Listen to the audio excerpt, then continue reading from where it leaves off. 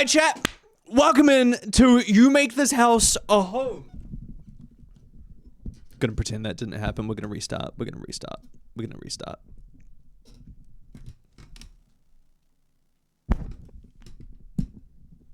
Okay. Okay. Bro, dog, what is going on?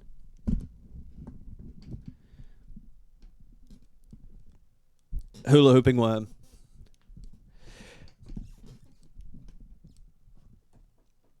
Alright, chat, welcome in to You Make This House a Home, a Yandere visual novel about, I don't know. I actually don't know what this is about. Our friend over here is kind of looking very male wife coded, but he's trying to feed me some hyper-realistic pills with hair in them, which doesn't look too appetizing. I just saw a couple of people play this, and I think a new day of it just released. So I thought, freak it, bruv. Why don't we give it a go? Why don't we try get ourselves a scary Jeff the Killer boy wife, male wife, whatever you want to say. All right, let's play this. Let's just jump on in. It's Pierrot with dyed hair. God, he does kind of look like Pierrot. He does kind of look like Pierrot. It's like if he was like emo Pierrot. That's crazy. All right, let's start this. This game contains heavy gore. That's such an awesome freaking warning to jump into right away. That's like my favorite warning to jump into right away. Please decide the level of intensity you want your gore. We get to choose? We get to choose? Bump that shit up. Full bloody gore or censored? Okay, dude, I'm a big horror movie guy. Let me see the full blood and guts, dude. If I'm not seeing intestines being used as a lasso, then I don't want to watch it. Give me the full bloody gore. Yeah, and okay, so get this. Ava I told to go work for Point Crow because Ava got snatched up by Point Crow. Brad is in Thailand. So chat, well actually I've hailed it. I've had to find new editors. All right, let's play. This game also contains jump scares and a chase scene. I wouldn't play a Yandere game if it didn't have a chase scene in it. Does that stress you out? I mean, yes, but that's why I'm here. You know? Like, yeah, it does stress me out, but I wouldn't have it any other way. Weirdo? Okay, don't need to get personal with it. Damn. Okay. But cool, have fun. Thank you for your cooperation. All right, dick. Enjoy the demo. Oh yeah, this game is simply a demo. Monday, 9 a.m., 9:38 a.m. Wakey, wakey, eggs and bakey. Huh? Who said that? It's time to start your day. Wait. Oh, I can type. Oh, it's probably my name because there's a comma. Yeah. Yeah, I passed grade 2 grammar school. Yeah, I passed grade 2. Nino. Quito. We're gonna full name it. No, we're not. That's weird. Nino. My name is Nino. You slowly come to your senses. There seems to be a fuzz hindering your memory, like a cloud around your thoughts. Come on, Nino. I've let you sleep in enough. Oh, fuck, he's actually sexy. Oh, no. Oh, no.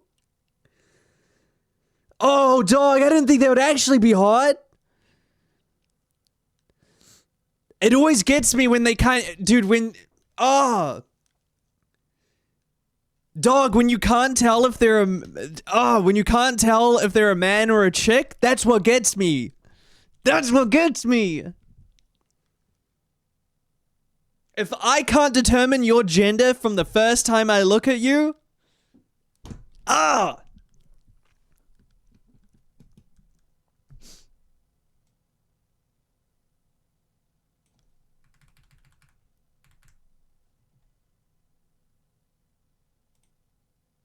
Is this going to be a VOD? It'll be a video, Strawberry, so, and then it'll be a VOD. Okay, all right. We've got an androgynous baddie sitting at the end of our bed after I've just woken up. So let's just play it cool. You slowly open your eyes and suppress a noise of alarm as you're met with a tall, pale figure with dark clothes and jet black hair gazing down at you. There you are, honey. We're already running a little behind. You are extremely confused, anxiously scanning the strange yet oddly familiar room. Wait, I don't even know where I am. This isn't my bedroom. This isn't my bedroom. I've just woken up with baddie Jeff the Killer at the end of my bed. I'm sure you have a lot of questions. I can answer them all at breakfast, okay? Forced to listen to this man, you hesitantly nod, earning a toothy grin from him before he slipped out of the room. Freak out or stay as calm as you can. Okay, I think internally, I'm a little scared.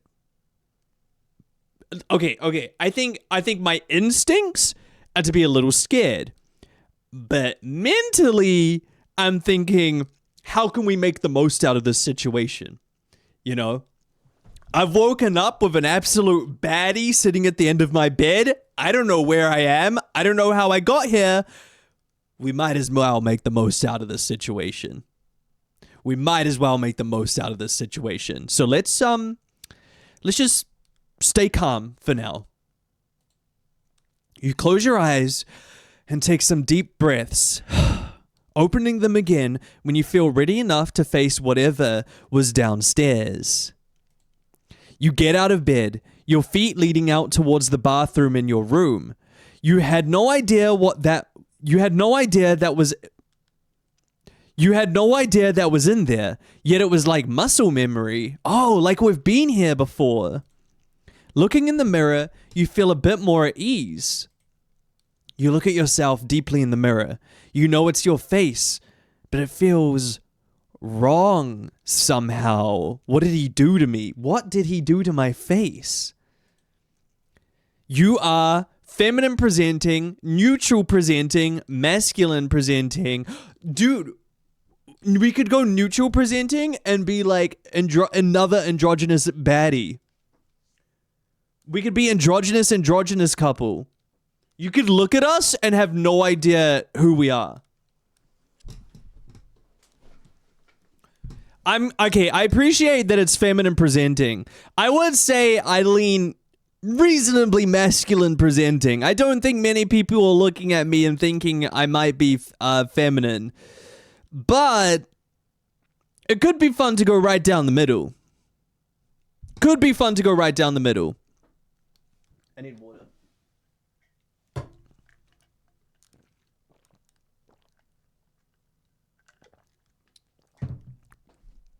Let's play it androgynous. You will be referred to with they, them. Oh, okay, nice. Okay, fun.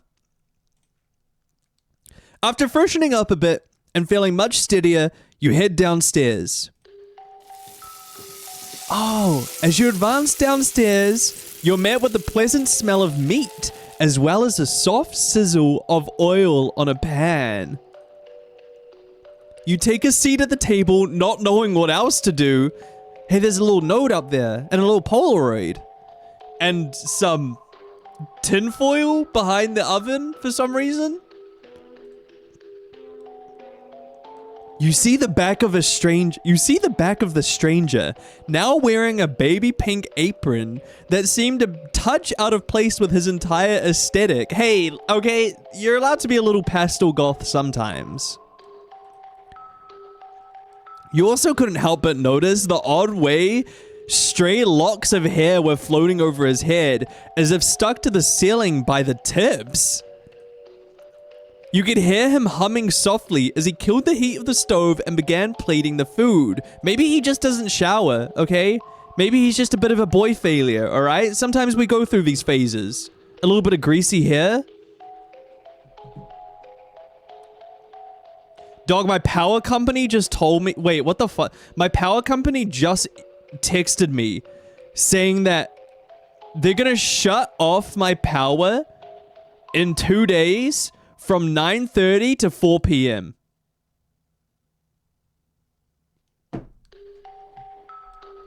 Well, that's gonna... Why the fuck is it during the day? What? That's gonna make editing this a little hard. For no reason. For maintenance. Okay. Alright, that's fucking awesome. Great stuff. You could hear him humming softly as he killed the heat of the stove and began plating the food. Oh, I hope it's eggs and bacon.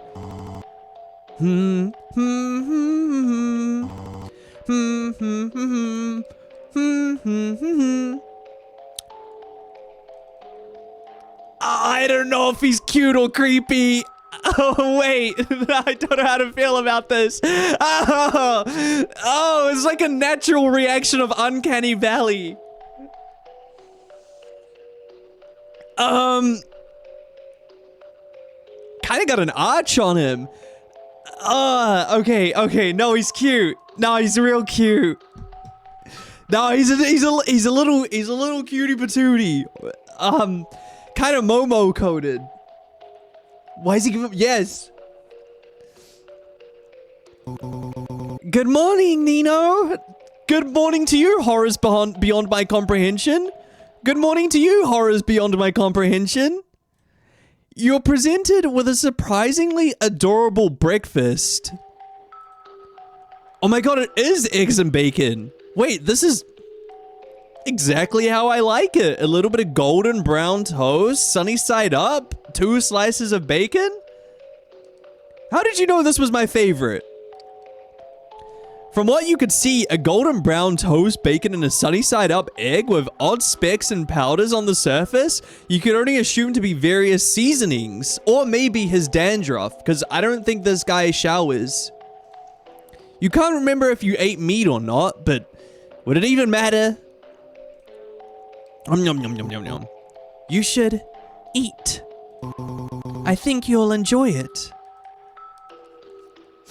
Time for breakfast. Jesus! Oh, put that thing away, dude! Yeah! Oh, put it away! We don't need to be seeing all that, man! God, Jesus! I got nice teeth, though. I got nice teeth. Look at that, that was straight. Why did I cut it up into 4? Okay. I guess I'll... Alright, I guess I'll shovel the food in. Enjoy the eggs. Enjoy the eggs, bricky floating mouth of horrors. Good. Scrumptious. Yum. Yeah, that's nice. Can I just throw it on the floor? Not quite, dear. Oh, here comes the airplane. Yum.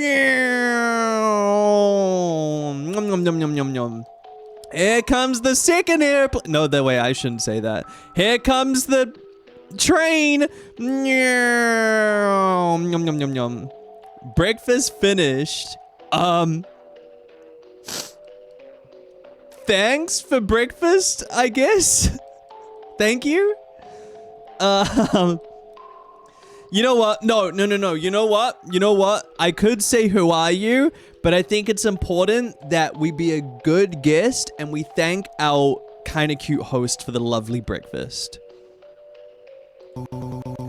It's my pleasure, honey. Don't you dare blink at me again. Keep that eye open. You're looking at me funny, so I'm sure you have some questions. Yeah, who are you? Where am I? And why do you have tinfoil stuff behind the oven? First things first, my name is... You can call me... Cole. I'm gonna... Is that Cole? Is that right?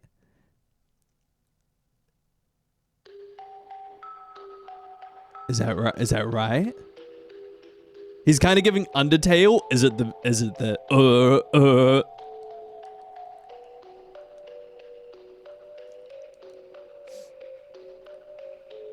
Coal? As in coal. Okay. Coal the hole.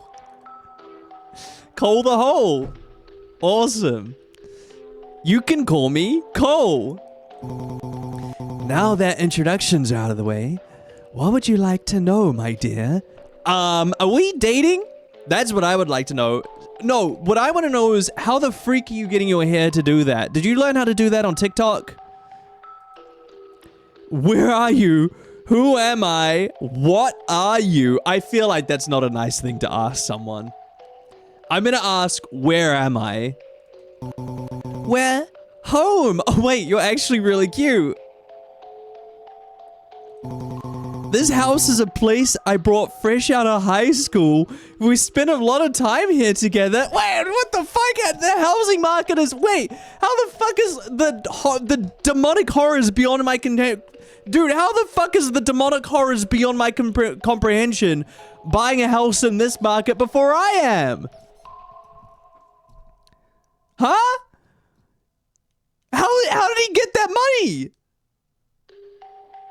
You're fucking telling me that this guy has a mortgage. You're telling me that fucking Mr. Momo over here is paying down 300K at a 4.7% interest rate, huh? He's got an offset account on the mortgage and everything? Come on now. At 18? Be so real. What Cole doesn't tell you is he's actually running his own, what Cole doesn't tell you is he's actually running his own entrepreneur courses scam. It'll be our 2-year anniversary by the end of the week. Sometimes I wish you could... Oh, I wish you still remembered. Oh, maybe this is like an amnesia situation. Maybe this is like a 28 days later thing where he loves me so much that I fall in love with him again every single day. Hi, Joe. Did I say Joe to you? Did I say Joe to you? Did I say hi to you? 2 years. Or remember. I think the remember part is the more important part. Why can't I remember anything? For your safety, of course. That is probably the worst answer you could have given me in that situation. Out of everything you could have said, for your safety is the 3 words I didn't want to hear. Damn. Hi, Teo. The things your mind had gone through, it was the safest option to have you forget. Maybe it's best to leave it at that. Maybe I got like a lobotomy or something. Huh? He glances at your empty plate, as if double checking that you ate it all. Would you look at that? You're all done with breakfast. He took the plate from in front of you, placing it in the sink and running the water. You're free to roam the house and explore. You're free to roam the house and explore, if you want. You stand from the table feeling a little uneasy now that you have food in your system. Oh my god, why can't I read, dog? What is actually wrong with me? You stand from the table feeling a little less uneasy now that you have food in your system and your most pressing question somewhat answered. We could explore the house or stay put. You know what? I think we should have a little look around. See what else we have in the house. In this very, very dark house that has no windows. Why does the house not have any windows? You decide to explore. We could look around downstairs or head upstairs. You know what? Let's have a little look around down here and see what there is. Dude, also, singular chair is crazy. This actually does make sense. I am seeing that this would be an 18-year-old that buys this house because he has the furniture of a single 20-year-old. Meow. Thank you, Joe. Thank you so much for the 21 months. I appreciate it. Nino, does your dining room have windows? I don't have dining rooms. I don't have a dining room, okay? I don't own a dining table. Why does he only own 1 chair? Why does he only own one chair? This guy does have the interior design of a single 20-year-old man. All right, let's have a look around downstairs. You look around, seeing a modest living room right beside the kitchen. The severe lack of walls was kind of unsettling. Wait, what do you mean they're right there? In fact, I can spot 1, 2, 3 walls right in front of me. If you look around at any point of the house, you could see everything with little to no obstruction. You spot a hallway beside the staircase that leads upstairs. You peek around the corner to see a door. The front door. You glance over at Cole, who is still preoccupied in the kitchen, and tiptoe into the narrow hall. It's a gloomy scene. Ominous, even. Hey, can I look out the front door? Has he barricaded that? Has he barricaded the window? Oh, look, there's a window on the side, too. And there's no other windows apart from those. Plant needs some water, too. That's looking kind of dead. Where the door window should be was 2 wooden planks neatly nailed onto the surface, as well as duct tape along the glass beside the doorway. Oh shit, those aren't curtains, it's duct tape. You see a small table with a drawer and a plant on top. Inside the drawer was a house key, random receipts varying from last year to the year before, and a Polaroid. He was even sexier back then! No, sorry, that's a lie. I like them a little disheveled and, like looking like they haven't gone outside in 2 years. Roll it back to forget Cole for a second. Who's the baddie with the ponytail? Drop Cole. Who's the baddie with the ponytail, okay?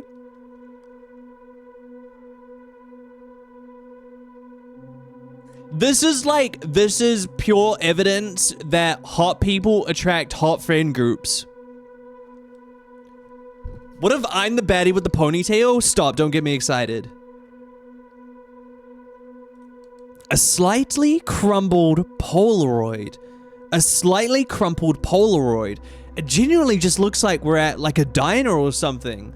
We almost look like normal people. It showed 3 people. On the left, a man with long blonde wicks. And on the right, a woman with sparkling ginger hair. And in the middle, a man with silky black hair with a familiar shit-eating grin. I do like a shit-eating grin. I don't know if the wording for that was the best. Cole? No way, this was the same guy as the one in the kitchen right now. This guy actually looked good. Okay, judgmental much? I would say Cole was not bad looking in my opinion. Normal. Human. What happened? You put the photo and other various items back into the drawer before creeping closer to the front door. You stare at it blankly for a moment. Does Cole know that I'm doing this? Like, he doesn't care? He doesn't care that I'm exploring the house? I guess I can't escape. You could leave, but would it even be worth it? You don't know anything about the world anymore. No family, no friends. Leave, stay. Oh my, dude, we can't just leave, right? Wait, could we just leave? But I don't want to abandon my beautiful male wife. I don't want to abandon my beautiful boy failure male wife who cares for me and looks after me. But I do want to see what the outside world looks like. Okay, let's save. Let's save.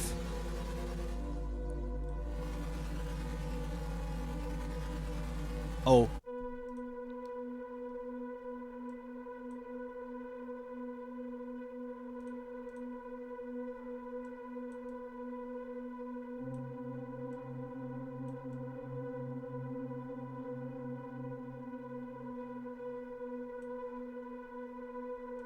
There we go.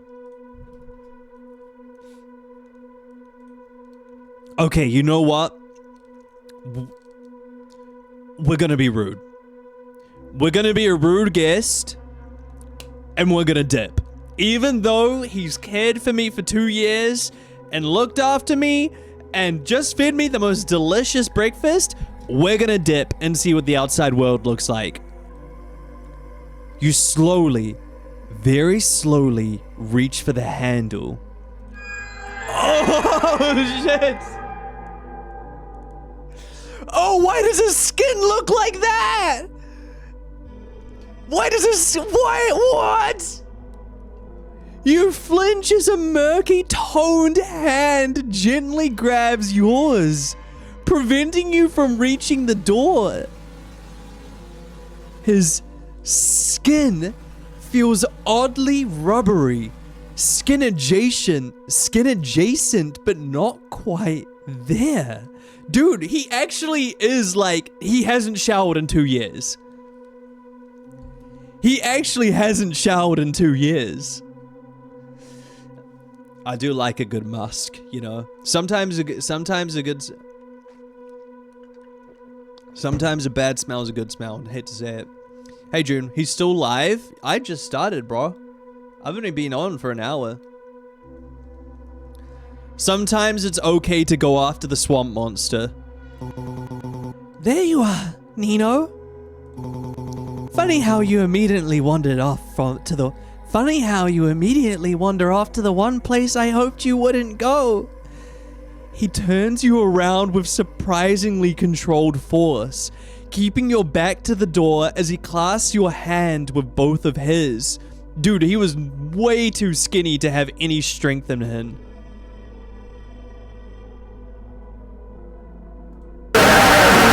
Fuck! Oh my god, dude! What the fuck? What was that for? Dog! What was that for?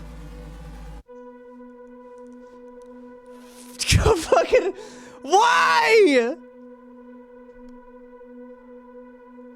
Why would you do that? That's not gonna want me to stay, Cole. That doesn't want me to stay in this house. Okay. Oh, okay, Cole. All right. It wouldn't be safe to be outside by yourself like this, Nino. Brother, after that, I don't know if it's safe to be inside. Okay? That was completely unnecessary. You are very pretty, though. I will give you that, okay? In a strange way, you are very pretty. Don't you understand? You suddenly feel an intense pressure at the front of it, as if your brain is trying to force its way out of your skull. You feel as though your head is splitting. You can't even get a word out. See, look what happens. Let's lay you down. Huh? What?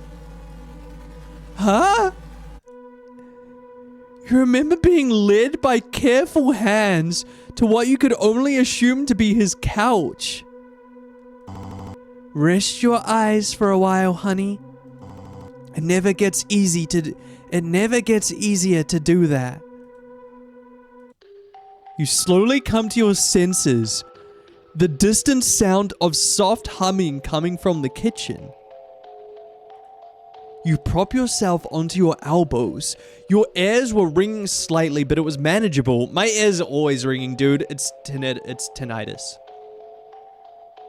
I think I have tinnitus. The chat is a little chopped. Yeah. That ain't me, dog. That's Twitch. I don't know why it does that.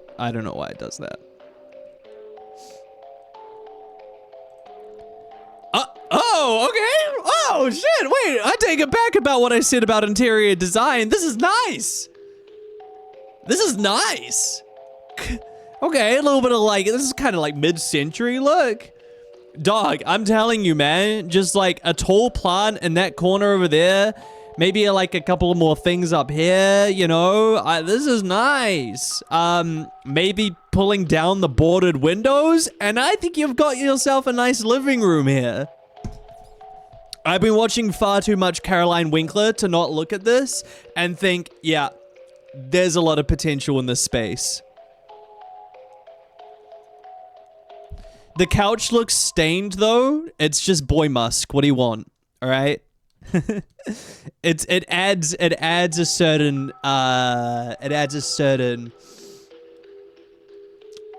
you know, fun. Cole? Oh, look, are those all the look at all those Polaroids down there. I wonder if it's of the friends. Cole? The humming stops, and you hear a rush of footsteps before Cole is looming over you.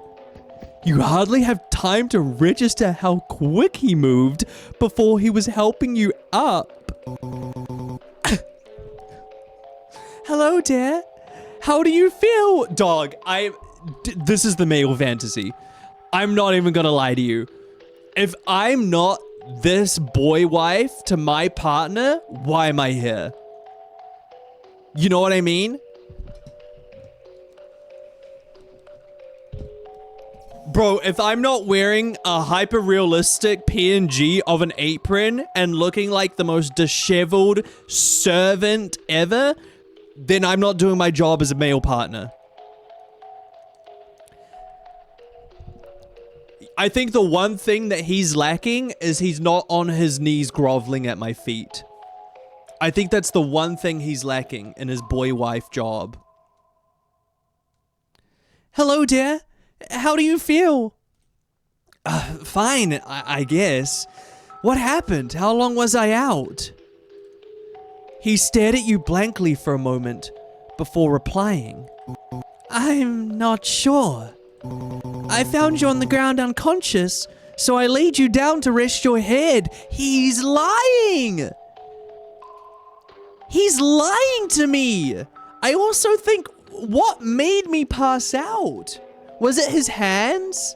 Did him touching me, did he somehow make me pass out? You feel a faint squirming sensation in the back of your head. Oh, I see. What time is it? Cole's expression lightened up once more as he slowly led you towards the kitchen. It's lunchtime. Maybe some food will get you feeling better. Sorry, I forget to do the voice. Maybe some food will get you feeling better.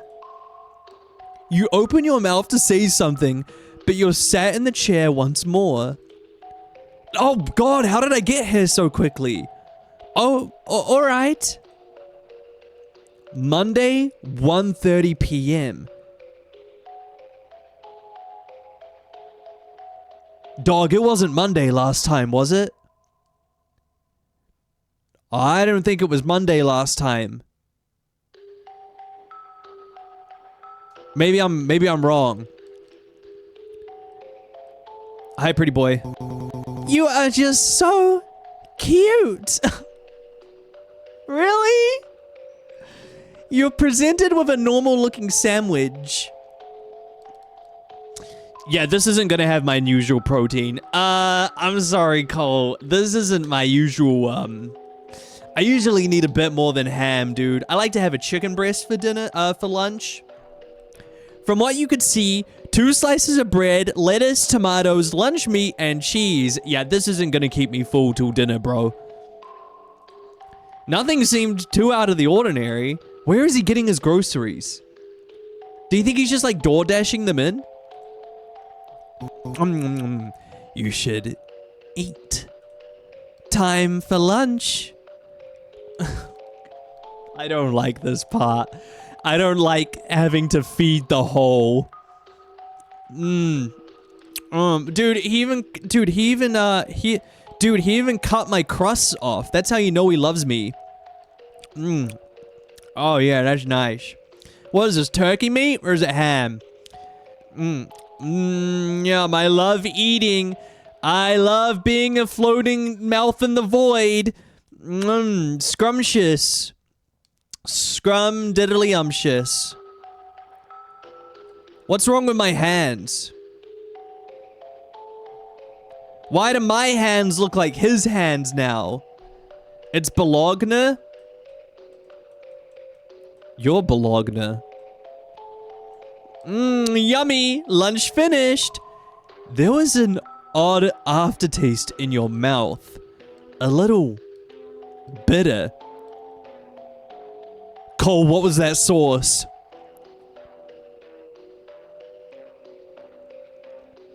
Cole, what was in that sauce? What's on your mind, honey?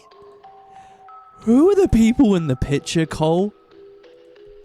Who are the people in that Polaroid by the door? Wait, I can remember that? I thought I would have lost my memory. Oh, they were people who were they were people we were close with. He replied softly, examining your expression closely. Do you recognize anyone in the picture? Only you, Cole. But just barely. You really did look different. Looked worse. Looked worse. I was handsome, right? I mean, you're okay, but now you got kind of the aesthetic going on, you know? I mean, you were okay, but you weren't, you know, pathetic, which is kind of what I like.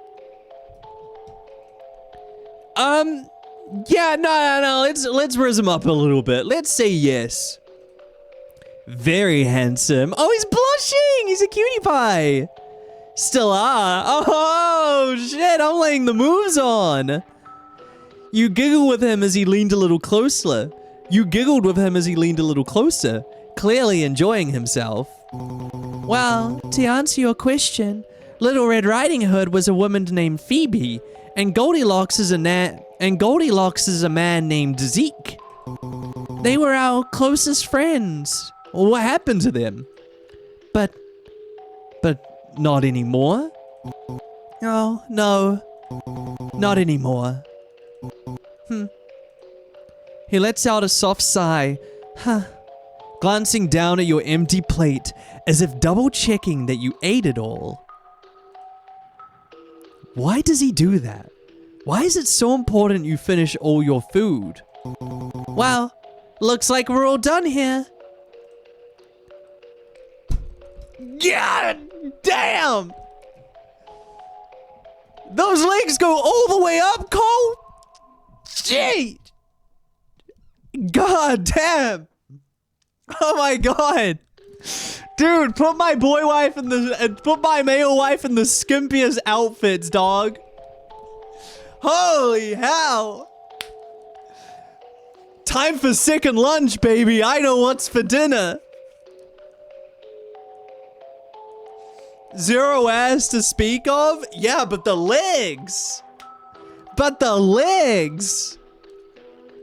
He took the plate from in front of you, placing it in the sink and running the water just as he had before.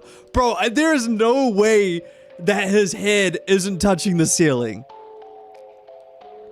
Dog, his knees come up to the sink. Like, there's no way his head isn't touching the ceiling, right? Safe to assume you were free to do what you wanted again. You stand there for a moment, unsure of what to do next. Look around upstairs. It's our only option. You know, for a kidnapper, he's kind of... For a kidnapper, he kind of lets me do whatever I want. And, you know, within boundaries, but the fact that I can even walk around is very nice of him. You decide to take a look upstairs. Oh, it's nice. A little classy. A little PNG of a chandelier. That's classy. That's nice. Hypothetically, a sexy grease man locks you in his house and makes you eat his special sauce sandwich, but he's completely arseless. Do you stay?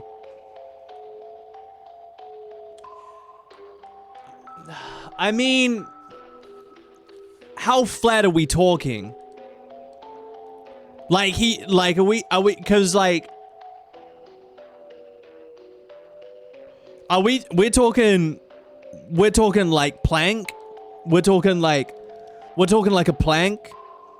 We're talking like white men from like 1950s plank?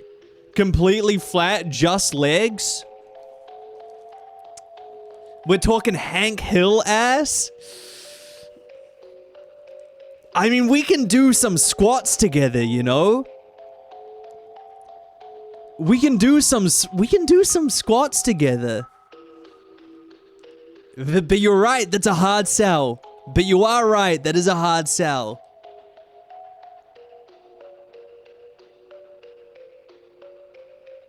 His legs were nice, though.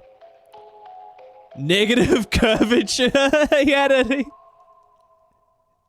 This dude had an inverted ass. This dude had an inverted ass. Once you reach the top of the staircase, you scan the upstairs. There's a chandelier above you. It stands out quite a bit against the bland colors of the home. It looks way too realistic. Antique. The second floor itself... he's a thrifter. Ooh, he's a thrifter. I like that. On the plus side, he's like 6'7" feet tall. That's too tall, dog. I'm only 5'7". That's way too tall. The second floor itself is modest and very simple, with only 3 doors that you could see. One with a sign that had your name, one with wooden boards over it, and another tucked away and locked tightly. Yeah, the one with the wooden boards in it definitely has the bodies of our friends in there. You could only assume this was Cole's room. Okay, I think... Oh, which one do we explore? I mean, I have a feeling the boarded room and the locked room are going to be completely inaccessible, right? So our room would be the only option we can actually get into. I'm going to save real quick. However, I am really interested in the boarded room, so I think we should go have a look over there. Huh. Some of these nails aren't that secure. Oh, that means he was in a rush to put the boards up. Maybe there's something around that you can pry them loose with. Okay, well then let's go over to Cole's room. This dude definitely listens.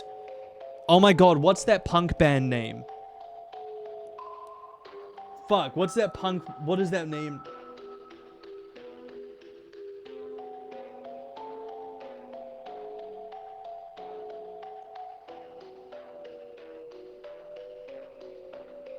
Oh fuck, what is the name of that band? Ah! All Time Low? No, punk.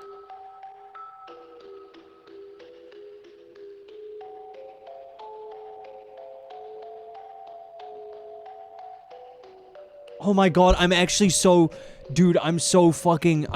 They have the album, which is green and black. I'm such a poser. I'm such a LARPer. What is their name?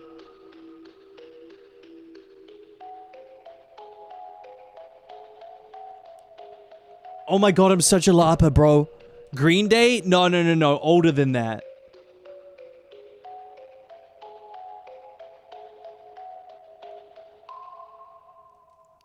This is actually gonna piss me off. Soz chat, I'm gonna have to look this at because it's pissing me. I'm like, this is actually like pissing me off. I cannot remember what they were called. Dog, we're gonna have to look this up. Perseveil? No. They're like an old, like, real punk band. Like, genuine punk, not pop punk. None of these bands are punk? Yeah, you guys are naming an unpunk... fuck, what are they called?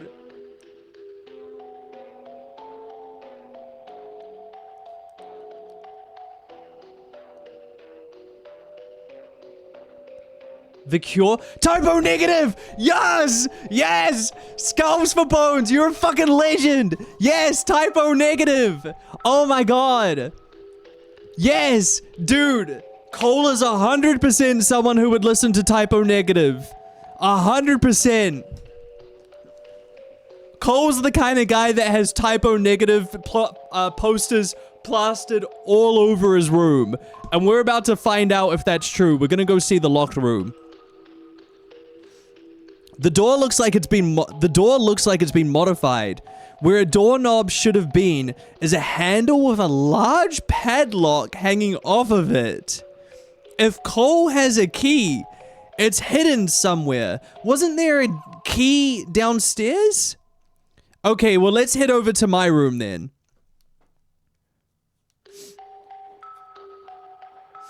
As you enter the room, you stand in the doorway.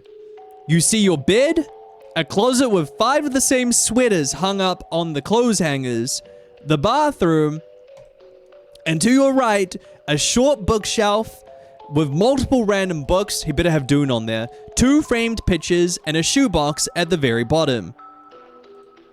You approach the bookshelf, shutting your bedroom door behind you. Wait, what's his name? It's Cole. He legit looked like a woman to me? Yeah, that's the appeal of it, dog. That's the appeal. If he doesn't look, if you're not confused if he's a woman or not, then what's the point? You approach the bookshelf, shutting your bedroom door behind you. What are you most curious about? I think I accidentally clicked the shoebox without meaning to. You sit in front of the shelf, pulling out the shoebox. You open the box to see various memorabilia. It was clear at first glance, these were gifts from Cole to you. Oh. Once you've examined everything in the box, click continue. Oh. From Cole to you? He made me a mixtape? Can I pick these up? He made me a mixtape?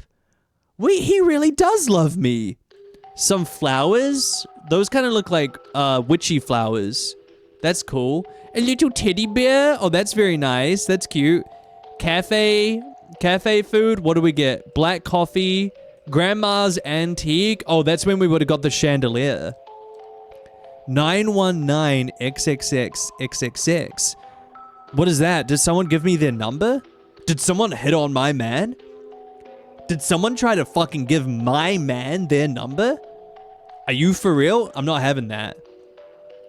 Okay, Grandma's Antiques, the Nook Cafe, where we went through the drive-thru and got just a black coffee. Yeah, he does kind of seem like a black coffee guy. Looks like a drive-thru coffee shop order. Oh no, we got something else as well. XXXXX. Dog, a black coffee for $5? That's crazy. That's freaking crazy. Grandma's Antiques. It's a receipt for an antique lamp. The same one out by the stairs. Oh, the chandelier. So what are these flowers? Did he get me flowers? That's very sweet. They look dried. An assortment of flowers dried and carefully tied together. Bits of the petals were beginning to flake into the box. So he really loves me, huh? If he's giving me dried flowers... Hey, what's that? Oh, it's just a... What is that? Oh, it's just a sticker on the box? What does it say? Produced in China for... nothing else. A little teddy bear? A fuzzy brown stuffed bear with a red ribbon around its neck. Wait, he's actually a cutie patootie? He's a super cutie patootie? He's not scary at all. Yeah, he might look scary, but don't judge him by his looks. From Cole to you, and he made me a mixtape. It says from Cole to you, heart, and big red Sharpie. You wonder what's on the disc. He made me a freaking mixtape, dude. He made me a freaking mixtape, dude. This guy really loves me. And what's this, a shirt? Lords of Acid. This looks like a band shirt, though it's not a band you've heard of. Or maybe you have. You can't remember. It also looked like a little too big for you. Was this one of Cole's? And it smells like a dead rat, so it must be one of his. Oh, and there's the bits of the pedal. Is there anything else we missed? I think that's it. Can I wear his band shirt? and smell like dead rat myself. Okay, I think that's it. Okay, I think that's everything. Suddenly, you hear Cole's voice call to you from downstairs. That's a real band? That's fucking sick. Suddenly you hear Cole's voice call to you from downstairs. Nino! Honey! It's time for dinner! My male wife is calling me. I must go! You step out of the room, closing the door shut behind you. As you descend the stairs, you see Cole waiting at the bottom expectantly. He smiled widely as he gently grasped your shoulder. There you are! Monday, 7 p.m. Whoa, that's a late dinner. Hi, gorgeous boy. What's up? I have dinner at, I have tea at, I say dinner, we call dinner tea. I have tea at 5:30. I'm Unk.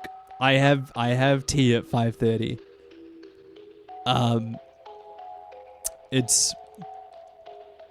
Is that early? Me too? Okay. Okay, 7 o'clock is too late, dude. I'm so hungry by 5 o'clock. By the time I finish work at like 5 o'clock, I'm so hungry, bro. 5:30, yeah. 5 p.m. to 5 o'clock. I ate at like 3 p.m. or 4. That's so cool. 10 p.m. I ate at 3 p.m. That's when you have your dinner? Alright, hi, pretty boy. What's up? Oh, what did you make me for dinner, dude? Oh, I hope he made me like meatloaf. A loaf is meat.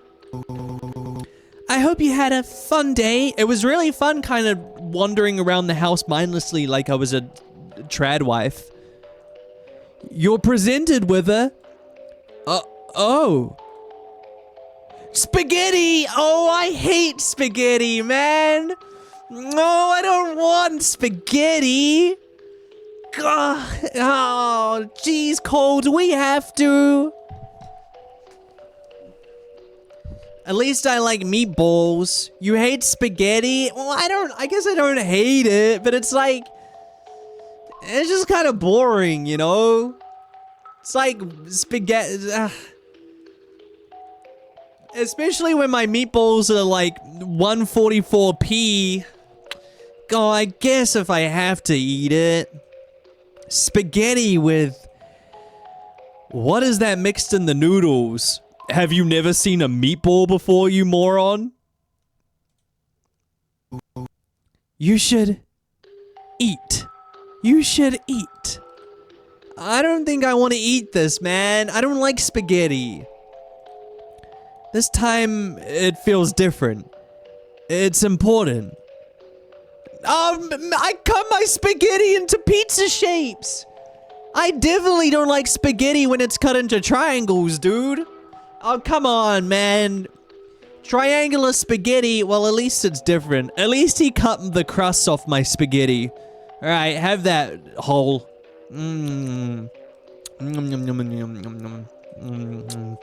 It tastes a little better when it's cut into triangles.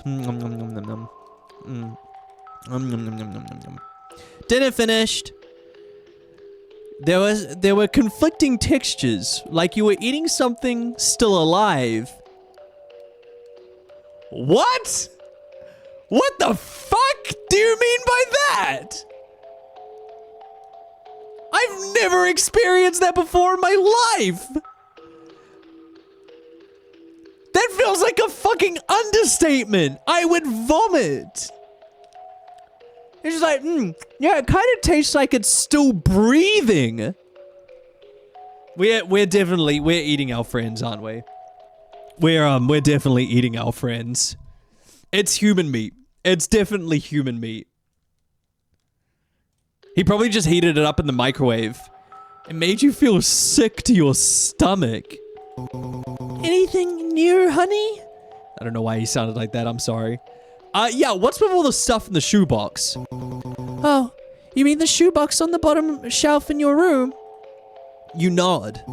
Oh, those are all little gifts and things I gave you when we were just getting together. And when you moved in, naturally all the gifts came right back. But what's mine is yours, and what's yours belongs in your room. So, if you belong to me, how about me and you head back to my room then?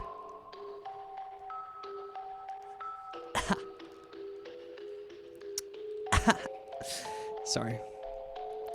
Some of the things in there could be considered trash by now, but I can't bring myself to throw any of our precious memories away. Call me sentimental, but it's far too important to me. Can I ask about the items, like what they were from or when I received them? Of course. Ask away, my dear. You remember the exact details of each gift in that box? I remember every detail of every gift I've ever gotten you ever. That is really impressive. That is really impressive, I'm not gonna lie. I am bad at giving gifts. I'm bad at giving gifts. Gift giving and gift receiving is not really a love interest is not a love language of mine. I thought that was normal for couples to do. Weird, but also kind of sweet. Yeah, I'm not gonna lie to you. Nothing feels, I'm not seeing any red flags. I'm not actually understanding how this is a bad thing at this point. You know?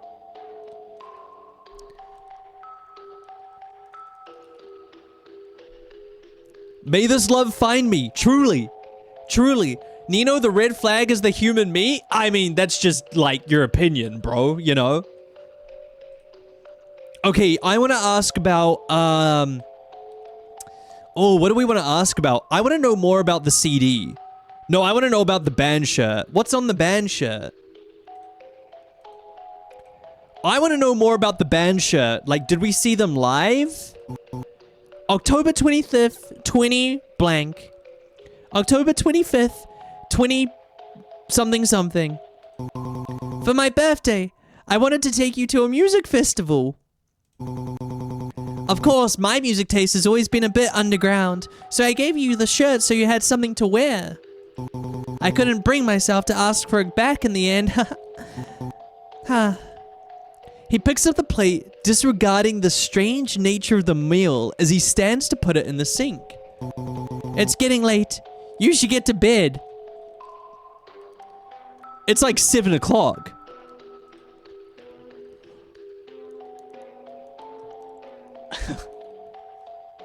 Now that's a side I want to go to sleep to. God damn. Holy sh...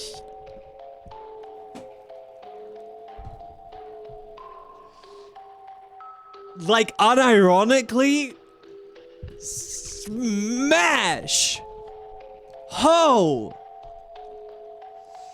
Okay, fine. Again, I'm really struggling to see the downsides of this whole situation. Say goodnight and go to sleep? No! No way! Ask him to lay down with you. Yeah. Yeah, get in here, dude. Do you want to lay down with me? Just until I fall asleep? All I see is a lack of ass. He got boobage though.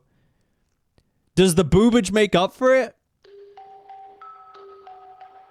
He got a little bit of boobage. Just until I fall asleep. There was a brief pause before Cole squeaks out a strangled noise. Really? You're okay with that? You nod, giving him the green light. Give me the green light. So I'm ready to go. Oh, oh.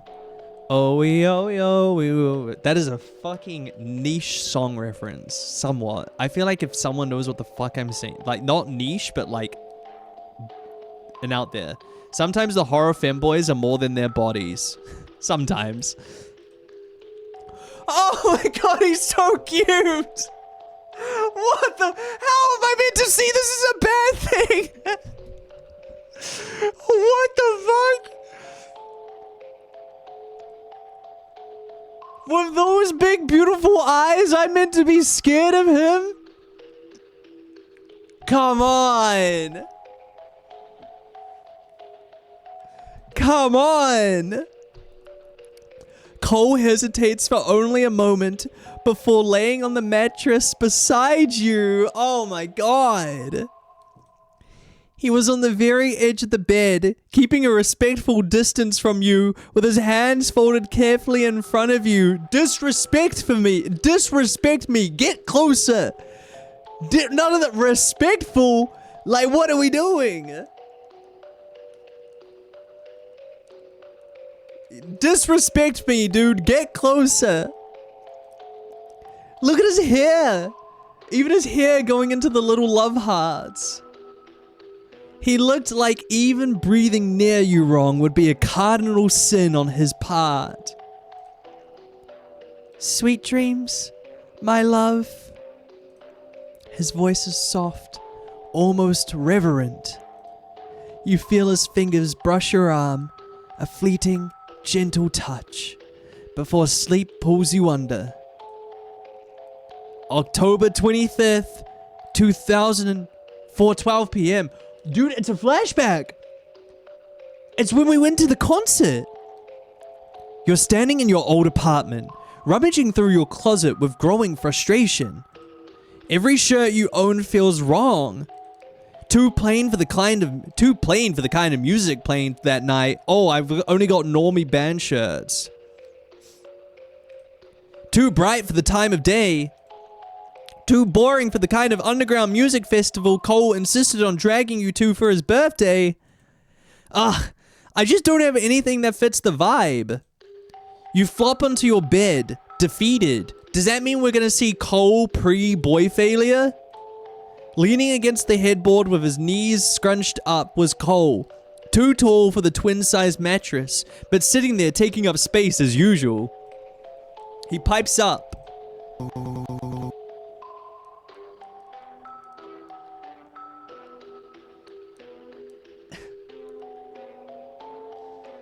Oh. Oh, she. Oh, she. A ponytail and a crop top. Oh, she. God damn. This is,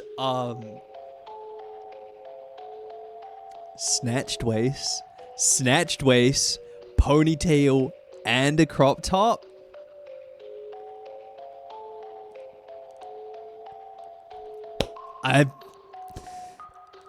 Kidnap me. Sorry. I got a little something for you if you want it. Fucking give it anything. just say no more. Yeah, it's just, yeah, okay, I do. On your birthday, you got me something? Oh, only so you don't look like a lost tourist at the festival. He reaches into a tote bag he had brought with necessities for the night and pulls out a black band shirt, soft, worn, and clearly loved. If you press H, you can see the whole outfit? No way.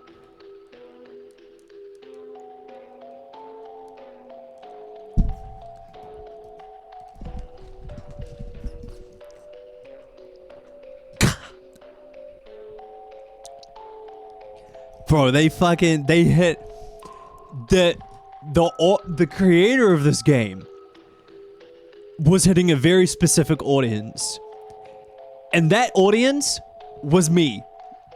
It's me.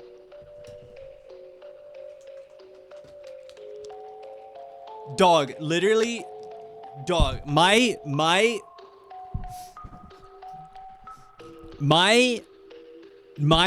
body tea dream. If I ever wanted my body to get to a certain point. Like, the end goal is to get to the point where I could wear cropped t-shirts. And I'm talking like cropped t-shirts. Because cropped t-shirts on dudes,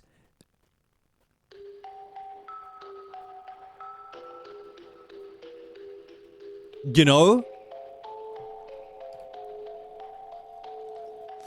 more men need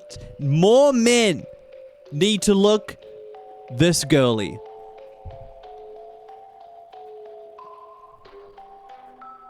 He reaches into a tote bag he had brought with necessities for the night and pulls out a black band shirt, soft, worn, clearly loved.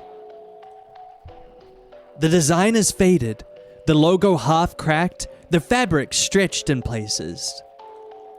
On it was a half-naked woman striking a pose, with big pink letters on the side spelling lust. Lords of Acid.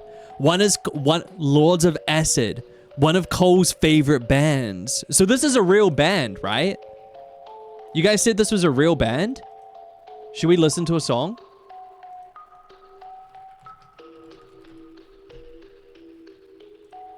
This band probably got so much publicity from this.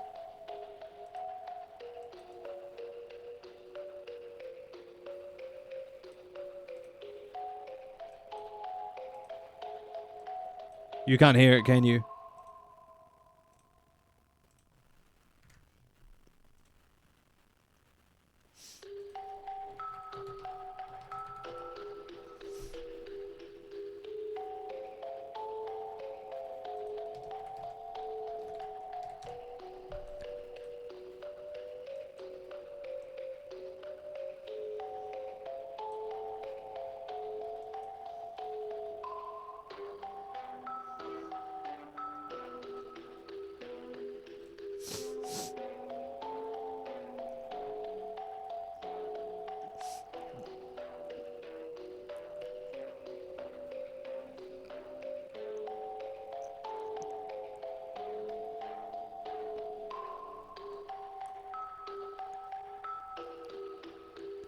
Yeah, okay, this is fucking fire. Whoa, this is actually fucking fire. How have I never heard of Lords of Acid? I'm gonna check something.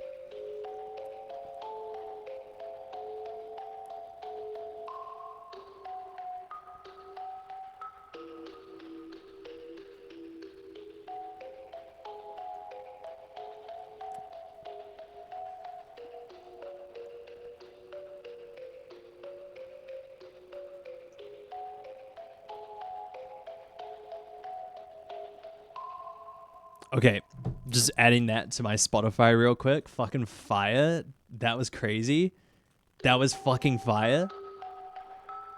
Okay, sorry, back to the game. Just had a little brief. Yeah, that's fire. Lords of Acid, one of Cole's favorite bands, and apparently now one of mine.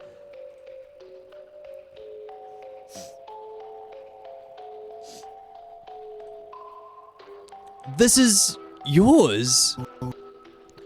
That it was. Now it's yours. Cole, I can't wear your favorite shirt.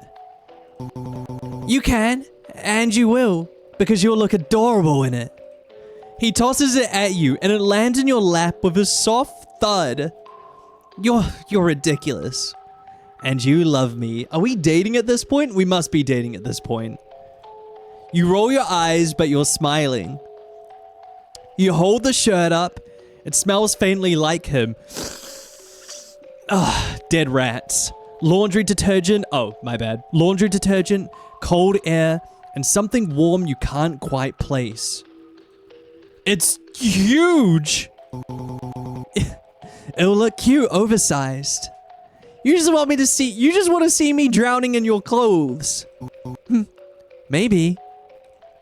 He shrugs, feigning ignorance, knowing fully this was for his own indulgence. I'm his birthday gift.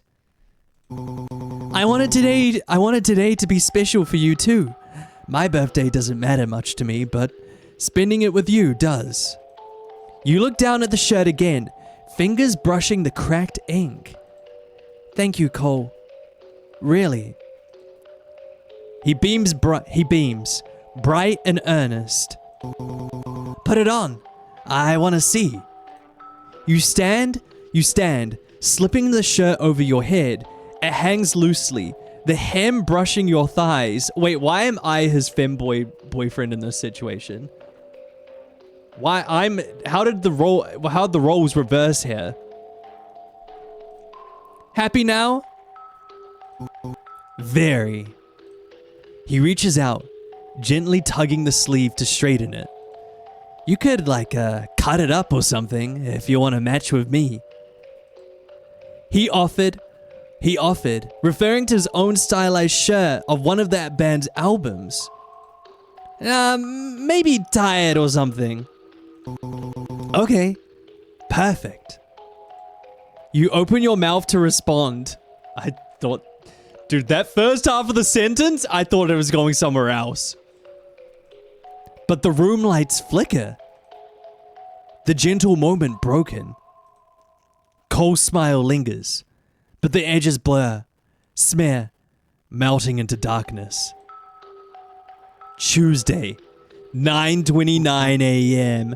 Rise and shine. Oh, and we're back to reality. A familiar voice rings gently in your ears as you blearily open your eyes. And he's back! What happened?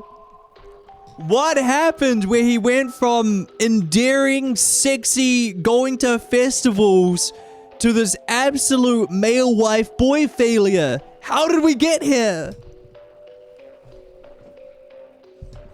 Waking up this time around was less taxing than yesterday, not as much drugs. Oh, look at you, early birdie. And noticeably less disorientating. Good morning, Cole. Huh? Cole practically flinched where he sat, nearly tumbling off the bed entirely. Is it because I said his name? You remembered my name. Do I not usually? He exclaimed, all too loud for how recently he had woken up. Huh? Was that wrong? Were you not meant to know his name or something? What? Do I remember more? So was it like, am I meant to forget everything at the beginning of every morning? In your confusion, Cole frantically looked around the room, as if the walls themselves were listening in on something not allowed. It's nothing. Come down for breakfast when you're ready. He said slowly as he got up from the bed, gently clicking the door shut behind him as he left. So I wonder if the dream we had is a direct correlation to the fact that we picked the the shirt. I wonder if the dream we had is because we picked the shirt as the item we want to talk about. So if we picked the CD or the teddy bear, are we going to remember those memories in our dream instead? You head downstairs for breakfast, still shaking off the last traces of sleep and confusion from Cole's reaction. As you advance downstairs, you're met with the familiar smell of bacon, egg, and toast. Cole must be making the same thing as yesterday. This is really good for me. I eat the same thing for breakfast every single morning.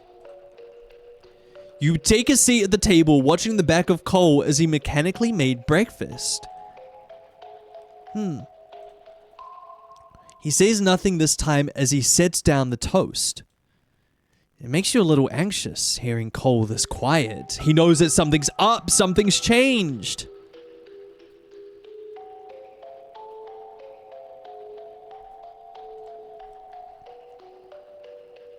Breakfast passes quietly, the same as yesterday, save for Cole's light-hearted banter.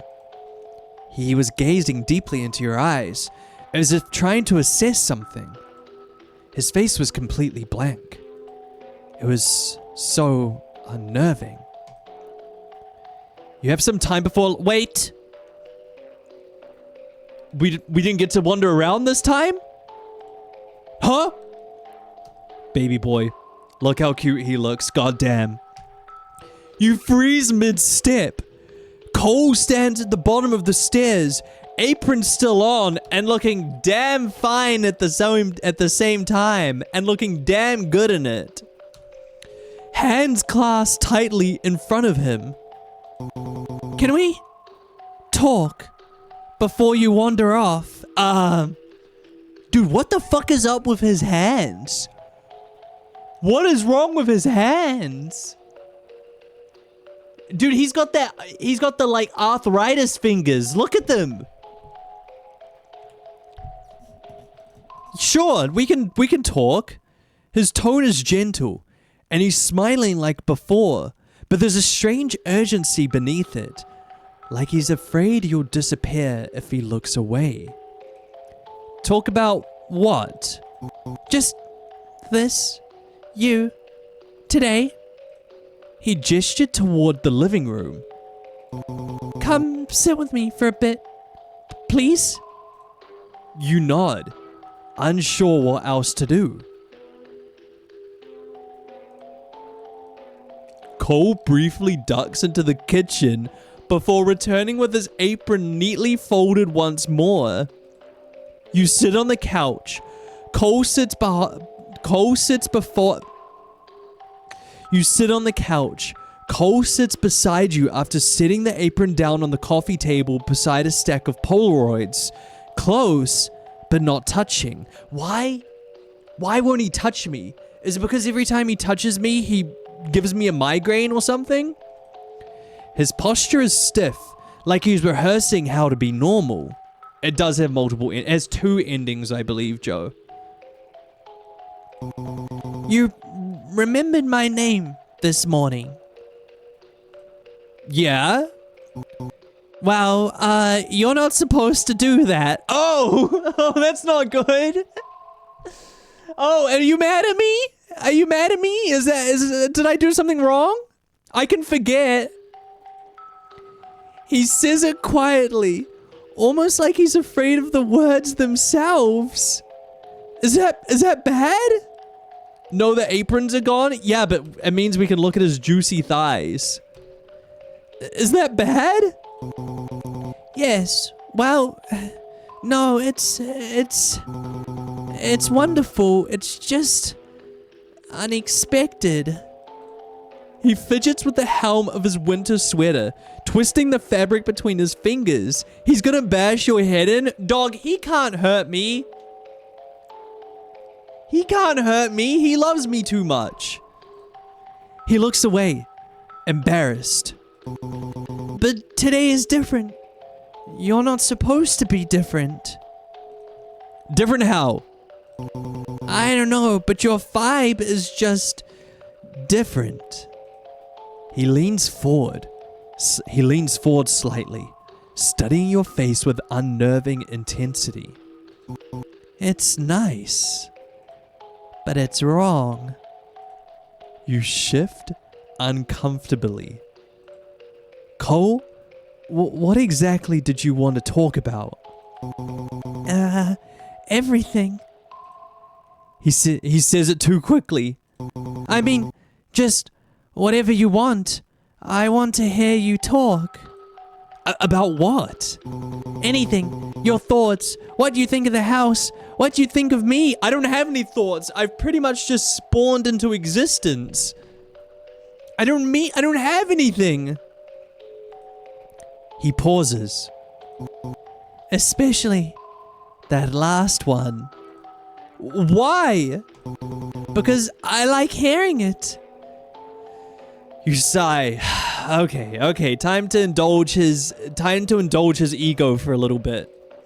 You're being weirdly needy today. Don't you dare say that about my boy. He can be as needy as he wants. I'm your boyfriend. I'm allowed to be needy.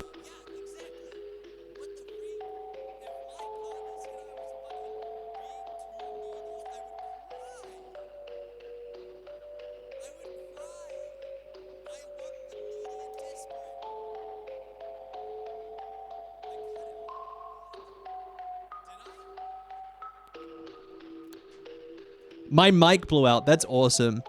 Dog, when did I blow out? When did my mic blow out?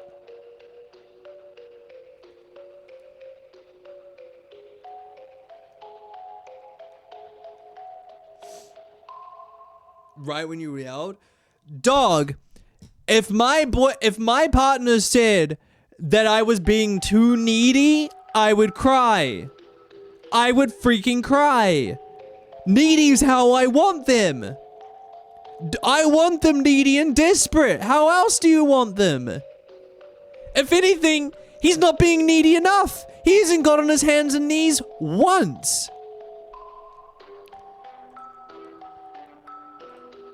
Hearing the term boyfriend coming from someone you basically met yesterday felt odd. But for some reason, it wasn't completely unwelcome. He shifts closer, just an inch. Cole then takes your hand, the vast darkness of his skin nearly swallowing your fingers in his. Tell me something you remember. Dog, look at the texture on his skin. It's like he's decaying. It's like he's been in the water for like 3 weeks. Cole murmured softly, his voice low with reverence. I don't remember much, but you remember my name. I guess that stuck. It's not meant to. Nothing is. He laughs softly, almost breathless. It feels like progress. Like maybe today will be better. Does he want my memories to come back? Better than what? Than every day before today. He says it too quickly again. I don't want to ruin today. His fingers loosen. Their already gentle grip on yours, trailing down your palm. Can we just enjoy this morning? How? Talk to me. Ask me things. Let me be here with you. His voice softens. I miss you. Even when you're right in front of me. Oh, he's a big yearner. Oh, he's yearning that hard. He's a big yearner. This is what I'm talking about, dude. I want him yearning for me when I'm right in front of him. Especially when your mind is usually so far away. I'll have to fix this later, but for now, I want to be here with you. Wait, you have to fix what? Ask about the house or ask about him? Oh, God. I could ask about how he managed the mortgage down payment at the age of 18. Because I would like to know how he did that. Okay, no. I should ask about him. I need to know more about him. Like how he got like this. Tell me about you. Me? Oh, I'm not that interesting. Yeah, but you're basically still a stranger to me. Save? I already did. Yeah, fair enough. So tell me something real. Where are you from? Why is your name spelled with a K?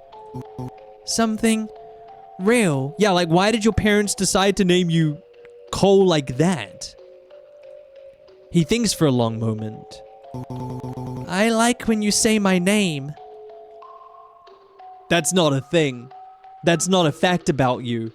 That's a feeling. That's not what I meant. It's what I meant. He leans closer, the few stray strands of hair in front of his face swaying slightly as he turned your hand around in his. But I guess we could go over the first date questions. If you really want. Let's see. My favorite color is red. It's not bad. It's not a bad color. I like how passionate it looks and how much emotion can vary through it. My favorite animals are bugs. He seems like a bug guy. He kind of looks like a bug himself, so I understand that. The real creepy crawly ones.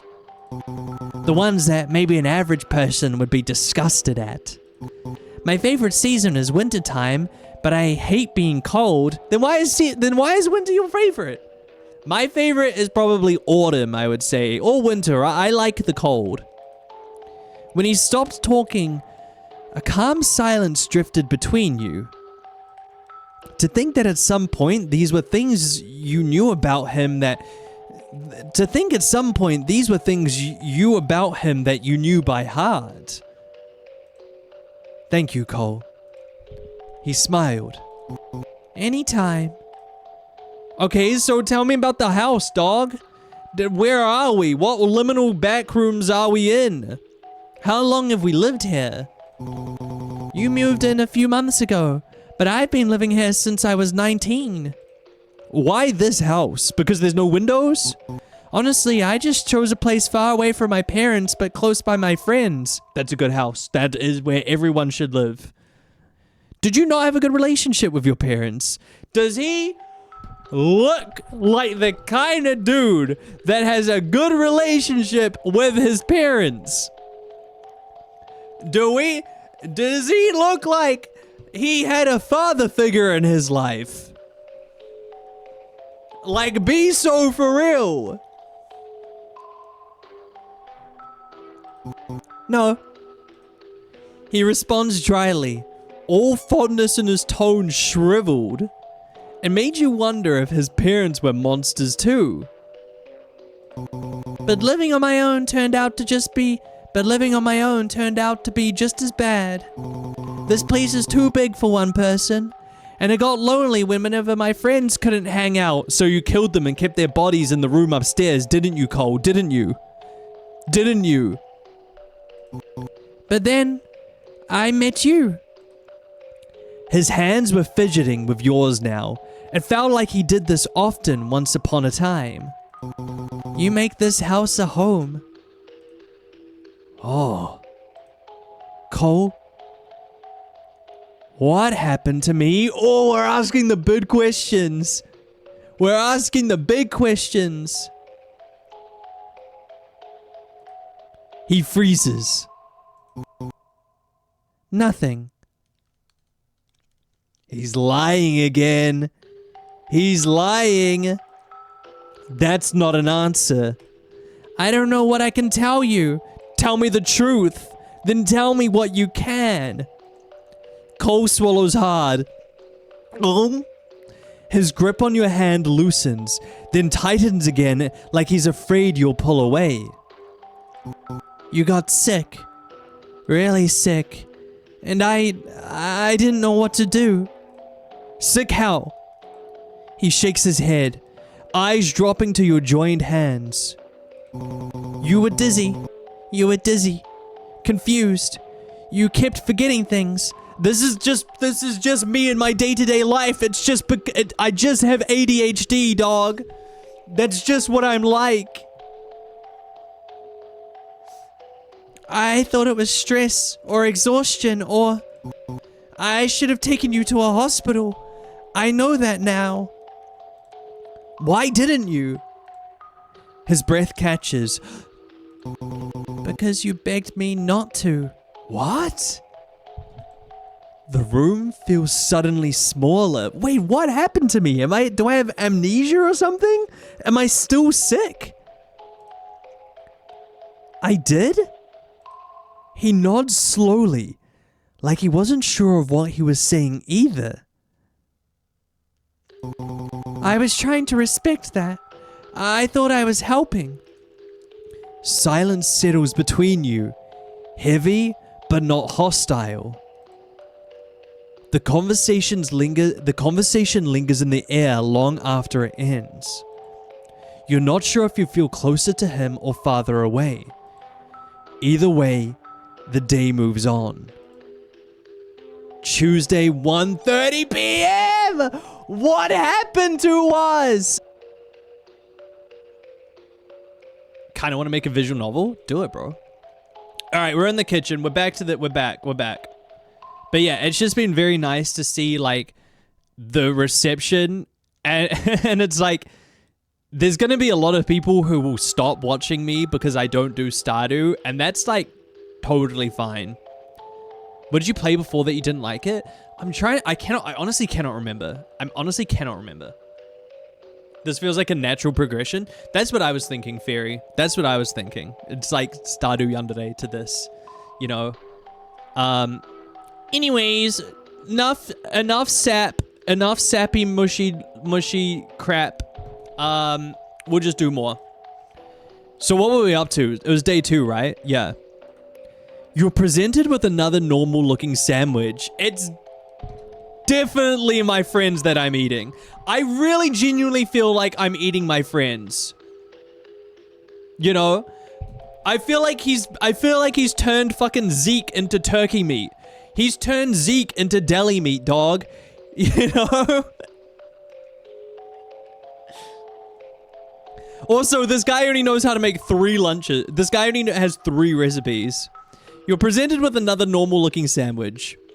The same 2 slices of bread, same lettuce, same tomatoes, lunch meat, and same cheese. This guy has the cooking skills of a 20-year-old boy failure, to be honest with you. All the same. You pick it up and take your first bite, while Cole continued to watch carefully. You guys can hear the game, right? Yeah, you can. Sorry, it fucking wasn't coming up. Okay. Once you were finished, the same bitter aftertaste lingered in your mouth. So, I'm confused. Is he drugging me to... Is he drugging me to make sure that my memories don't come back? Or is he drugging me to help my memories come back?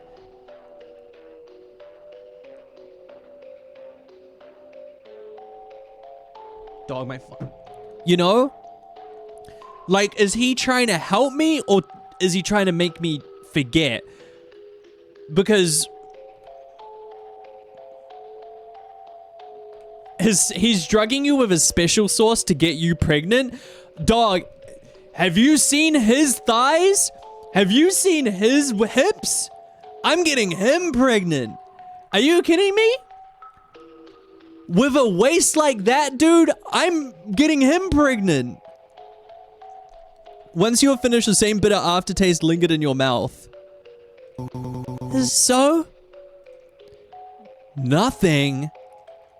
Cole blinked, a little confused. Nothing at all? Yeah. Oh, I see. He eyed your empty plate as always. God damn! You tell... Yeah, come on now.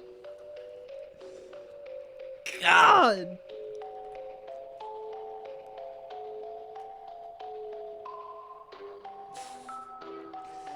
Dude, I'm gonna lick top to bottom like it's a popsicle.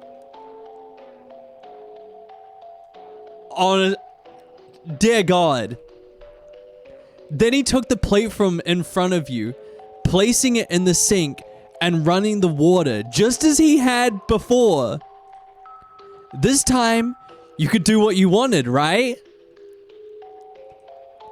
Grab a fork? Why am I grabbing a fork? You then thought of the boarded door upstairs. Oh, of course. Yeah, see, you're gonna look at this silhouette and tell me this dude doesn't have childbirthing hips? Come on now. Inverted ass and childbirthing hips. Oh yeah, okay, sorry. We're gonna get the boarded door upstairs. All right, we've grabbed the fork to go to the boarded door upstairs. The nails looked loose enough to try and pry them off with something like a fork, maybe. But that means you have to distract Cole long enough to get one without being suspicious. You quickly think of the course of action. You awkwardly walk towards Cole as he's doing the dishes. No, he's so cute. Look at him. Look at him boy wifing away. Are those gloves or is that just your hand? Dude, are you not wearing gloves while you do the dishes? That's disgusting. That's disgusting. He noticed you immediately. Need something, my dear? God, fuck, he's hot, dude. He's so fucking hot. Need something, my dear? Just felt like talking a little bit more. He smiled brightly, clearly pleased. Then I'm more than happy to indulge you. Do you have any questions? Why do you love me? What's your full name, or do you miss going outside? Oh shit, those are all good. Those are all really good questions. Okay,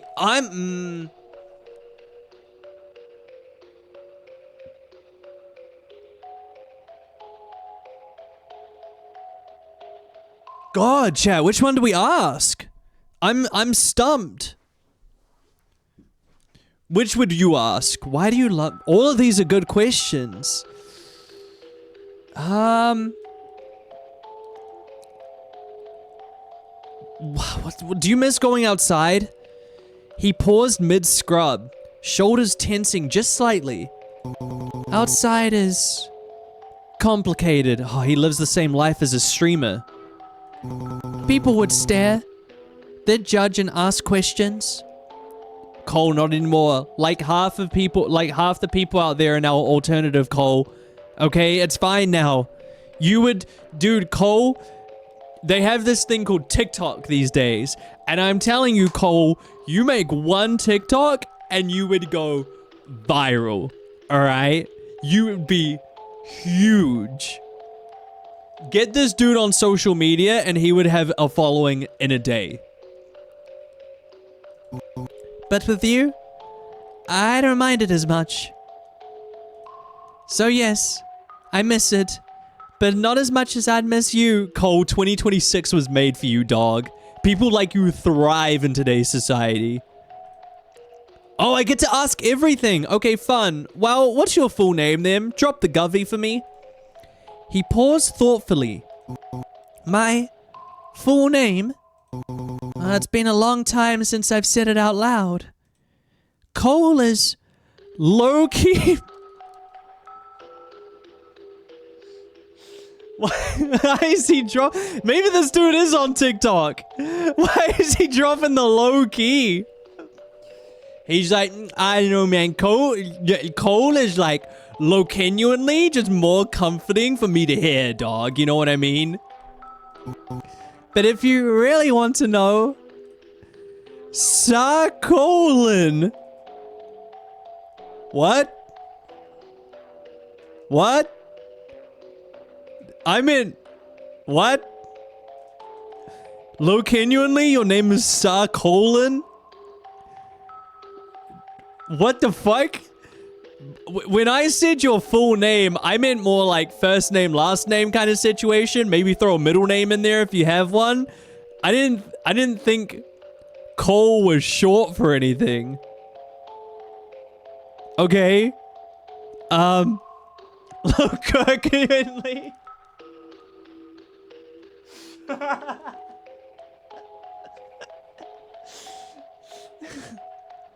Okay. Bring it back, chat. Bring it back. Okay, man. Hell of a name, I guess. My full name is Quang Sarcolin. Wait, you could have had the name Quang and you went with Cole? Dog, you have the most baller first name and you went with Cole? Okay, fair enough. Fair enough.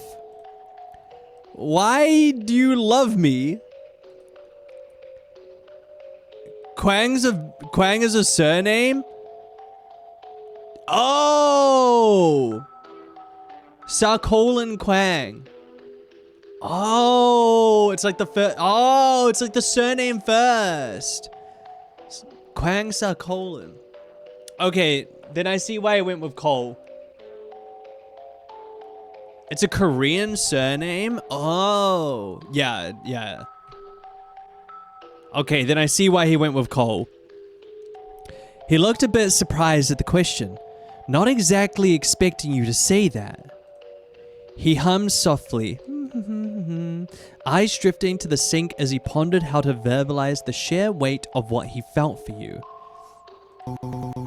Would it be shallow to say because you're human?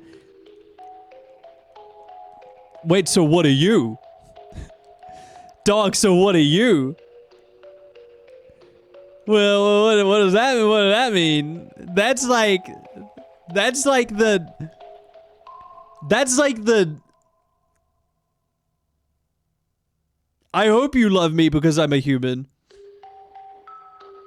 Are you not? Are you not a human? I was initially drawn to you with general attract. Oh, so can I just say that saying you love someone because you're human is like the worst compliment ever. Like, how to be so impersonal.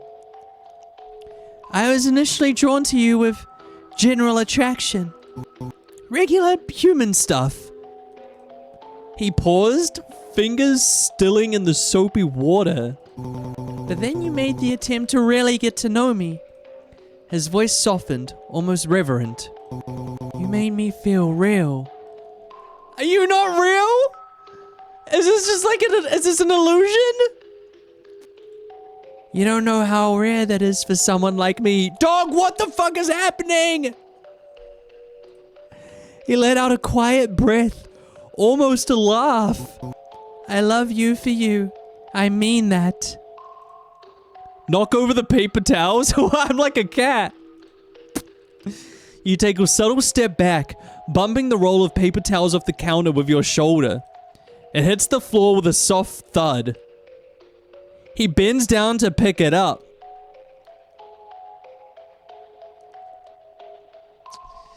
Good view from the house. Immediately unbothered in the slightest. You're lucky you're cute. I get that a lot. This was the distraction you needed to grab a fork from the drawer. Oh my god, bro. I thought this was the I thought we were trying to distract him to go upstairs. And I was like, what? Why would knocking over a towel distract him for long enough? You hastily pull it open just a bit before closing it. Dude, there's no way he doesn't hear that. There's no way he doesn't hear that. You ever tried to open a culinary drawer? He's gonna fucking hear that. Walk away. Sorry about the trouble. I'll get out of your hair now. He turned around as he placed the paper towels back on the counter. Oh, no problem, honey. Accidents happen. You waste no time to hurry upstairs. The boarded door stands exactly where you left it. Wow, he boarded this nicely too. You wedge the fork between the first nail and push. It gives way with a strained metallic groan that makes you wince. You work quickly, listening for any sign of Cole coming upstairs. Another board loosens. Another. Are we in? The final plank drops to the floor. You swallow hard and push the door open. The room beyond is dim and still. How does he not hear this? A storage room. Small, dusty, quiet. Whoa, I knew this guy was a typo negative listener. Dude, look at all this. Is this his room? I don't know if this is his room, because how would he get into a boarded room every night? Unless he, like, took them down. Looks like there's a chair over there. This is like one of those images where it's like stroke. This is what it's like to have a stroke. You know the ones? It looks like a studio. It does look like a studio. It 100% looks like a recording room of some kind. Like this is the... But the moment your eyes adjust, your stomach twists. Mundane, everyday objects are everywhere. Clothes you don't remember owning. Books with your handwriting in the margins. A backpack, a phone charger, a stack of notebooks tied with twine. A framed photo face down on the floor. You kneel beside a box labeled with your name.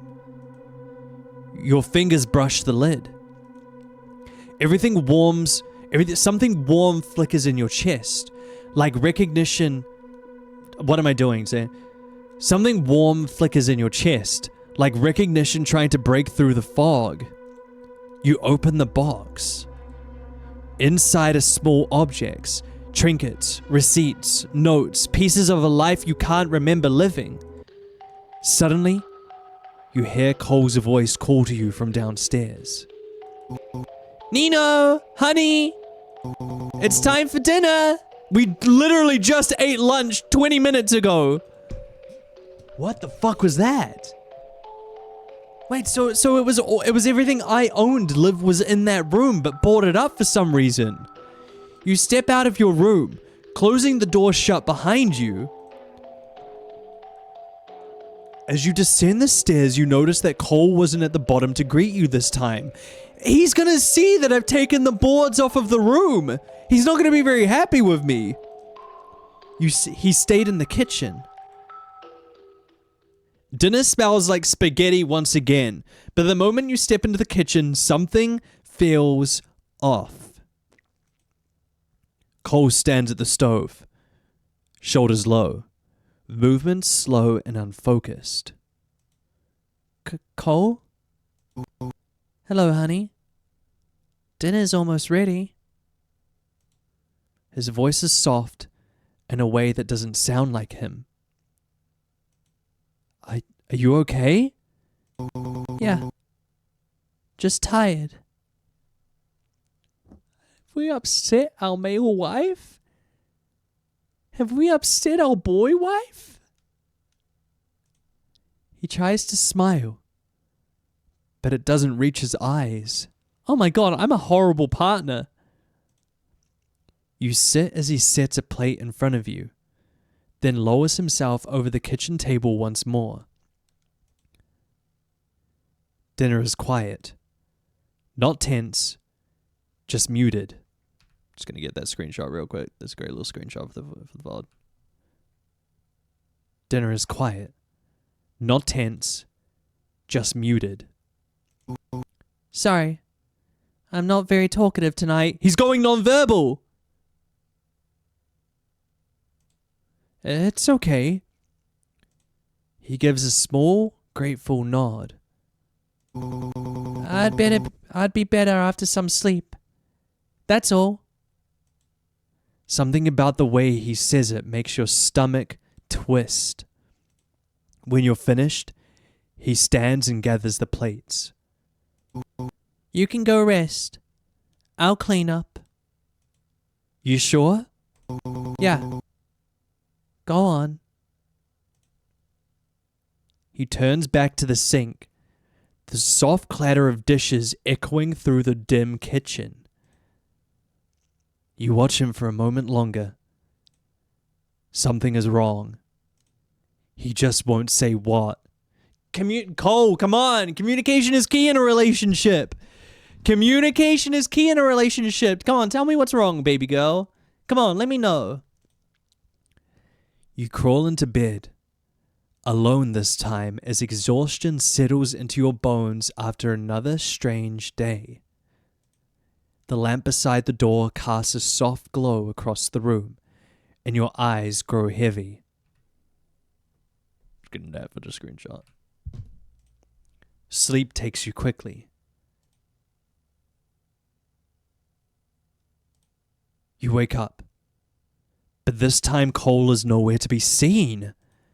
Your room is bathed in darkness.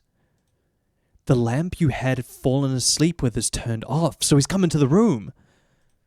You don't remember turning it off. You sit up slowly, letting your eyes adjust to the dark. The house feels different at night. Colder, heavier, like the walls are listening. Somewhere down the hallway, you hear a hushed voice. It's Cole.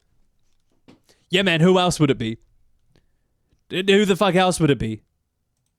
You slip out of bed, feet touching the cold floorboards, and creep towards the door. That's the second time the writing has implied the walls are spying on you. Is it? Is that bad? Is that just they're using the same metaphor twice, or is there something in there? Is there something in the walls watching us?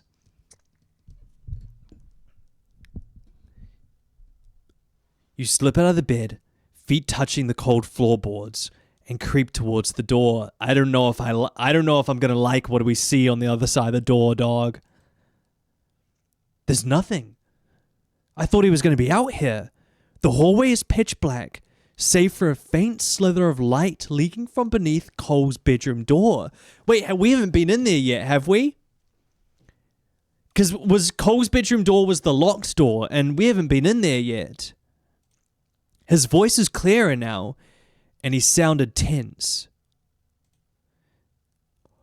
No, Zeke. Listen to... Oh, shit! What? Wait, Zeke's alive?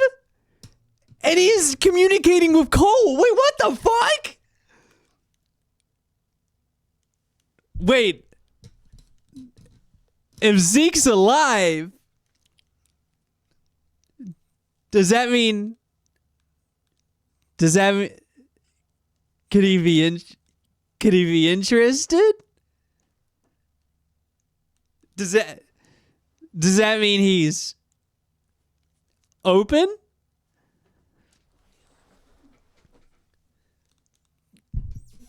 No. Zeke, listen to me. You freeze. Zeke?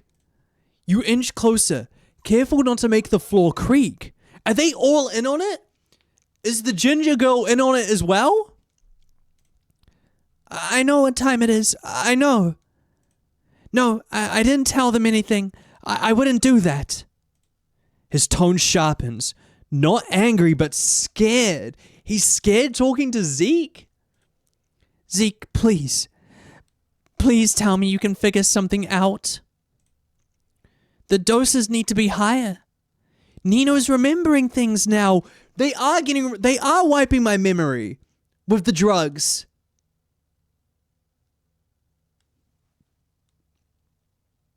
What the fuck is going on? You know how dangerous that could get, don't you? What don't they want me to remember? Then a pause. Oh, fuck. Oh, fuck.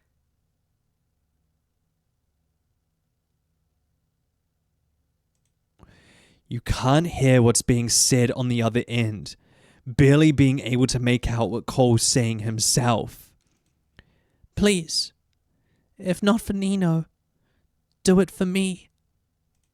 Your heart pounds. You take another step. Then, the floor creaks quietly. Oh, fuck. He's gonna eat me, dog. He's gonna kill me. The whispering stops. Silence. Silence. You don't move. You don't breathe. I'll call you back. See you soon. Shit. Footsteps. The quiet jingles of a key struggling in a lock. You dart back towards your room, slipping inside just as the hallway light flicks on. You crawl into bed and pull the blanket up to your chin, pretending to be asleep. The doorknob rattles. Your breath catches, but it doesn't open. After a long moment, you hear Cole's footsteps retreating down the hall. The house falls silent again. You stare at the ceiling, wide awake, the darkness pressing in around you. What had he meant by see you soon? You thought he couldn't leave the house. You don't sleep again for a long time. Wednesday, 10:13 a.m. Bang! The floor... The boards! The boards! He's putting the boards back up! You wake up to a start, and you're immediately plunged into a state of panic. There's... Bang! Dude, this is what dads are like at like 6 o'clock in the morning on a Saturday. Bang! There was the disturbing sound of a blunt force hitting the wall every now and then. But aside from that, you quickly came to the realization that you couldn't move your fingers.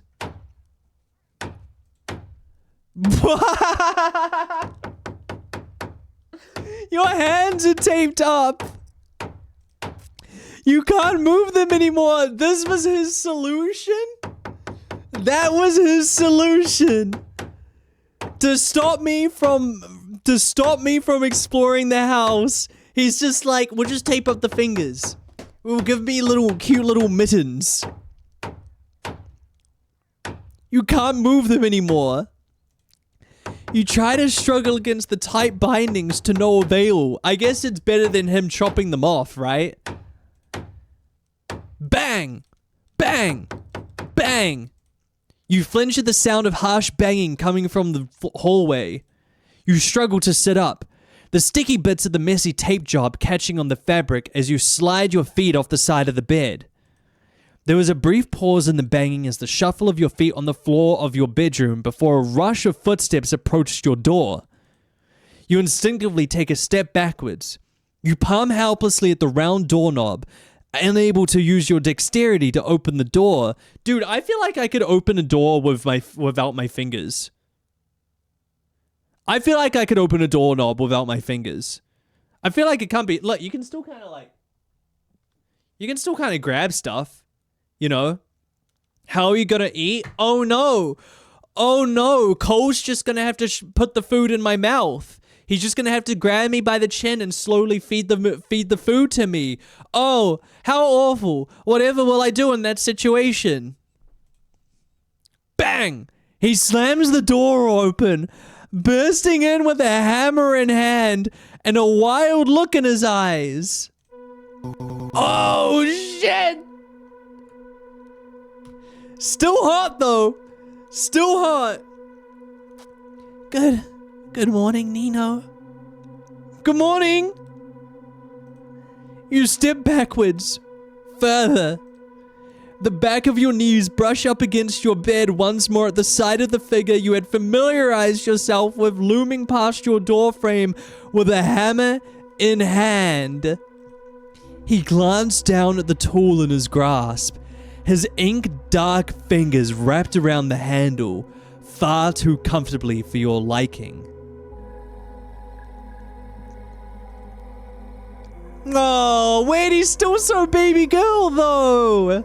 He's still such a cutie patootie. I'm sorry I made you mad. It won't happen again. He smiled, slowly tucking the hammer behind his back, at the instability in his eyes glinting unnervingly. I was just about to finish anyways, honey. He suddenly crowds you on the bed, leaning down with a hammer still behind his back.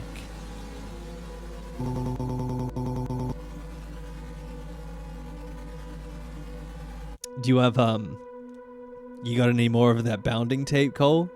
Come on. I'll help you downstairs. Oh, sorry. I mean, you know. Yeah, if you want.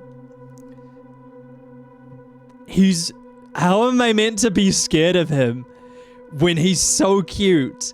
They give him the biggest puppy dog eyes possible, and I'm meant to be scared of him? Like, you know, what are you gonna do with the hammer? Come on, I'll help you downstairs. This is cute. Just me? Oh, that's just me?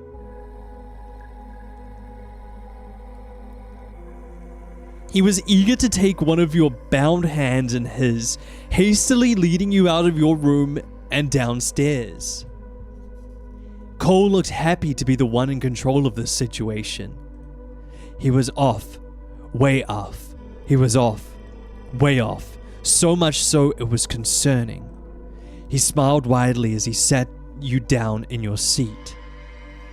Scurrying to put the hammer down on the kitchen counter and hastily throwing on his apron before taking his place, leaned over the table. Oh, it's just one big happy family. Oh, we're just a happy little family. He plants his elbow arms on the table, leaning in very, very close. Sorry. His breath is uneven. His eyes bright with a kind of frantic relief. There. Oh no, he's just closing his eyes. I thought his fucking pupil rolled into the back of his head. I got scared. There. See? Everything's fine now, just as it was. His voice is soft, but the softness feels stretched thin, like a thread pulled too tight. Why are my fingers taped up? Things have been a bit unsafe around here, you know? And that's gonna help? This is gonna help me? Are you upset with me? He stills momentarily. For an instant, he doesn't blink because he's got his eyes closed. Doesn't breathe. Just stares. Upset? He repeats the word like it's foreign. No, sweetheart, I'm not upset. Really? You don't sound too promising. He suddenly gets serious, lowering his voice. If I was upset, you'd know. And what would you do? And what would you do if you were upset? And what would that entail, Cole?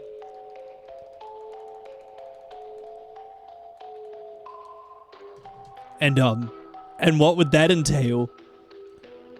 A chill crawls up your spine. He exhales shakily, rubbing his face with one hand, like he was just as exhausted as you were. I'm not upset. I'm just tired, and I don't want to scare you anymore. He reaches out, brushing his thumb over your tapped fingers. Let's just not do that again. His smile is gentle. His eyes are not. Let me come in close from far away. Let's have breakfast, okay? A good fresh start. He turns back to the counter, humming under his breath that same melody from the past 2 days.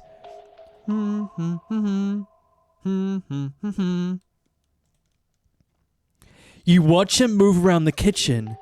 He isn't cooking bacon or eggs like usual. Maybe it's pancake day. Maybe we get pancakes today. Instead, he reaches for a box of cereal in the cabinet under the silverware. Cereal? What, you gonna give me Fruit Loops? Something simple. Something easy on your stomach. He pours the cereal into a bowl, adds milk and stirs it with a spoon, all casual like. Oh, he is mad at me. He's only making me cereal this morning? I pissed him off. Then he brings the bowl to the table. I'm eating cereal right now. What are you wearing? What are you eating? What are you wearing? Where'd that come from? What are you eating? I gotta know. Dog, I tried to have, what was it called? What's the one? Lucky Charms? Dude, I had Lucky Charms for the first time like a year ago, thinking that they were gonna be incredible. They were so ass. Cocoa Pebbles? That sounds yum. I don't know what that is, but that sounds yum. Lucky Charms, dude, when I was sold the idea by The Simpsons that there would be marshmallows in the cereal, no one told me that the marshmallows would be like chalk. They were not mellow marshmallows. Like, I don't understand it. It was so disappointing.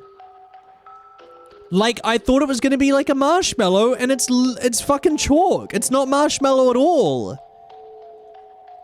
It was really heartbreaking. I eat cereal separately with milk in a cup so that the cereal doesn't get soggy. Something has gone wrong in your mind.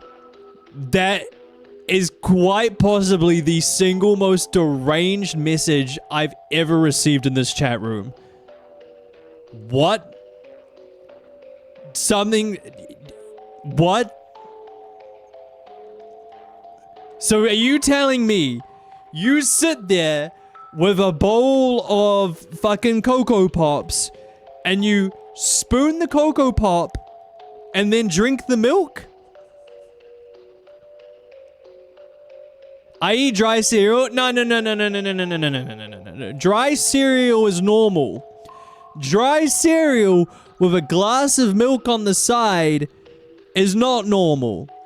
Correct. Do you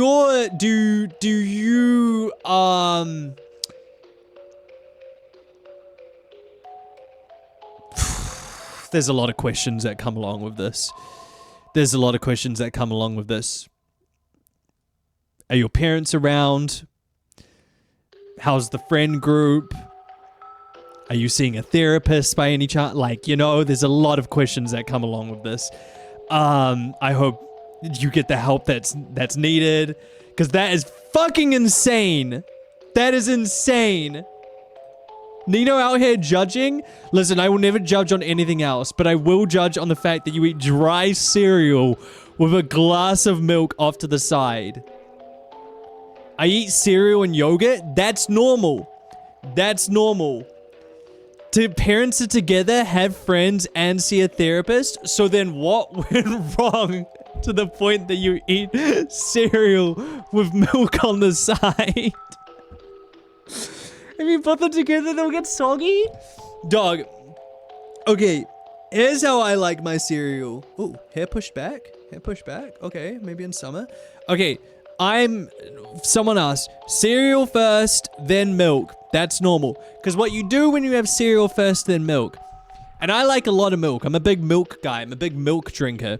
Is you gotta have it. So you gotta eat it quickly. What I like to do for some of my cereal, quick dip with the spoon. Okay, you got the cereal, you got the milk in there. Little quick dip with the spoon. Just pushing down with a little bit. Just a little bit. Okay, then you eat the cereal quick enough where some of the cereal is soggy and then the other half of the cereal is nice and crispy. So you get a mix of textures. So you get a little bit of a crisp, a little bit of a crunch, and then you get a little bit of sog in there, okay? Mine has to be completely soggy. I would rather completely soggy than dry. Dry cereal and a cup of water.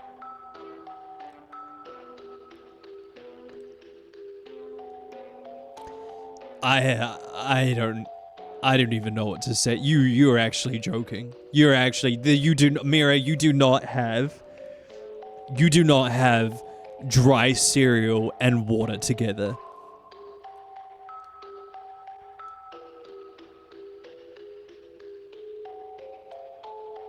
Eating like that right now. Who in your life, who hurt you? What did Big Milk do to you that you have decided that you're going to have? Are you lactose intolerant?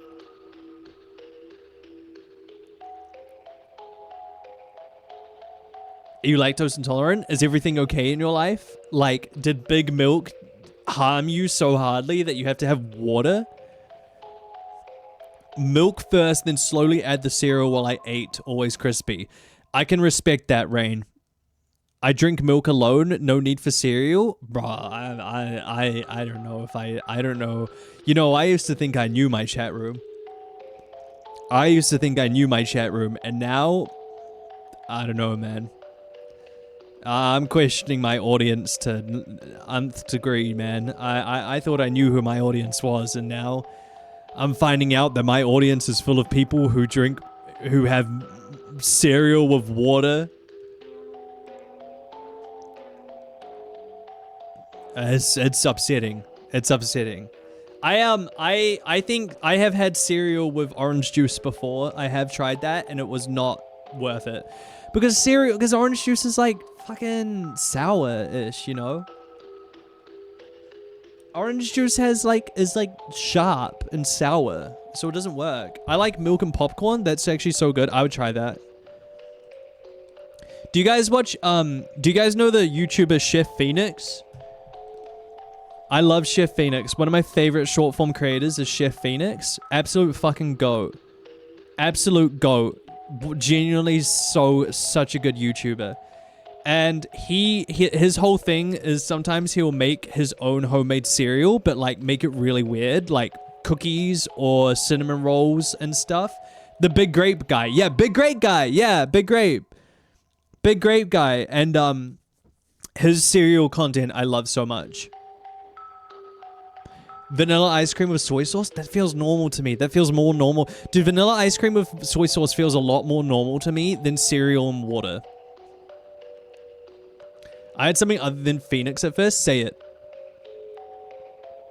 Say it. What did you think I said? Chef Phoenix.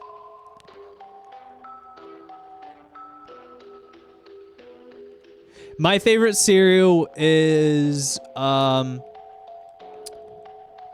like if you made vodka cereal. Oh, dog. At my most degenerate point in life, I'm gonna have to pull up a photo for this, I think. At my most degenerate point in life, me and my friends, we went out for a getaway weekend out up north to like a beach town, right? And it was a friends group trip, and we were out there, and it was just party, right? It was like 4 of us, and it was just partying, a lot of weed and a lot of alcohol and a lot of swimming at the beach and stuff. And we decided we were going to be up there, and I was going to go, we were thinking, the goal was, as soon as we got there, it was how long can we consistently drink for over 3 days? That was the end goal, right? Like, how long can we consistently drink for over 3 days? And the one morning I woke up, and all we had was, is it the Bear and Wheatbix story? Okay, well now you've killed it, Mealings. Now you've killed it. Now I don't want to tell the story because you just killed it. That was the only... Okay, well I guess we'll just go back to the game then. It was going to be for everyone who hadn't heard the story, but I get it. I'll just go back to the story. I want to know? Nah, Mealings killed it for everyone. I'm sorry. Okay. Okay, so all we had for breakfast was toast and Weet-Bix, which if you don't know, Weet-Bix is literally dried bars of wheat that we have for breakfast here in New Zealand. It looks like this. It looks like this. It's dried bars of wheat that you have. It's a cereal, right?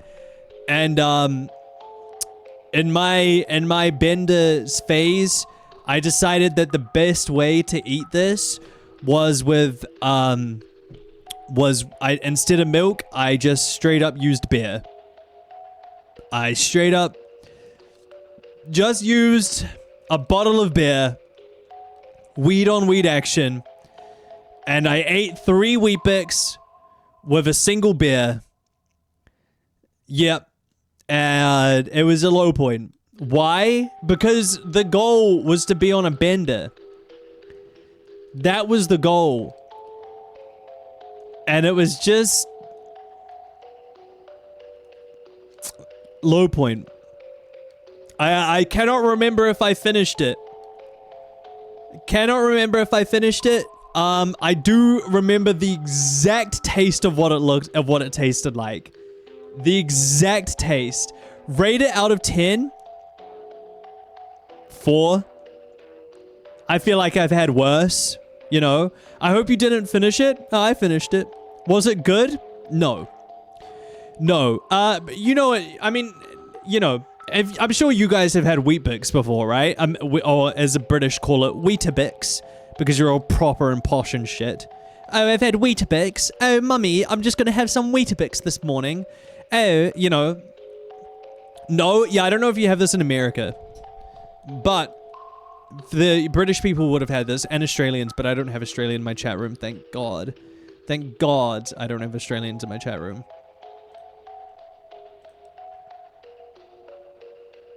Weetabix. You'll find me, Links. I was only taking the piss. I was only joshing.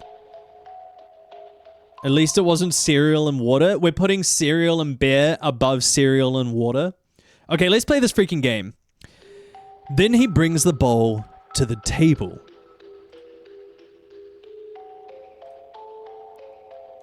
He sets it down in front of you with a bright, expectant smile. Cole, I can't eat this. My hands. He cuts you off with a soft laugh. Is he gonna feed it to me? I know. That's why I made something I can feed you. That's why I made something I can feed you. That's so sweet. You tense up.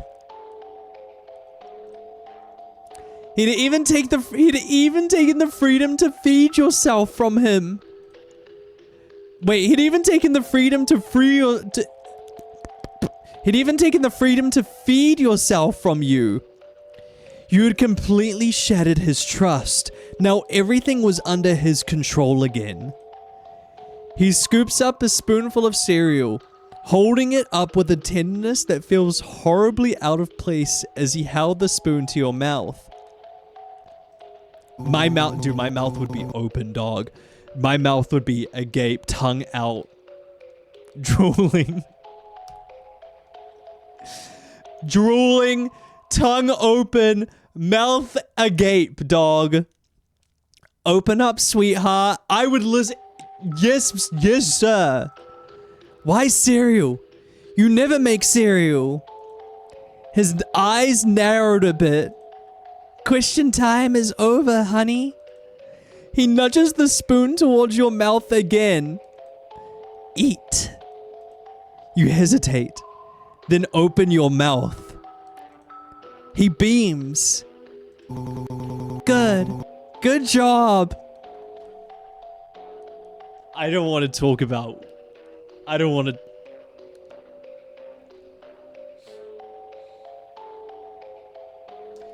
This is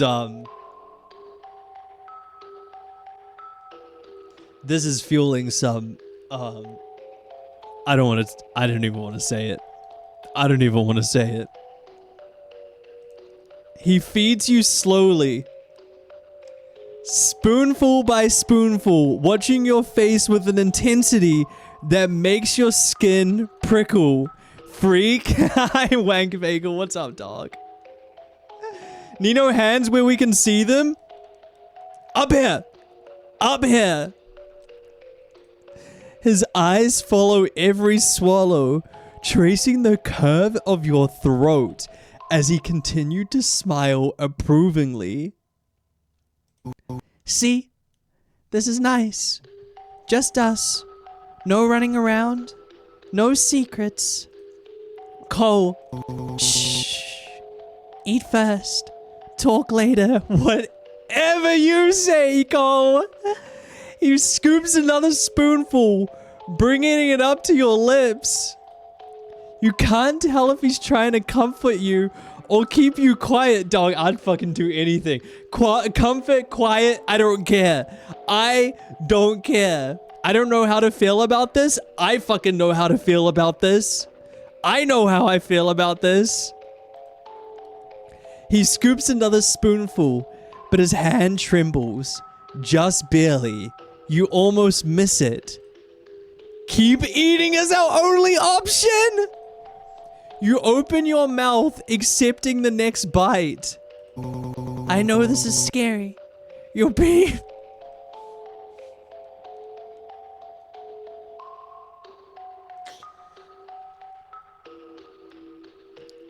You're being very brave. He's like an Instagram influencer. He's like, oh my god, guys, I'm about to try this brand new cereal, and I'm like so nervous. This is so scary. He sets the bowl aside. Once the cereal he had poured was gone, brushing your hair with gentle fingers. I'm done. I'm fucking done. You know I love you, right? I always take care of you. Cole cleared the table with a giddy feeling about him. He set the bowl and spoon in the sink. He was delighted. Even as he spoke, God, dude, I'm not leaving the house. Ever. Are you kidding me? He wanted me to stay in this house? Brother, he doesn't even need to lock me inside. He doesn't even need to lock the front door. He just needs to do this every morning, and I'm not going anywhere. How is this meant to be a punishment for me? How is this meant to be my punishment? Also, please don't try to undo the tape. Cole chirped, his voice suddenly airy. His eyes flicked down to your taped fingers, the adhesive stark and ugly against your skin. If I find out you've been picking at that tape, or trying to wiggle your way out of my care, we'll have to find something a bit more permanent than tape to keep those hands still. He beamed, the warning delivered with the same cadence one might use to tell a child not to touch a hot stove. It was the contrast that made the hair on your arms stand up. The genuine, radiating affection in his expression, paired with the implied threat of further restraint. Brother, just cut them off. Just cut them off at this point, dude. He stepped back, humming that same haunting melody again, his apron now folded neatly and tucked away. Cole's grip on your arm was firm, a reminder that your orbit now centered entirely around him. Let's get settled in the living room, honey, Cole murmured, his voice regaining that sing-song quality that always felt like it was masking a jagged edge. He stared you into the living room with a lightness in his step, his hand a constant, guiding weight on your elbow. He settled you onto the plush fabric of the sofa, the cushion sighing beneath your weight. For a moment, he just stood there, gazing down at you with an expression of such raw, starving adoration that it felt more oppressive than the tape on your fingers. Wank Bagel, look at this guy's legs. Look at these juicy thighs. Look at the juicy thighs and tiny hips they gave this dude. It's far too quiet in here, don't you think? He asked, tilting his head. A home needs a heartbeat, and this room is far too breathless. He leaned in, pressing a quick dry kiss to your cheek that left a lingering sensation of coldness. Stay right here. You can look around at things there, but please don't go anywhere. I'm going to find my record player. I believe I left it in the hall closest down. I believe I left it in the hall closet downstairs during the last spring cleaning. Some music will settle your nerves, and perhaps mine as well. With a final lingering pat on your shoulder, he retreated, his footsteps receding behind the stairs. There was a sound of a door opening and closing, and Cole's footsteps descending. You didn't know there was a basement. Without his constant presence, the living room felt less like a sanctuary and more like a well-decorated waiting room for something inevitable. You shifted your gaze, scanning the room from the safety of the sofa. The coffee table sat within arm's reach, bearing a small, precarious stack of Polaroids, which I want to look at. I want to look at the Polaroids. They were haphazardly piled. The white borders yellowing at the edges, capturing frozen slivers of a life you couldn't recall and you weren't around for. A few feet to your right, two frames rested there, though they offered no comfort. One lay face down as if the memory within had been deemed too painful to behold, Beside it sat a neat family photo. A family photo? It seemed normal, save for the faces of the parents that had been meticulously torn away. Oh shit, it was his family. Jogged white paper remained where their features should have been. What are you most curious about? Okay, I feel like... Let me save here. Dude, I feel like... the photos on the top could be really interesting. The photos up here could be really interesting. But I wanted to look at the Polaroid since the first time in this room. So what are we saying, chat? Do we go for the Polaroids or do we go for the photos up here?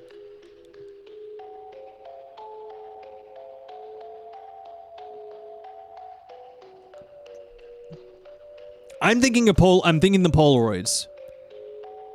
I'm gonna say we go for the Polaroids because they are gonna be the most recent photos taken.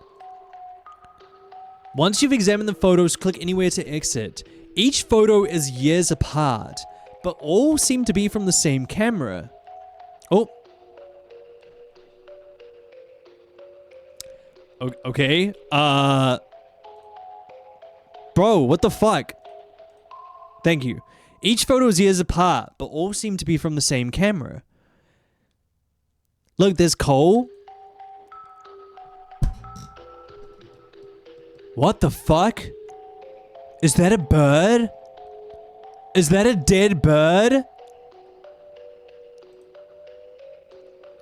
Oh, he looks cute. Oh, he's done his makeup. Oh, he looks good. He looks good. It was real good there. Cutie patootie. Look good in a little bit of eyeshadow.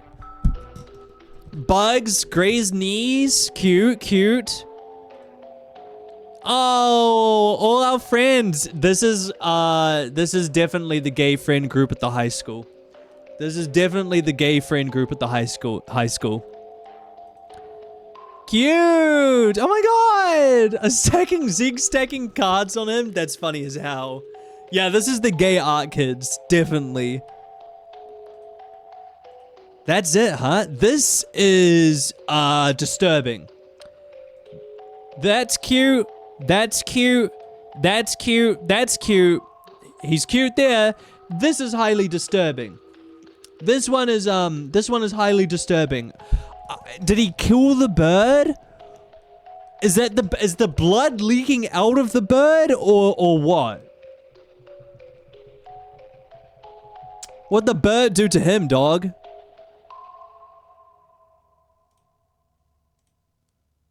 The rhythmic thumping of footsteps echoed from the depths of the house, growing louder and more certain as Cole ascended the stairs back towards the living room. Dude, I just realized, you know, with my fingers all taped up, I can't scroll through I can't scroll through Instagram Reels. Dude, how am I meant to do my daily 3 hours of scrolling if my hands are taped up? What a nightmare. What a nightmare. He cradled a modest vintage record player against his chest like a prized infant, a few vinyl sleeves tucked carefully under his arms. There was a slight, pleased flush to his pale cheeks, and he walked with a light rhythmic bounce in his step that made him look almost adorably domestic. He is adorably domestic. That's how I want him. A man returning from a successful errand in his own home. Found it! Found it! He chirped, his voice airy and bright. He moved a space among the haunting Polaroids to set down the machine. He handled the equipment with a level of tenderness that bordered on reverence, his long, rubbery fingers delicately sliding a record from its sleeve. He didn't look at you immediately, too absorbed in the ritual of the needle meeting the groove, his expression one of serene, uncomplicated contentment. As the first notes of a slow, melancholic piano piece drifted into the room, Cole finally looked up. The music seemed to soften his posture. The silence of the house was gone, replaced by a soft melody that you quickly recognized to be the song he often hummed under his breath. Her. Dude, He's playing the FNAF song.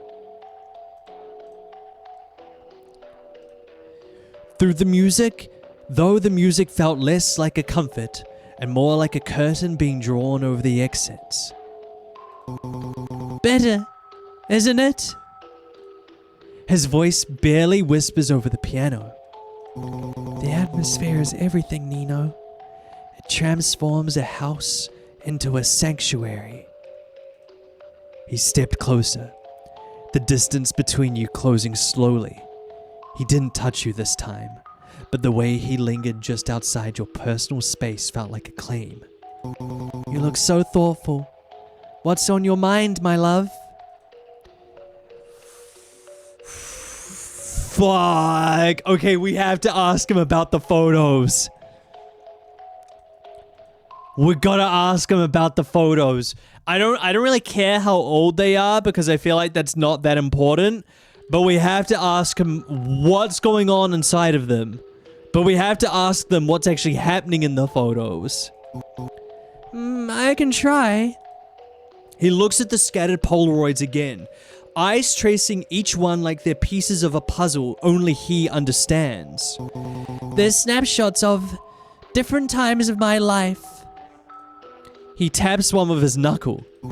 Some of these were taken before I met you. Way before. He smiles faintly as he glances at a photo of him, Zeke, and Phoebe. All of these are very special to me, even with the one with you in drag? Get it, girl. I suppose I wanted to look at them again. How old are these? Pretty old. He says it with a strange softness. Oh, so more like, pretty old. Some are from when I was barely 6 years old. What? It's the killing. Dude, it's the killing of the bird. That's when that's what it's gonna be. It's gonna be he killed the bird as a child.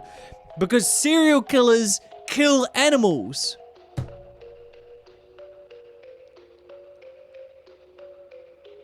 Serial killers kill animals, dog. He killed that bird. It's how it starts, yes. Some are from my high school years. He picks up one of the older ones, the one where he looks innocent and curious with makeup smudged all over his face. This one was taken before my parents really started to drift away from me. I had just found one of my father's old cameras, and I was really excited. I was always different. Even as a little kid, I used to put on my nana's makeup and walk around in her heels as a child, and play with my cousin's dolls. I was always meant for this life. I was from the get-go. I was meant for this life. He doesn't say what changed, just that things did. Cole lets out a slow breath, grounding himself. Thank you for spending time with me.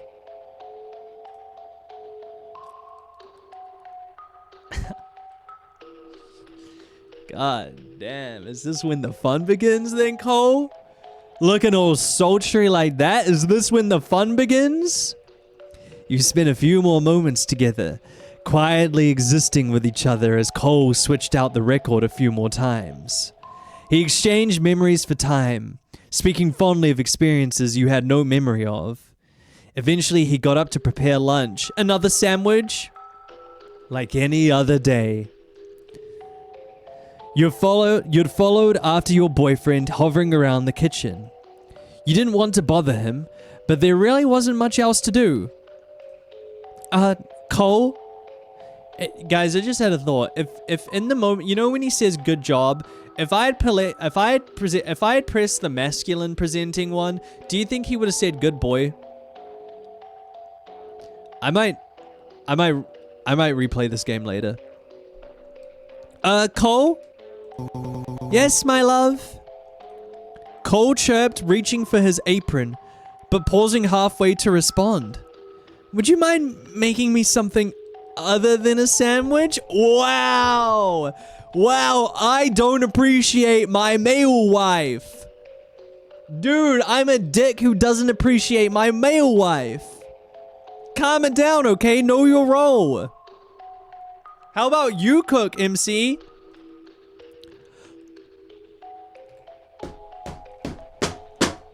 He's so cute. Ah! He's hitting the fucking dude. He's hitting the...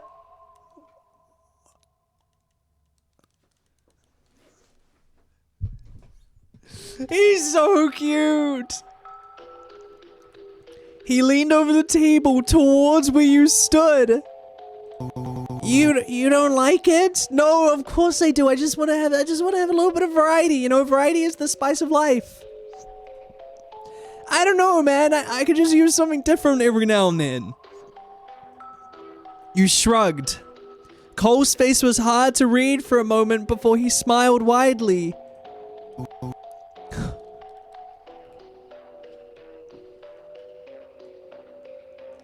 This game was made for me. It was made for me. It was made for me and me only. I'd love to.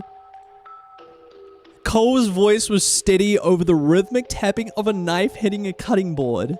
A lot of people have told me the silence of the house was eerie, since it was usually so empty, but I find it clarifying. The scent of toasted sourdough and melted cheese began to drift through the air. How was he getting these ingredients? It was a domestic smell, something that belonged in a cozy cottage, not in a place where the doors were padlocked and the windows were boarded up.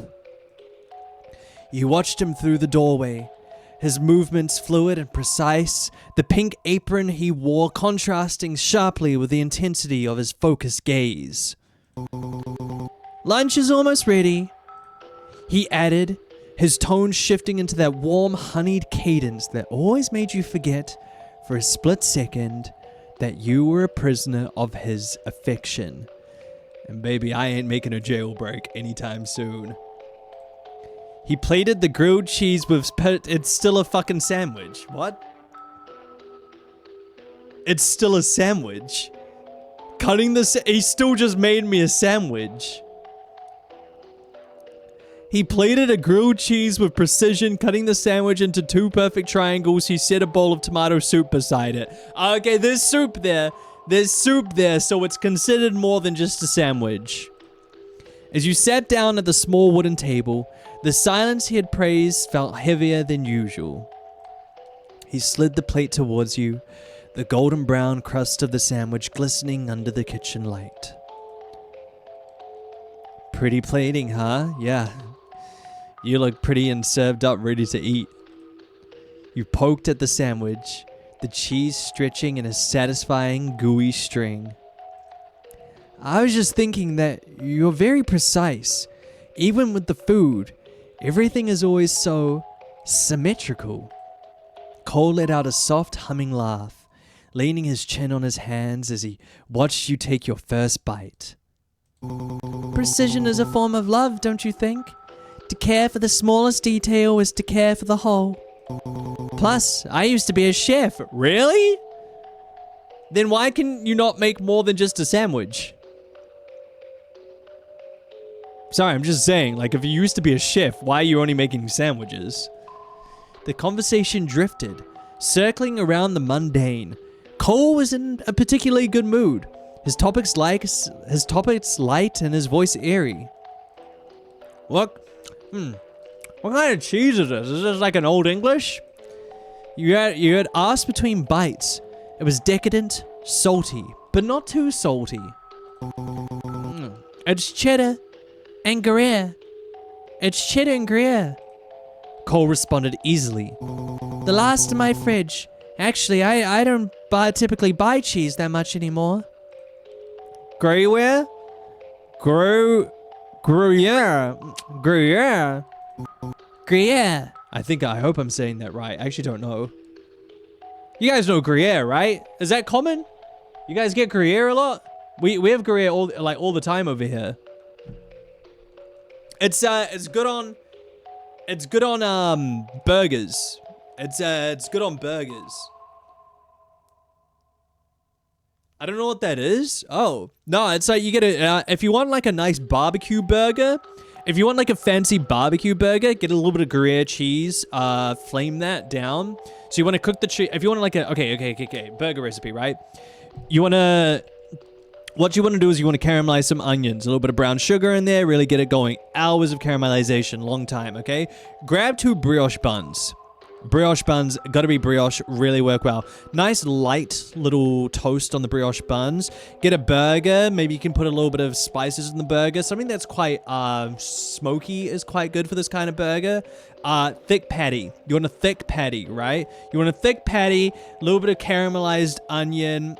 You could do some onion rings in there. It's really good. I know it's double onions, but just trust me, it works. It's 2 different textures and 2 different flavor profiles. Gruyere cheese on top of the patty. Get a little flame torch. Smear that down. Smear that down. Right? Smear that down. Now what you want on your top burger, couple of pickles. Couple of pickles is really good. You could get some lettuce if you want a little bit of Christmas. Doesn't need it, but it works really well. And then a barbecue sauce. Real good barbecue sauce. And you've got yourself a really lovely barbecue burger. Gruyere cheese. Bangs. Bangs. Gruyere. That's what I said. He leaned into the playful banter that almost masked all the things tucked away. It was easy. Oh yeah, and also the patty should be done over a. Do the patty over a flame. So on the barbecue, do it over a flame because you get a nice smoky flavor with it. It was easy to lose yourself in the warmth of the room. It was easy to lose yourself in the warmth of the room. The feeling of being cherished by someone who noticed every minor detail about you. However, as the meal wound down, the air shifted. Cole didn't move to clear the plates. Instead, he stayed, leaned in, his eyes scanning your face with an intensity that felt less like affection and more like an audit. He was searching for something, a flicker of recognition, a sign of a returning memory, or perhaps just a sign that you were still under his spell. He smiled warmly as he cleared the table. If you want some time to yourself, now's the time, my love.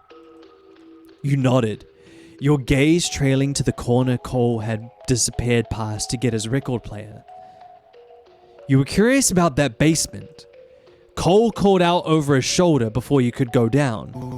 Oh, would you like something different for dinner as well? Yeah, that sounds nice, Cole. He hummed out an acknowledgement, finalizing your conversation. You glanced back at Cole, who was humming softly to himself, and as he washed the plate and bowl. You drifted further into the hallway, past the living room, and the stairs back up, your fingertips trailing along the bland wallpaper. How? Dog, how? My fingers are tied. What? How am I trailing anything? I'm bound and gagged. That was when you saw it. A narrow door, tucked behind a shadowed corner. Unlike the other doors, it wasn't boarded up or even locked up. It was simply closed, with a handle that felt ice cold against your palm. You pressed your ear to the wood. There was no sound, but there was a draft. A thin, sharp current of air that smelled of damp concrete and something rottingly metallic, like old rusting pennies. It was the only place in the house that didn't smell of Cole's pervasive warmth.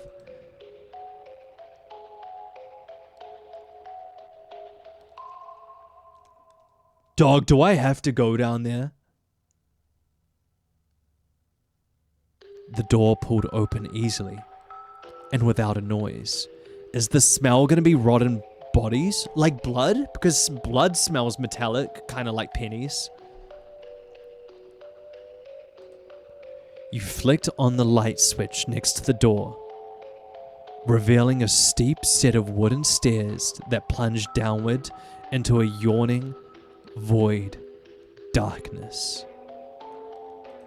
Decaying corpses would probably be a lot more stinky. I agree, which is why I think it's just blood. Your heart drumming a frantic rhythm against your ribs. He's just letting me do this? After another moment of doubt, you flick the light off and slowly close. After another moment of doubt, you flick the light off and slowly close the door. Oh, hell no, dude! You were curious, but not that curious. Maybe I should have been curious. Baby boy? Baby boy? Maybe I should have gone down to the basement, dude. It probably would have been safer than up here.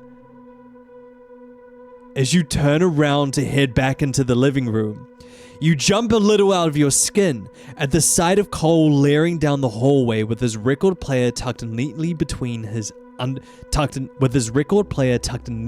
his arm. His expression is scared, but also relieved. A moment of silence passed between you two. It's a lot of sexual tension between us. There's nothing down there, Cole said monotonously. Oh, then I nailed that. I believe you, Cole. Just junk that cluttered space up here that I didn't have room for. Brother, the entire house is empty. I think you have room. I understand, Cole. Knowing him, he was probably lying.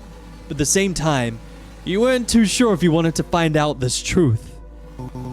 You don't have to be so careful around me, honey, Cole murmured, his voice regaining terms of tenderness as he stepped closer. You can be curious. You can even be suspicious. I've always loved that spark in you. The way you refuse to just accept the world as it's handed to you. He reached out to brush the strands of hair from your forehead. For a moment, the tension from the basement door dissipated, replaced by that suffocatingly sweet domesticity. Help me here, chat. Domesticity. He shrugged towards the living room, signaling that that's where He shrugged towards the living room, signaling that that's where you should be. Away from here. He stepped past you towards the basement, opened the door and shutting behind him, a telltale click informing you that he had locked it behind him. The afternoon stretched into a slow, syrupy blur. Cole spent the hours in a state of high-functioning devotion. He didn't hover, but he was always there. A shadow in the periphery, a soft footfall in the hallway, a sudden, warm hand on your shoulder as you read. I'm starting to see the I don't see the bad things about this situation. Like, I'm gonna be honest, I've got a male wife who looks after me. I'm loved and adored. I get to read, you know? It's not like he's stopping me from doing fun things. I love a good book. Every time you caught his eyes, he beamed with a quiet, proprietary pride, as if your mere presence in the room was a trophy he had won. I'm a trophy wife to the boy wife. And kept dustless. However, as the light began to fail, shifting from a pale gold to a bruised purple outside the cracks of the shutters, the atmosphere shifted. Stream is frozen. Refresh. It's not frozen for the rest of you, right? Cole retreated to the kitchen, the rhythmic thumping of his prep work echoing through the house. The evening had passed quickly, boringly so, and before you knew it, you were in bed. Wednesday? No idea what time. The silence in the house usually felt like a blanket, but tonight it felt like a veil. I can't believe this is going for 4 days. I thought this was a 2-day game, I'm not gonna lie to you. You woke up to a rhythmic, gritty scraping that echoed up through the floorboards. You lay still for a long time, staring at the ceiling, listening to the cadence of the noise. Five Nights at Cole's? Are you still playing the other game on this stream? No, we'll stick with this one because I need to go to the gym. And also, I've been streaming for almost 4 hours. Fucking hell. Scrape, swirl, crush. Scrape, swirl, crush. It wasn't until you heard a soft knocking at the front door did you finally snap to alertness. A cold curiosity, sharper than your fear, nudged you out of bed. You crept out... Play Pumpkin Eater next? Okay, I'll keep that in mind. You crept out of your bedroom door, your feet finding the cold spots on the hardwood to avoid the creaks. From the top of the stairs, you saw his... tendrils! Moving to open the door? What? What do you mean tendrils? You slowly peered down the stairs, careful not to be seen.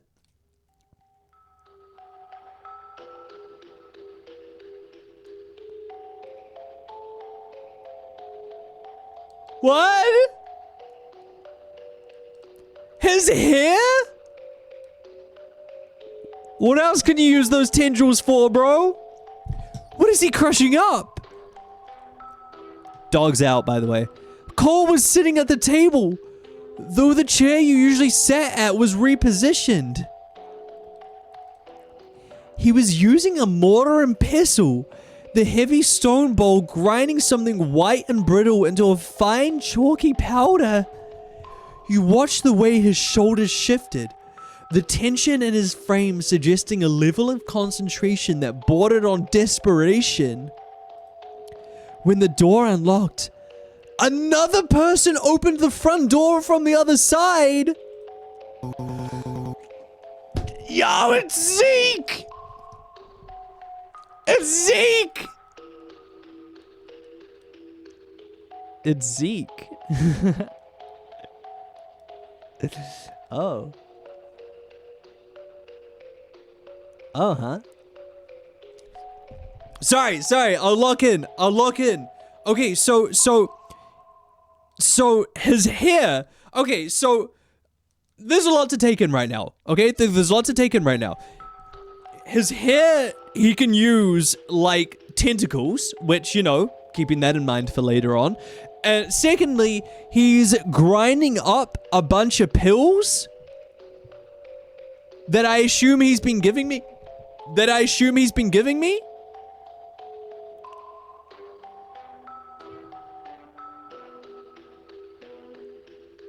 So that means, like, okay, so Zeke is in on this as well. So they have been drugging me, and Zeke has been getting the medication and dropping off the groceries. Like I said, I always asked, where were the groceries from? Where were you? You're late. Oh, does that mean I have to come up with a voice for Zeke as well? Your eyes widen at the sight of a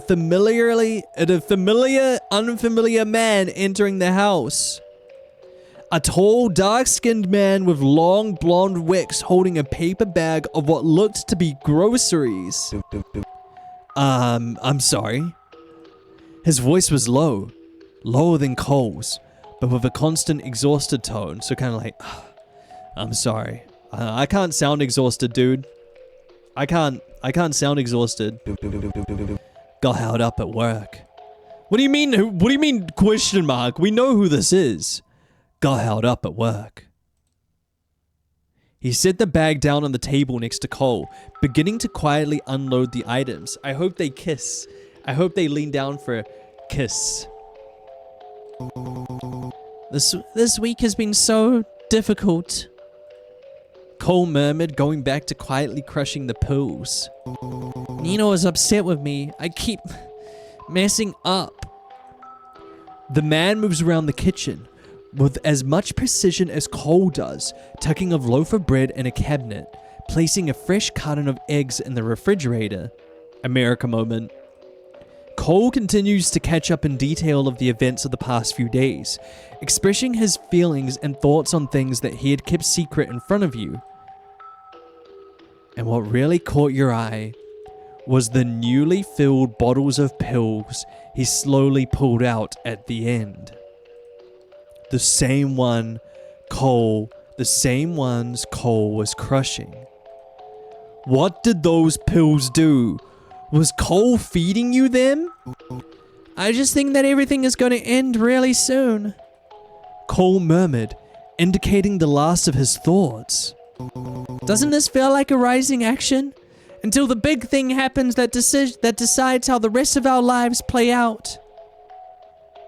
But are they perks? Yeah. Is he feeding me perks right now? The other man just nods his head. It was clear he wasn't a very talkative guy. What he hadn't seen coming was a small white handkerchief he pulled out of his pockets, along with a small bottle of something clear. Dog, it's gonna be like chloroform.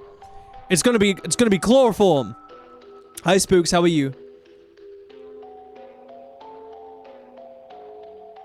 Along with a small bottle of something clear. It's chloroform. It's definitely chloroform. He poured some out onto the cloth, slowly walking behind Cole's line of sight as he continued to murmur quietly to himself. I'm sure you're right. He hummed before pressing the cloth to Cole's mouth and nose. Oh, what the fuck? It was chloroform. Oh, I didn't see that. I didn't actually think that would be real. He squeaked with surprise, struggling for just a moment before immediately slumping forward. Was this consensual? Oh! What the fuck? Dude! Look at all the stuff out there! Wait, what is he doing? His floating strands of hair slowly began to droop and fall, though some stayed connected to the ceiling. What the fuck are you doing to my man? The other man sighed quietly, tossing the cloth into the sink, looking down at his passed out friend. What really shocked you was when he began speaking again. Dog, what the fuck is happening? To me? I didn't mean for you to see that. I didn't mean for you to see that. I was planning on waking you up myself, but I guess this is fine too. Are you breaking us out? He turned around to look directly at where you were sitting on the stairs. Come on. Let's talk. Your heart hammered against your ribs.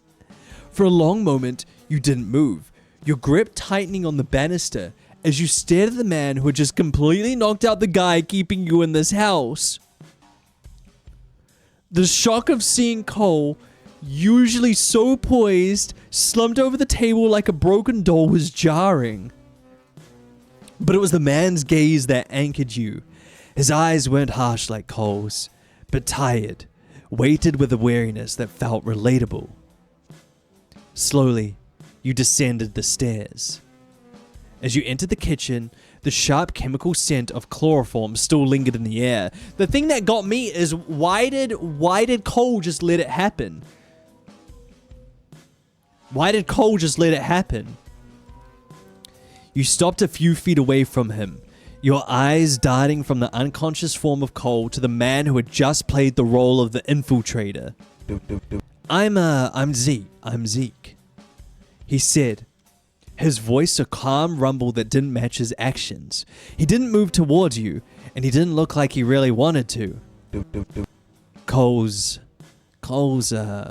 old friend. He gestured vaguely toward the passed out figure of Cole. Sorry about the dramatics.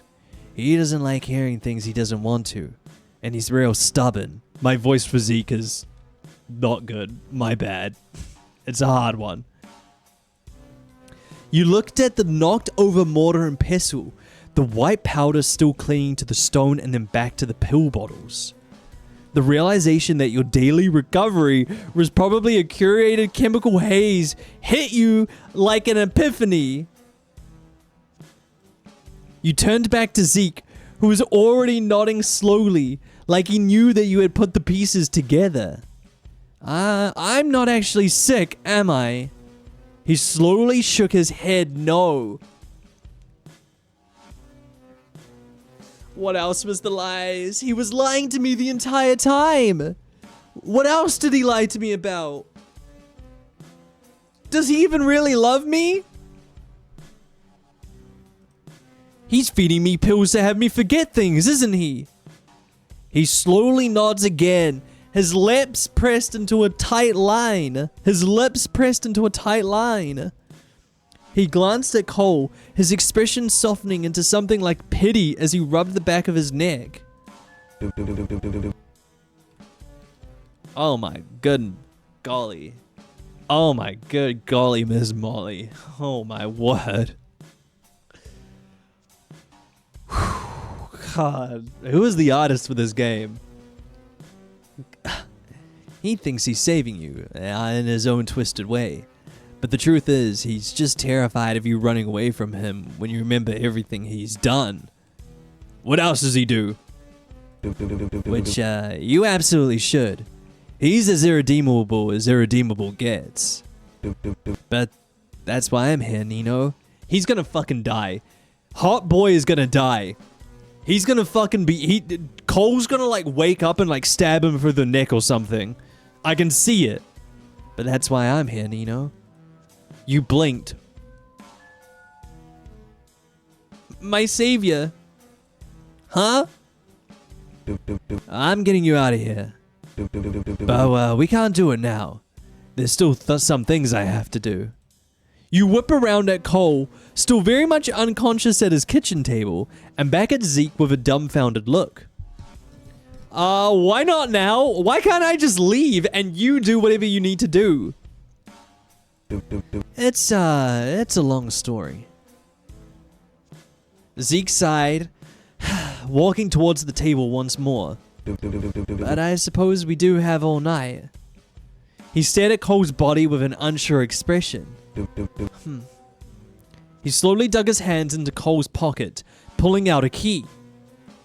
He hesitated for a moment before leaning down to hoist up his friend under his arm like an animal.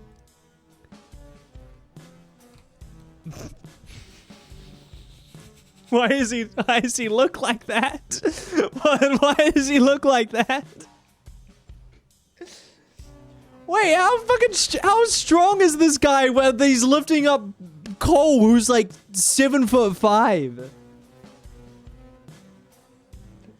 Why does he look like that, dude? Why does he look like a salad face drawing? Cole is so hot like this. Seek help. Go to therapy. He looked stupid. They both did. Just stupid, dumb, cute guys. He stared blankly at you with no words. You didn't know what exactly it was he was waiting for. You squint your eyes a little, making a face. He shifts Cole around, grunting softly as he slings him over his shoulder like a sack of potatoes instead.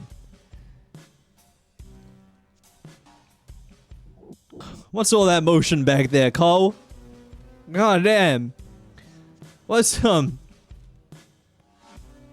I'm just making sure I get a good view. Wow. Yeah, wow. He stares at you again, as if silently asking if this was better. You make an incredulous expression. That's a big word. You make an incredulous expression, shrugging your shoulders. He shrugged his own, turning towards the stairs with Cole slung heavily on his arm. Zeke navigated the stairs with a rhythmic, heavy thud after flicking on the light. I don't understand. Why can't I just go? And if Cole knew this was happening, why did he not come in to save me earlier? Was Cole not the one providing the pills? Cole's limp body... Sorry, was Zeke not the one providing the pills? So why did Zeke not come to save me earlier if he was the one who was bringing in the groceries and the pills? From their interaction, it seems like Zeke has been in the house multiple times. Cole's limp body bouncing slightly against his shoulder with every step. It was a surreal image, the domestic terror of the house reduced to a piece of luggage being hauled upstairs. You followed close behind, your curiosity overriding the lingering fear. Your footsteps light and hurried as you tried to keep pace with the taller man. As Zeke fumbled with the key and the padlock with one hand, you tried to slip past Zeke to see inside his room, but a surprisingly firm arm suddenly barred your path. It wasn't a shove, just a firm, steady boundary that halted your momentum. Wait here, please. Zeke's voice was barely a vibration. You watched from the hallway, listening to the muffled sounds of Cole being dropped onto a mattress. I just want it to be.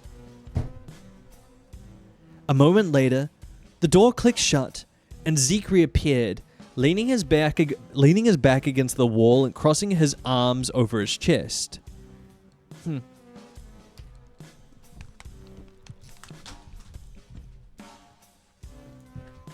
But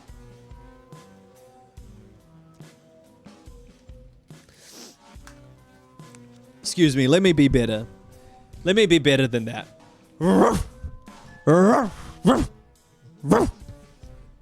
That's better. The dim hallway light cast deep shadows across his face, making him look like someone who spent far too many nights dealing with things that shouldn't exist. Alright, Zeke said, his gaze scanning your face. You've got 1,000 questions. I can see them spinning in your head. Start with the big one. What the fuck is happening? First question. Where's Phoebe? Where is she in all this? Cole mentioned Phoebe? You asked, your voice trembling. The photo. Cole said we were all friends once. Where is she? If you're here to get me out, is she already gone? Zeke's gaze dropped to the floor. The exhaustion in his eyes looked like grief. He didn't answer immediately. The silence stretching until the distant hum of the refrigerator downstairs sounded like a scream. Phoebe was the first to realize that Cole's devotion was actually a hunger. She's dead. No! No, I don't care. But I'm not even gonna pretend. I kind of saw that coming, you know. I'm not even gonna pretend like I care. Oh, no. No, that's so sad. Poor Phoebe, man. So I've got no one else to compete with then, Zeke? Was all he said. That was all he said. What do the pills do? Zeke let out a long, slow breath. They're a sort of erasure. They target the short-term memories and the emotional triggers that keep you grounded in who you are. Why would he do that? Why would he want me to forget everything? Zeke's expression remained the same. Sexy. Because Cole is a rotting monster. Because Cole is a rotting monster. Yikes. Why did... Okay. Oh, I wasn't being mean. He's literally a monster. And he's literally rotting. That's what I was saying. That's what I was saying about his skin. I was like, that's what skin looks like when you're died. When you're dead, that's what your skin looks like. It gets all like black and rubbery. Don't ask me how I know. He paused, then did something unexpected. He wiggled his hair. Huh? They moved independent of each other, writhing like snakes for only an instant before it stopped. Wait, does that mean you're the same kind of monster that Cole is? Second question, does the carpet match the grapes? Does the carpet match the drapes? Like, can you do that with all body hair? Or is it just on your head? Like, I want to know. Does that... Nino, what? I want to know! I want to know! I want to know! Have some... Dude, what the fuck is wrong? I'm curious. God, a man can't ask questions these days. A man can't ask a question these days. Holy shit, damn. They moved independent of each other, writhing like snakes for only an instant before it stopped. Creatures like him, creatures like me, we can't be exposed to humans for too long in that state without things starting to degrade. Wait, so was what's her face? I can't remember her name. Oh my god, was Phoebe also a monster? You start to go insane. You start to lose your grip on reality, your identity, and your will, as you were doing. The only way he thought he could prevent the crazy was to make you forget. If you didn't remember the things that were triggering the breakdown, he thought you could stay here with him. He looked at you. His eyes waited with profound sadness. He didn't want to help you, Nino. He just went crazy along the way. Who are you really? Why are you in my... No, who are you really? Zeke shifted his weight, his shoulder leaning harder into the wall as if the physical pressure helped him hold back his words. A coward. A coward. I'm someone who waited too late to finally do something. Oh, shit. Oh, shit. So he's admitting his wrong. He looked at you with a strange sort of warmth. Look, I'm gonna be honest. I know you know more than Cole thinks you do. I've been weaning you off the medication by emptying half the bottles and filling them back up with darts. Oh fuck! So he's actually been helping me. So he's been bringing the medication, but he's been bringing less than usual. So he has been helping me in his own way. The air in the hallway seemed to thin. Every time you had felt a flicker of clarity, every time the fog had lifted just enough to make you question the locks on the door, that had been him. I know you're probably really confused, and I'm sorry. I'm doing this for you, and for Cole. This obsession he has with you is ruining you both. Eventually you'd overdose on the pills and he'd die of starvation. He can't sustain himself on the energy of a dying mind for long. Oh, so they're like psychic vampires. They feed off the energy of other people. They feed off the energy of other people's minds. I care about you two too much to let that happen, okay? You nodded for a moment, slowly digesting the words. Any day now, Cole won't be able to keep up that form for much longer. He's been slipping out of his control more and more every day, and if he doesn't eat... Zeke trailed off, his voice dropping to a whisper. Bottom line is, I don't want that to happen. I don't know how you feel about any of this, but I'm being selfish here. I can't help myself. You just need to trust me. Why are you in my house? Zeke let out a dry, huffing sound that might have been a laugh if it wasn't so devoid of humor. Technically, this isn't your house. He corrected softly. It's just the place where Cole decided you'd be safest. Which, as you've probably noticed by the medication and the locked doors, is his way of saying, where can I keep you under... Excuse me. It's his way of saying, where can I keep you under my thumb? You said you were friends. If you're friends, why are you knocking him out and sneaking around? Zeke's gaze drifted towards the closet bedroom door. The closed bedroom door. We were. A long time ago. Before Cole decided that love meant this. He doesn't see people as people anymore. He didn't just want your affection, Nino. He wanted your autonomy. And I was gonna let him. Dog, and with the way I was going, I was gonna let him. He wanted to be the only thing you remember. the only person you need. Those pills don't just cause memory loss. They prune the parts of your mind that make you want to leave. They're like, it's like medical Stockholm syndrome. It's like Stockholm syndrome in a pill. The revelation made your heart drop to your feet. Every kind gesture Cole had made over the last few days, the careful meals, the soft words, the obsessive attention, suddenly felt like an elaborate performance. You looked at Zeke, really looking at him, noticing the way he didn't seem surprised by any of this. What, so is this coming from some sort of savior complex? Savior complex? You must be joking. It's a place of concern, bird. Zeke gently patted your head.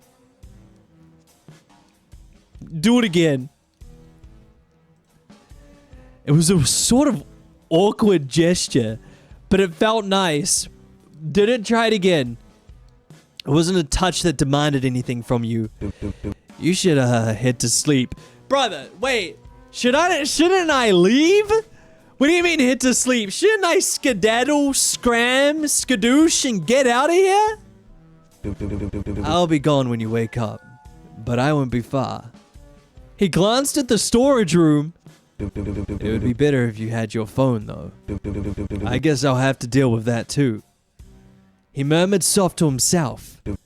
Guess I'm busy tonight. He watched as you returned to your room before heading downstairs to discard the pills. The hallway light was turned off and the house was quiet once again. Doesn't chloroform only last like 15 minutes? Doesn't chloroform last a very short amount of time? Shouldn't we be getting out of here? End of demo for now. That's it. Thank you for playing. That's it. Maybe try again for a new route. You might find something new. Dog, that's it. That's the end of the demo. We didn't see any of the gore or the chase scene. That was so sick, dude. I was so into that, and I was really into the characters. That was fantastic. That was awesome. Hold up now. Hold up. Let's look into this. What's this called, chat? House. What's the... Wait, what the freak is this called?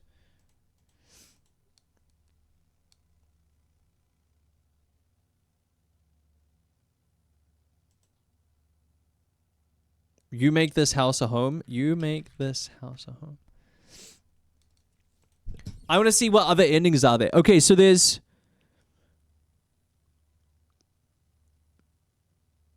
two main routes, but no official endings. Two main routes, but no official endings.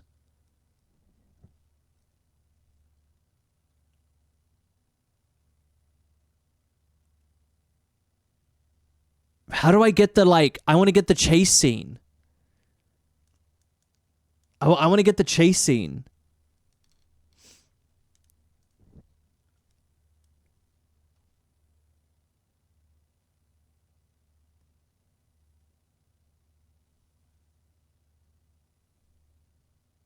I feel like we got... Dude, I feel like...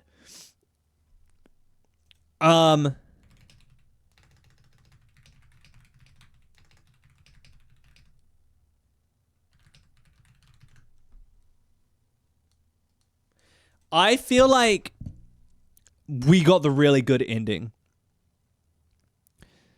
I feel like we got the really good ending. And I think we need to get the bad endings.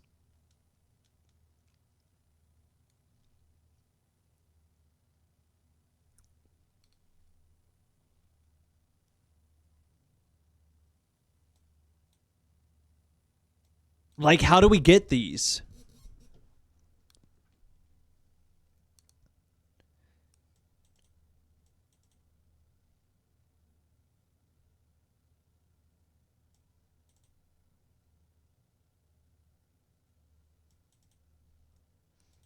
Give me the roots. Would we have to... Maybe basement? But it literally didn't let me go into the basement. So you want this motherfucker to kill you? Yeah, what? Yeah. How do I get more?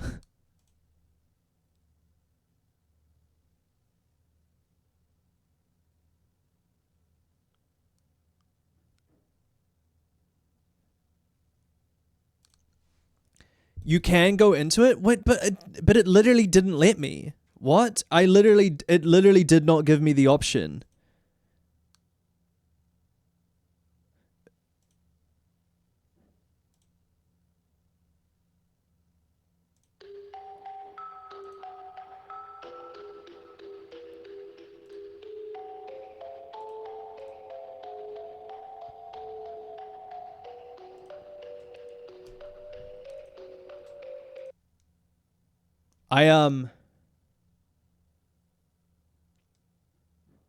I think we need to replay this game tomorrow.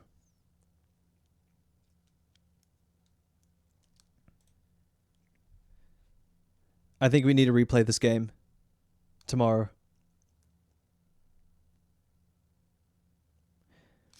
Okay, that was our first run through, but I need to play more than this. I need to play more of this. I need it to get scary. I need to see violence. I need to see gore. I need to see a chase scene, and I need to see the other endings.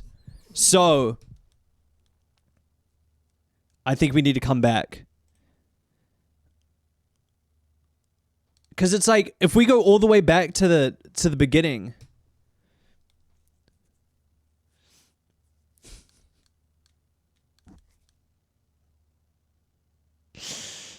That's the funniest first message I've ever seen. I see how you act about the French. And I wanted to clarify. I don't think they are rude, but it's because tourists don't know French etiquette. Banshee, are you French? We got French defenders in chat. So, like, what? There's so many options. Like, what happens if we go back to the beginning and we leave? Did we press leave? No, and we stay. You sigh, shaking your head. It's not worth the risk. You were perfectly safe where you were. For the most part. Oh, shit. You turn around, jolting at the sight of Cole peeking from behind a corner, as if watching to see what you do. He flashed a grateful smile before returning to the kitchen, clearly pleased with your choice. Creep. Maybe it was best to keep an eye on Cole. After all, you weren't completely comfortable around him. You walk towards a couch in the living room, taking a seat and waiting. After a few moments, Cole finally emerges from the kitchen. He smiles, pleasantly surprised that you stayed close by. Hi! I'm not gonna lie, I thought you were gonna try to leave. Any reason you decided not to? Okay, so this is like an entirely new route. Why did you want me to leave? He averted his gaze. No, never that. It's just on rare days, you don't immediately go to the door. Rare? You know, when you wake up every day, it's like a different version of your personality. Most of the time, you're super scared and hate me. Sometimes you're super kind and understanding. 8 times out of 10, you end up wanting to leave me, you know?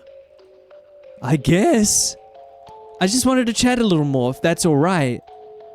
Cole visibly lit up. So, more often than not, I go to leave. So he's used to that process. He's used to me trying to get out of there.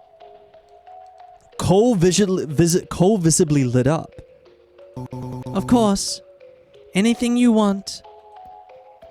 Cole walks back to the kitchen, then returns with the pink apron folded neatly in his arms. He sits it down on the bare coffee table, giving you his undivided attention. What are you curious about, my dear? Why do you have that apron? This has opened up so many more things, dog. This one choice has opened up so many things. Why do you have that apron? You glance down at the pink apron on the table. It's almost comical to look at, given the circumstance and the general mood of the entire house. Why do you have that apron? Do you not like it? No, I think it's adorable. I love the pink on you, cutie patootie. I just didn't expect someone like you to wear anything like it. Well, I typically don't. This is the only piece of clothing that I own that's like this. You're actually the one that talked me into wearing it. Am I? This was before I started losing my memory, right? Yes, that's exactly right. Was it recently? It looks brand new. It's actually been just about a year since I brought it. And it's that spotless, so we've lost our memory for almost a year? Or maybe just under? Don't you cook and clean with it on every day? Yeah. But when I brought it, I told myself that if I got it dirty at all in any way, I would have to kill myself on the spot. Okay, that's a new side of Cole we haven't seen before. Okay, that's a new side of Cole we haven't seen before. Me at any slight inconvenience, that's so true. Oh! You blink a little confused. Listen. Anyone this cute has a little bit of crazy in them, okay? That's nice, I suppose. Oh, look at that! Lunchtime! You open your mouth to say something, but you're sat in the chair once more. Well, thank God he didn't overreact. Monday, 1:30 p.m. So now it's going into the... Oh, shit. So every choice has a different scene. Fuck. Holy smokes. Dude, that's so many. Okay, I think we're gonna have to come back to play this tomorrow. How does that sound? So I think we'll start right back. I believe the first option we have is at the door when you can leave or stay. So I think we'll start from there and then go through and pick some of the options we didn't get to choose in our first playthrough. How does that sound? Does that sound good? Lords of Acid mentioned? Dog, it's in this game. Isn't that fucking sick? It's in this game. Alright. So at this point, this is when we were about to leave the house, and the first time around, so this is just after breakfast, and we were about to leave the house, but this time around, I want to stay. I don't want to go anywhere. I want to stay in the house and see how Cole reacts to that. I know we did this yesterday, chat, but I'm pretending for the video that this is the first time we're doing this. Okay. Is that, you got that? So let's press stay. You sigh, shaking your head. It's not worth the risk. You were perfectly safe where you were, in the embrace of our big, strong man. For the most part. Yeah, I was safe for the most part. Oh, God, that's creepy. Oh, why is it all so white? You turn around, jolting at the sight of Cole peeking from behind a corner, as if watching to see what you'd do. He flashed a grateful smile before returning to the kitchen, clearly pleased with your choice. Creep. No! Don't say that! He's pretty! Maybe it was best to keep an eye on Cole. After all, you weren't completely comfortable around him. Why would you keep an eye on the guy you're not completely comfortable around? Why? How bad is the gore in the game? We actually don't know. Our first playthrough, oh my God, stop spamming that message, dude. That's so annoying. We actually don't know how bad, the gore is in the game. We haven't got to that point yet. With our first playthrough, didn't have any gore in it at all, Bonbon. You walk towards a couch in the living room, taking a seat and waiting. After a few moments, Cole finally emerges from the kitchen. He smiles, pleasantly surprised that you stayed close by. Hi. Hi, pretty boy. Looking so dapper in that apron. Not gonna lie, I thought you were gonna try to leave. Oh, I thought about it. Oh, I thought really hard about it. Any reason you decided not to? Why did you want me to leave? He averted his gaze. No, never that. It's just on rare days, you don't immediately go for the door. Rare. You know, when you wake up every day, it's like a different version of your personality. Most of the time, you're super scared and hate me. Sometimes you're super kind and understanding. 8 times out of 10, you end up wanting to leave me, you know? So this is one of the few times where I don't want to leave Cole. Every single time I have a different reaction, but most times I want to leave the house, and this is one of the few times that I don't want to leave the house? I guess. I just wanted to chat a little more, if that's alright. Cole visibly lit up. Of course. Anything you want. Cole walks back into the kitchen, then returns with a pink apron folded neatly in his arms. He sets it down on the bare coffee table, giving you his undivided attention. What are you curious about, my dear? Why do you have that apron? Yeah, that's the first thought that comes to my mind in this situation. Not, where am I? Who are you? How did we get into this house? Why don't I remember anything? It's, why do you have that apron? You glance down at the apron on the table. It's almost comical to look at, given the circumstances and the general mood of the entire house. Why do you have that apron? Do you not like it? No, I do. I think it accentuates your figure nicely. No, I think it's adorable. I just didn't expect someone like you to wear anything like that. Well, I typically don't. This is the only piece of clothing I own that's like this. You're actually the one that talks me into wearing it. Would you wear nothing else with it? Oh. This was before I started losing my memory, right? Yes, that's exactly right. Was it recently? It looks brand new. It's actually been just a year since I brought it. So does that mean I've been in his captive for less than a year? Is that what that means? And it's that spotless? Don't you cook and clean with it on every day? Do you guys wear aprons? I'm a big apron guy. I wear aprons all the time, every time I bake. Oh my god, chat, I made the most fire fucking banana cake the other day. The reason I love Cole so much is because I, in my spare time, try to be as male wife as possible. I love baking. And the other day, I made the most fire banana cake. It was a banana cake that was, it was a banana bread with dark chocolate, like solid, huge dark chocolate bits through it. And it was so good.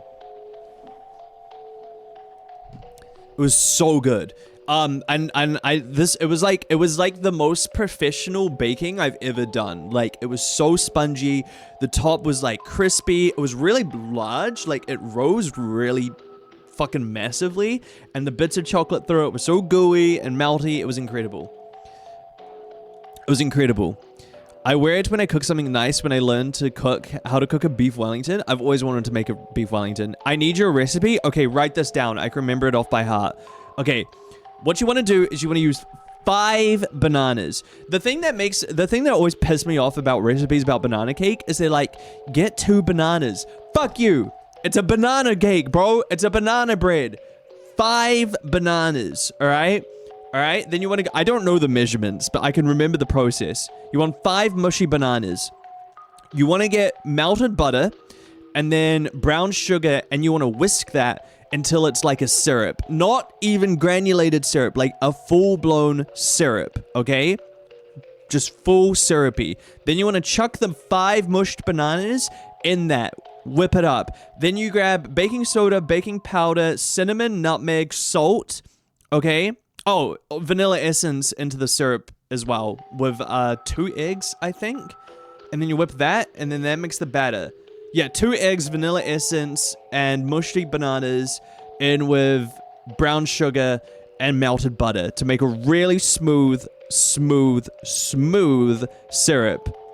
Then you want to add in, then you grab baking powder, baking soda, cinnamon, nutmeg, salt, and you put that in all together, stir that together. Then what you want to do, this is important, this is the important part, okay? This is the important part. Then you want to gently, like, powder that over the top of the syrup and then mix it through. And then you put the flour in with the chocolate bits, put that in, and you're good. But something about gently powdering it over the top makes it, like, so good. So good. Anyway, that's how I make banana bread. Don't you cook and clean it up with it on every day? Yes. But when I bought it, I told myself that if I got it dirty at all in any way, I would have to kill myself on the spot. Oh! Okay, well, good to see you're not overreacting. Oh. Okay. Me at any minor inconvenience? Again, chat, I'm just stealing the jokes we made from yesterday. Let's not. We're just stealing the same jokes I did yesterday. Don't worry about it. Okay, Cole. You blink. A little confused. Yeah, big one to drop it fucking... Yeah, crazy sentence to drop at like 8 o'clock in the morning, dog. That's nice, I suppose. Oh, look at that. Lunchtime. You open your mouth to say something, but you're sat in the chair once more. Bonk. Oh, alright. Monday, 1:30 p.m. Okay, so making that choice should have sent us down a different route for this playthrough now. And that should send us down a different route. So I think for the next part, I think this next part is going to be, we've already played this. I think the next part is going to, I think the next scene is going to be a part we've already played. I believe. So we can skip through it and get to the next choice. You are just so cute. Thank you. Thank you. I think this next part we've already played, so we can skip until we get to the next choice. Yeah, okay, we're gonna feed the mouth.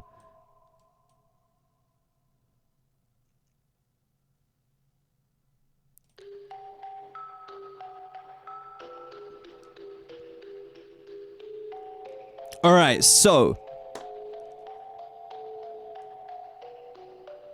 after eating lunch, this is where we ask either... After eating lunch, last time we asked about who were the people in the picture, which was Zeke and Phoebe. So this time around, it'd be good to get some information about what were we like before this, before we were kidnapped and drugged and kept in this house. Who are we? I don't really know anything about myself. I'd be interested in hearing your thoughts about me and who I used to be. What were you like? Well, to me, you're still exactly the same. Beneath the confusion, you're still my darling Nino. Yeah, but that doesn't say who I am. What am I into? Do I like rock music, rap, baking, savory food? What does that mean? You subconsciously made a face of confusion. You noticed and look away embarrassed.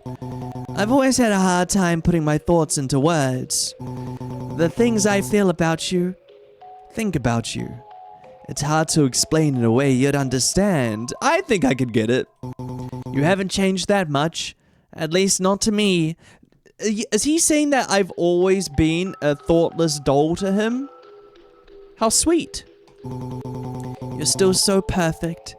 Every day when you wake up new again, it's like getting to know you over and over and over for the first time. Without even realizing it, you're beginning to lean away from him in your seat. The passionate declaration wasn't quite what you were expecting, but you weren't surprised. It's just nice to feel loved. However unsettling it was. Cole seemed to have caught what he said as well, an embarrassed look on his face as he hastily apologized. Geez, that was pretty intense, huh? I'm sorry. I know that wasn't really an answer to your question, but it's the best I can give. At least you could trust he was being honest and genuine. Even if it wasn't exactly what you wanted to hear, it gave you a better picture of what kind of man Cole was. It's fine, I guess.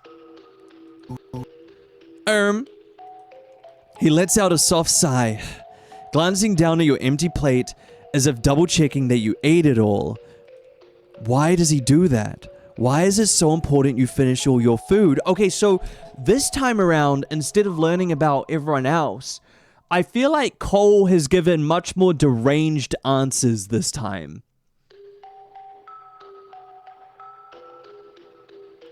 I feel like Cole has given far more deranged answers to the questions this time. And now we're able to look around. Oh shit, wait. That very first option we had.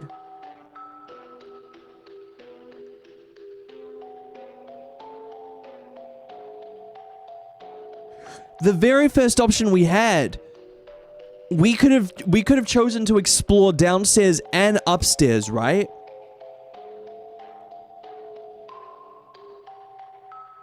And we chose downstairs, which is why we went to the door.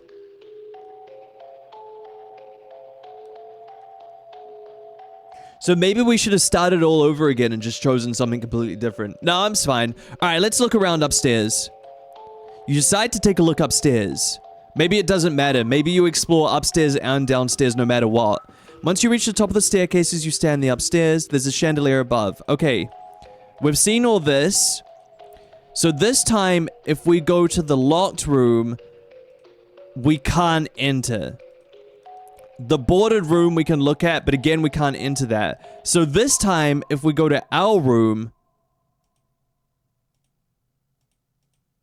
we can look around and we can check out more than just the box. Because the first time around, we just looked at the box. So this time, can we look at the photo frames and see what's in there? Gosh, which one do we want to check? Let's save. Let's save on 3. Chat, remind me that it's on 3. Okay, let's have a look at this. Okay, let's have a look at this photo frame. Unavailable in demo. Okay, never mind. Let's look at this photo frame. Right, don't worry about it. Never mind. Don't worry about it. I guess we can only... Okay, what's this thing we can click on then? You pick up the thin book. It was like one of those blank books you can buy at an arts and crafts store. Is it? It kind of just looks like The Void. You open it to see hand-drawn pictures inside. Oh, then we can see this stuff. There are words scribbled beside each drawing. Was this Cole's handwriting? You know, Nino, I wanted to live forever so badly when I was little. Yo, is this gonna be Cole backstory? Are we gonna learn about how he turned into a monster? Was he seeking immortality? Are you gonna play the hacker game today? Nah, dog. Nah, we are not. Thank you, Helen. That's a very nice message. Have a good night. Play Roblox? Dude. Hold up, Zidane. Hold up now. Is that your first message? Dog, that's like... That is this close to be a bannable offense. To play Roblox is like this close to being a bannable offense, dog. That's a crazy message. Because that insinuates like two things. Like, you know, like that's this close. No, my bad. It's you thin ice. That's crazy. Play Roblox is a crazy message. You know, Nino, I wanted to live forever so badly when I was little. I didn't have a concept of not living forever until I was like 10. My first existential crisis was my 10th birthday because I hit double digits. I think I spent my entire life looking for you without even knowing it. How could I possibly want to live forever knowing you'd end up dying before me? What? If I was human too, would things be easier for us? Wait, we could have found out he wasn't human, like, straight away. Like, straight away we could have found out he wasn't human. You changed my life, you know. You made me better. Oh, that's a cute drawing. Is that me? Is that my bold-ass head? Every point of my life was leading up to this. I just know it. I can change this one little thing if it means I get to keep you by my side. If they're not like this, then I don't want them. If they're not grasping me at on their hand, if they're not grasping at me while they're on their knees begging, then I don't want them. Hell, I'll change everything. I'd do anything you wanted me to I'd do anything you wanted me to if you just asked. They told me I'm driving you insane. You don't seem that insane to me. Yo, look at that. It's his tendrils coming out of his brain. So he can directly control his hair. So he can directly control his hair, like from his mind. The fuck does that doctor know about you that I don't? You don't need that. You need me. Love that drawing. This goes so hard. I do need you, Cole. You're perfect. You've always been perfect to me. I can't stand to leave you.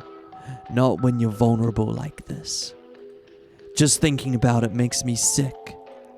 I can leave everything behind if it means I get to move forward with you. I love you. And I love you too, baby boy!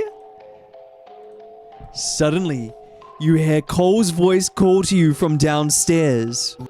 Nino, honey! It's time for dinner! Dog, you step out of your room, closing the door shut behind you. Dog, this is so different from the first route. This is so different. I feel like we're discovering... We just missed, like... The first time around, we just missed, like, all the lore drop. Like, that's crazy. As you descend the stairs, you see Cole waiting at the bottom expectantly. He smiled widely as he gently grasped your shoulder. There you are. Monday, 7 p.m. I hope you had a fun day. I learned a lot, I'll say that. You're presented with a spaghetti bolognese. It's gonna taste weird. Okay, so we'll eat the triangular spaghetti. Yum, yum, yum, yum, yum, yum, yum. We'll eat the triangular spaghetti, and then we'll move on to the next option we have. Okay, so this time... we have the option of asking who the people in the picture were, which we're not going to do, because, again, we know that. So instead, I want to ask about the creepy as fuck book we just found with the drawings. Did you write that book I found? Cole's smile didn't falter once. Like he expected you to find it. He definitely placed that there. He's always one step ahead of the game. Ah, yes. The theatrics of freshly heartbroken Cole. He just keeps mooning me over. I thought it'd be nice if you could really see how I lay my heart bare for you in every way. So then, inside the book, is what you wrote what really happened between us. He paused for a moment, examining your expression closely. in a way, yes. I wrote that book when you first moved in. Oh, so it would have been right at the beginning of me being drugged. And after your first diagnosis. You know, they wanted to take you from me. As if they would know what you needed more than I do. There was a manic glint behind Cole's eyes as he said that. Dude, but he's lying. But he's lying. Dude, he's 5 steps ahead. Because he's written this fake book talking about how he's trying to protect me from being sick. Except I'm not sick. He's planting false evidence. Still green flags for me? Brother, seek help. But I get it. He's planting false evidence. Also, writing a book. This dude's making props. This dude's definitely a fucking theater kid.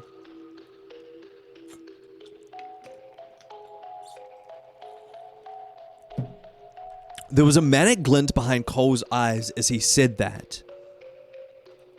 He sounded, but when will he ever explain the stove foil? Yeah, what the fuck? What is this? Is this something that I just like culturally don't understand? Is this something people do? Because why is there a bunch of tinfoil behind the stove? He sounded like how his writing read. Unstable. Good. Good. I prefer him a little bit on the edge. Huh. He picks up the plate, disregarding the strange nature of the meal as he stands to put it in the sink. My grandma used to do the stove foil. Okay, so this is a thing that people actually do.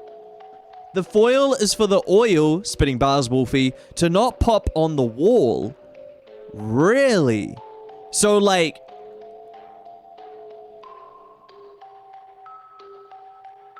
That's actually really smart, because I always fucking have shit hit my wall, but my wall's pretty easy to clean. It might be to keep grease or food from hitting the backsplash? Oh. Yeah, I'm making it up? Why would you lie to me? Why would you lie to me? Wolfie, why? Why? Why would you lie to me? I fully believed you. Because I don't know. Dog, why would you lie? Why would you lie to me? I fully believed you, Wolfie. He picks up the plate, disregarding the strange nature of the meal as he stands to put it in the sink. It's getting late. You should go to bed. Okay, so dinner time is over. And now we have the option to have him lie down with us or say goodnight and go to sleep. But I don't want to, I don't want to choose the other option. I liked when he laid down with me. He was so pretty. He was so pretty when he laid next to me. But I guess since I picked this one the first time, this time around we just have to make him skedaddle and get out of here. Scram, you beautiful, beautiful man. I'm gonna say goodnight and go to sleep. He pats your shin through the blanket. Okay, weirdly specific. Good night, sweetheart. How about a good night kiss? You wanna read me a book and give me a good night kiss? You hear him step out, the door clicking softly behind him. And then it's the next day. Dude, the first day, way different. Oh, and then this is the dream. You and Cole are wandering through a small weekend market. Stalls crowded with homemade goods and the lazy of chatter of people enjoying the sun. Now, the first time around, this stream was about how we got the band shirt, which was from the box. So it is true that every time you click, so it is that every time you click a new item when you're in your bedroom, you get a different scene in your dream. Interesting. And this scene, we're going through a market. And in this scene, we're going through a market. I do love a good market. Is this a horror game? Yeah, it's a horror game. He's carrying a tote bag while you're carrying nothing but the easy weight of a morning with nowhere urgent to be.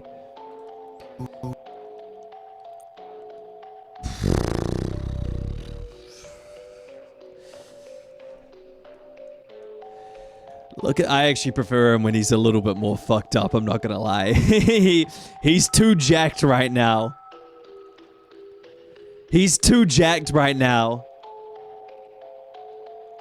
Oh, look at this one. He pointed a stool full of novelty aprons. Floral stripes and the one that is so pink it seems to glow. Are we gonna get him the pink apron? He doesn't look like he doesn't look dying enough, you know? He doesn't look like he's one cigarette from curling over and dying like a fly, which is how I like them.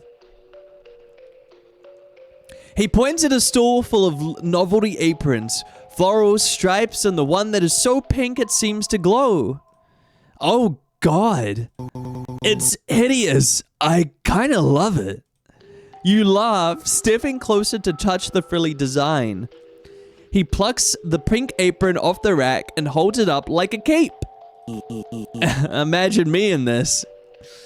Dog, I'm imagining you in that and nothing else. Please don't.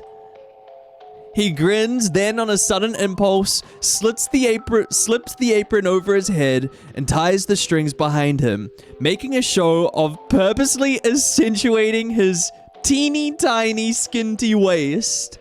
Girl, oh my word! Ta-da! Domestic god!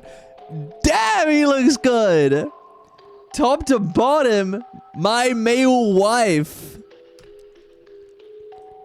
You can't help the smile that spreads across your face. He looks ridiculous and somehow adorable. You look like you're about to host a baking show.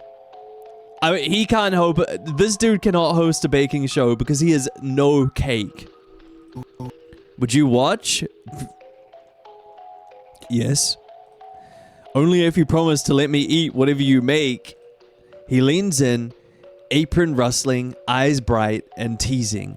Of course. Anything for you. The words land softer than the joke. For a second, the market noise fades, the world narrows to the two of you and the ridiculous pink apron, and the world narrows to the two of you and the ridiculous pink fabric between you.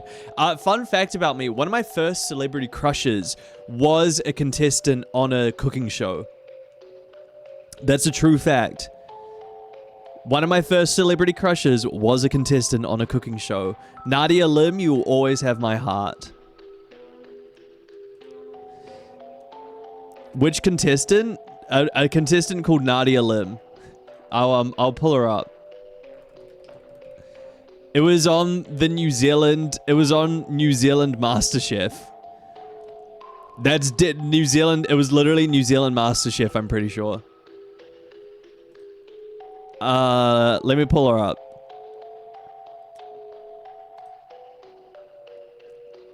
This is her. She was on... It was on, she was on, like, New Zealand fucking celebrity. I don't know. I cannot remember what she won. I watched that and she was on New Zealand. Yeah, MasterChef New Zealand in 2011. And I watched the entire series at the age of 11 just because I thought she was an absolute baddie. Just because I was like, she is such a baddie, and I genuinely watched the entire season. 11-year-old me was like, I was sat, dog. I was sat. Please let me scroll up, OBS. What do you mean you're not enamored with the scary underage person who drugs and kidnaps you? Wait, what did they say? Did they say they don't see the... Is it bad I don't see the appeal? Yeah, it is bad. That's why I watched all of Cowboy Bebop. That's so true. That's so true. I mean, of course I had cartoon crushes before this, but I feel like she was one of the first, like, human celebrity crushes I actually had.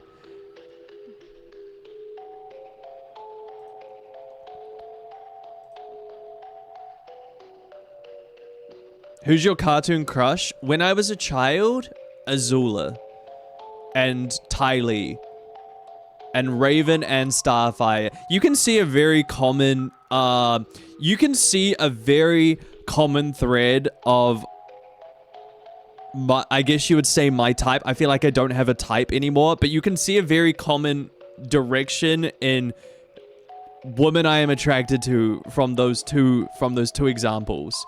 It was Raven and Starfire, both of them, and Azula and Ty Lee were the other options.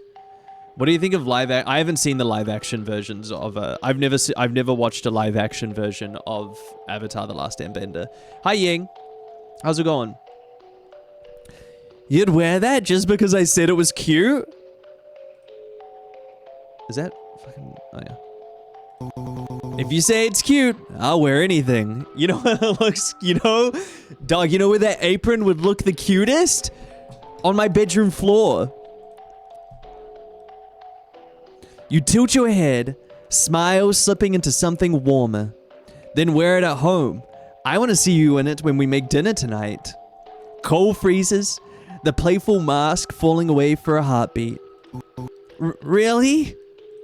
Really? All domestic-like? Dude, is it just like that everyone likes a domestic man? Is this just like, is this a new phenomenon? Or is it like, is this just like how everyone has always been? He laughs, but there's a softness in his eyes that makes your chest ache. Alright. If you want me to wear it, I'll buy it. Nino, you want my buy awakening? I'm glad I could help you out for that. He hands the apron to the vendor with a decisive nod, paying without hesitation, as if the purchase were already sealed between you. Consider it a promise. You open your mouth to respond, but the stall begins to melt. No, we're fading back to reality. The chatter of other shoppers distorts.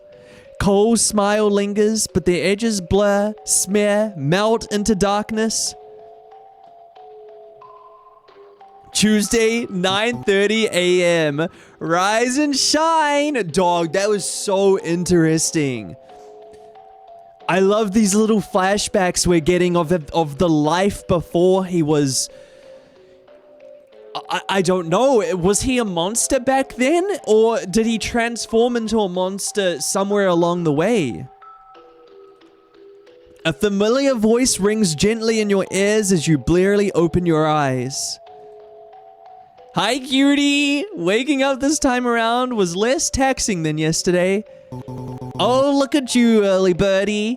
And noticeably less disorientating. Alright, I loved seeing that, I loved seeing that flashback, so let's skip forward into the next option.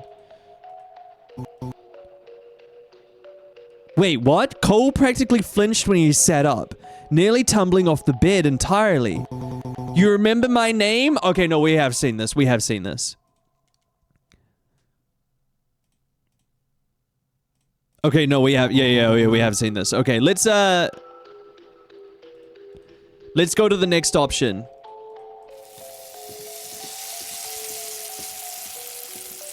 Okay, so it's eggs and bacon and bricky. Cole is 9'7". Is that real? Is that like, is that literally, is that lore accurate? Is that true?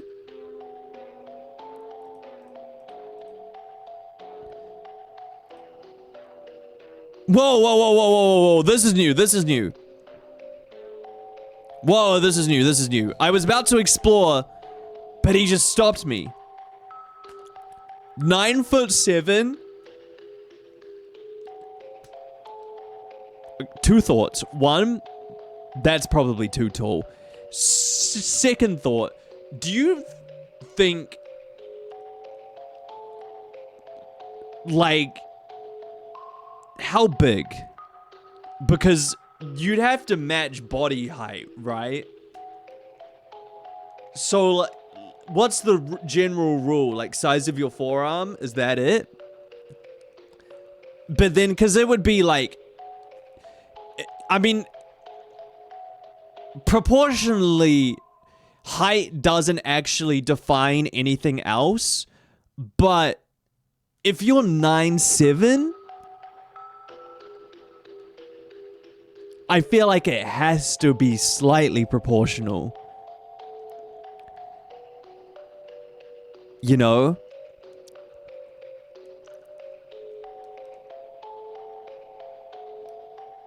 I'm just saying. Anyway, he stopped us before we could explore. You freeze mid-step. Cole stands at the bottom of the stairs, apron still on, hands clasped tightly in front of him. Can we talk before you wander off? I can't remember if we've done this part before. His tone is gentle, and he's smiling like before, but there's a strange urgency beneath it, like he's afraid you'll disappear if he looks away. Talk about what? Just this. You. Today. He gestured towards the living room. Okay, we have done this part before, and it's when we go and sit in the living room together, which had quite a few options, which I'd be curious to see. Yeah, so we're sitting together in the living room, and he talks to us about how we've seen the name. So we should be able to skip forward. Okay, so in the last scene that we've just we've just skipped through, he talks about how he wants to talk to us and how even though we're still with him, he massively yearns for us. That was the scene we've just seen. So now we have to ask him about him or the house. And I believe the first time we asked about him. No, we asked about the house, right?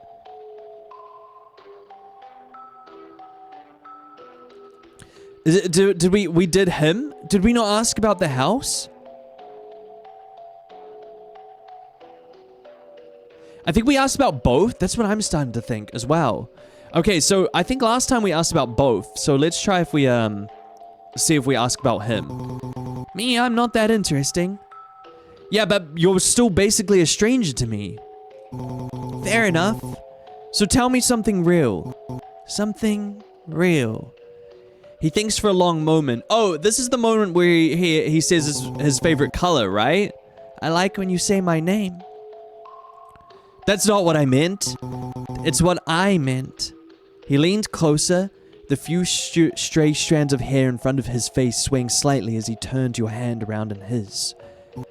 But I guess we could go over our first date. Okay, we've done this.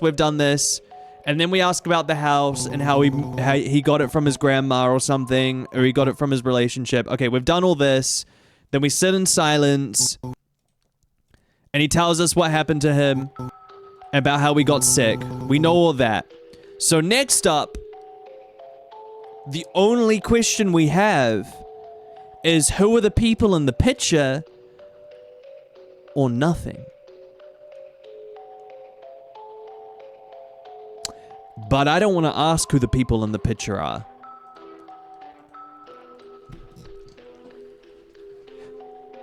But I don't want to ask who the people in the picture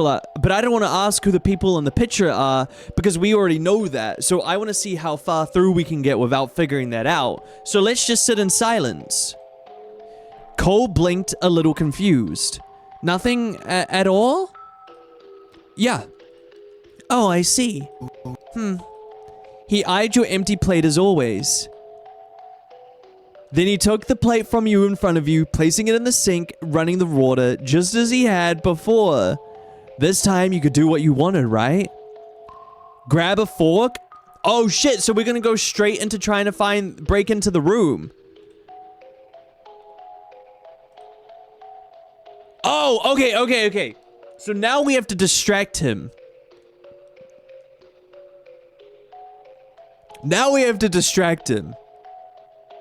Last time we asked about his full name. This time, let's ask if he misses going outside. Didn't we ask that as well? Did we ask all these questions? Okay, so this doesn't matter as well.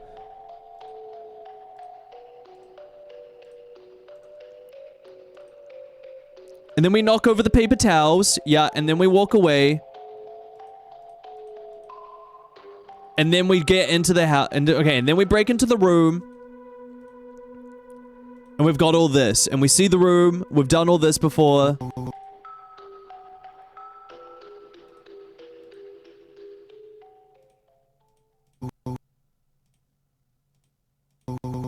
And then he's all tired and grumpy.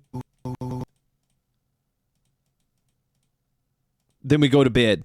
So this day is pretty much the exact same. And then we have someone talking to Zeke. Now this is going to be different, right?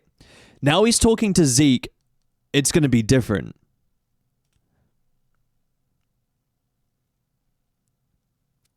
Because we don't know who Zeke is. I didn't tell him anything. This time when he's talking to Zeke on the phone, it's going to be slightly different because we as the main character don't actually know who Zeke is at this point because we never asked him about the people in the photo. I didn't tell him anything. I wouldn't do that. His tone sharpens. Not angry, but scared. Zeke, please. Please tell me you can figure something out. The doses needs to be higher. Nino's remembering things now. You know how dangerous that could get, don't you? Then a pause. You can't hear what's being said in the other end, barely being able to make out what Cole's saying himself. Please, if not for Nino, do it for me. Your heart pounds. You take another step. Then, the floor creaks quietly. Okay, we've done all this. We've done all this. We run back to the room. We're scared. And then we wake up the next day to him placing the things back up. Our hands are tied. Okay, all of this is the same. He comes in. Let's go to the next scene. Okay. Last time we asked why the fingers were taped up. This time... Okay, so we've gone through... Day 2 was practically the exact same as it was in the first playthrough. Now we've woken up. Our fingers are taped up. And we woke up to Cole hammering the boards back.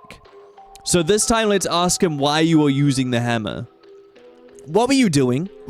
Fixing things. With a hammer? He laughs a short, wheezy sound that doesn't match his expression. I'm trying to think of a wheezy laugh. Well, yes. That's typically what hammers do, sweetheart. After all, you sure did a number on the storage room. Yeah, I did. I did break into there. Crap. You hadn't covered up your tracks, but a part of you hoped Cole wouldn't get too suspicious. Dog, why would he not be suspicious of the 4 wooden boards that you've obviously ripped off of the door? Why would he not be sus of that? We didn't even make an attempt to put the wooden boards back. By the look of his demeanor, he's less than impressed. I can only imagine what things you found in there. You're frozen. He knew. Yeah, he definitely knew. But I guess it's my own fault. I never told you that you couldn't go in there, I suppose. Your stomach twists. Well, now you know. And it's okay. I forgive you. His smile widening again. Let's have breakfast, okay? A good fresh start. He turns back to the counter, humming under his breath that same melody from the past 2 days. You watch him move around the kitchen. He isn't cooking bacon or eggs like usual. Okay, so this is when we eat the cereal. And we have to keep eating. You open your mouth accepting the next bite.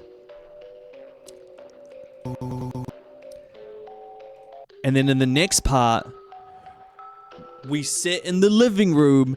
And this is where we asked about the Polaroids. But this time around... Okay, this is where we get to save. This is when we get to save. Okay, now we're in the living room. Last time, this is when we asked about the Polaroids.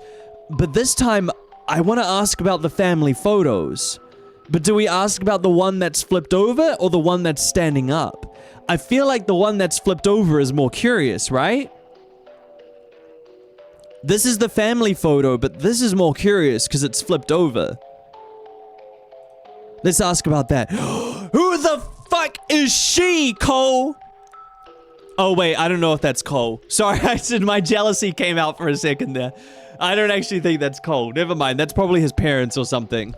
I thought he was with a woman. I got mad for a second, bro. Oh, wow. It was hard to discern what exactly you were looking at. Was it a wedding? You glanced at the family photos where two people had their faces torn off as well. The photo in your hands clearly were much more aged. Interesting. So, both of the photos on the sill, both of the photos on top of the fireplace were family photos, I'm guessing of his parents. This is their wedding day, and the other one is them when they're a bit older and they have Cole as the child. Maybe it's his parents' wedding photo. But why did he have it? And why did he keep it if he doesn't like his parents? The rhythmic thumping of footsteps echoed from the depths of the house, growing louder and more certain as Cole ascended the stairs back towards the living room. He cradled a modest vintage record player against his chest like a prized infant. Okay, so now he's going to set up the record player. And he's back. Found it!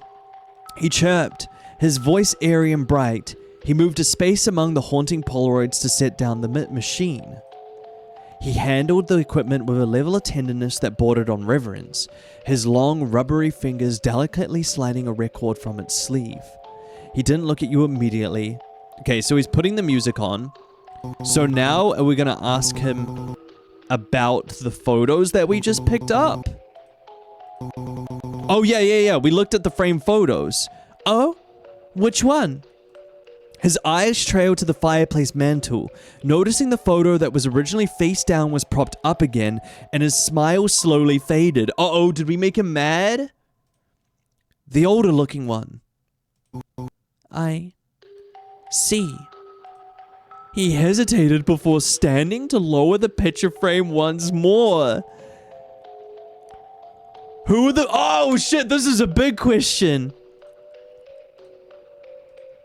Who are the people in the photo, or why was it lowered? Okay, chat, which one do you want to ask? Do we want to know why was the photo lowered, or who were the people in the photo? Well, we already know who the people in the photo were. They were his parents. So I more want to know why he was mad at his parents. So why was it lowered? He looked away briefly. Something unreadable yet pained flashed in his void-like eyes. It kind of hurts to look at, he murmured, almost under his breath. My entire childhood. This photo was everything I imagined love to be. He looked sadly nostalgic, his fingers tracing the edge of the lowered frame. Sometimes I dream about what our wedding would look like. He turns back to you, smiling. I'm hoping in our wedding, we're both wearing the wedding dresses. And every single time, I imagine it just like this picture. It was a mistake for me to have it. Okay, so who are the people in the photo then? My mother and father. He murmured softly. It was from their wedding day.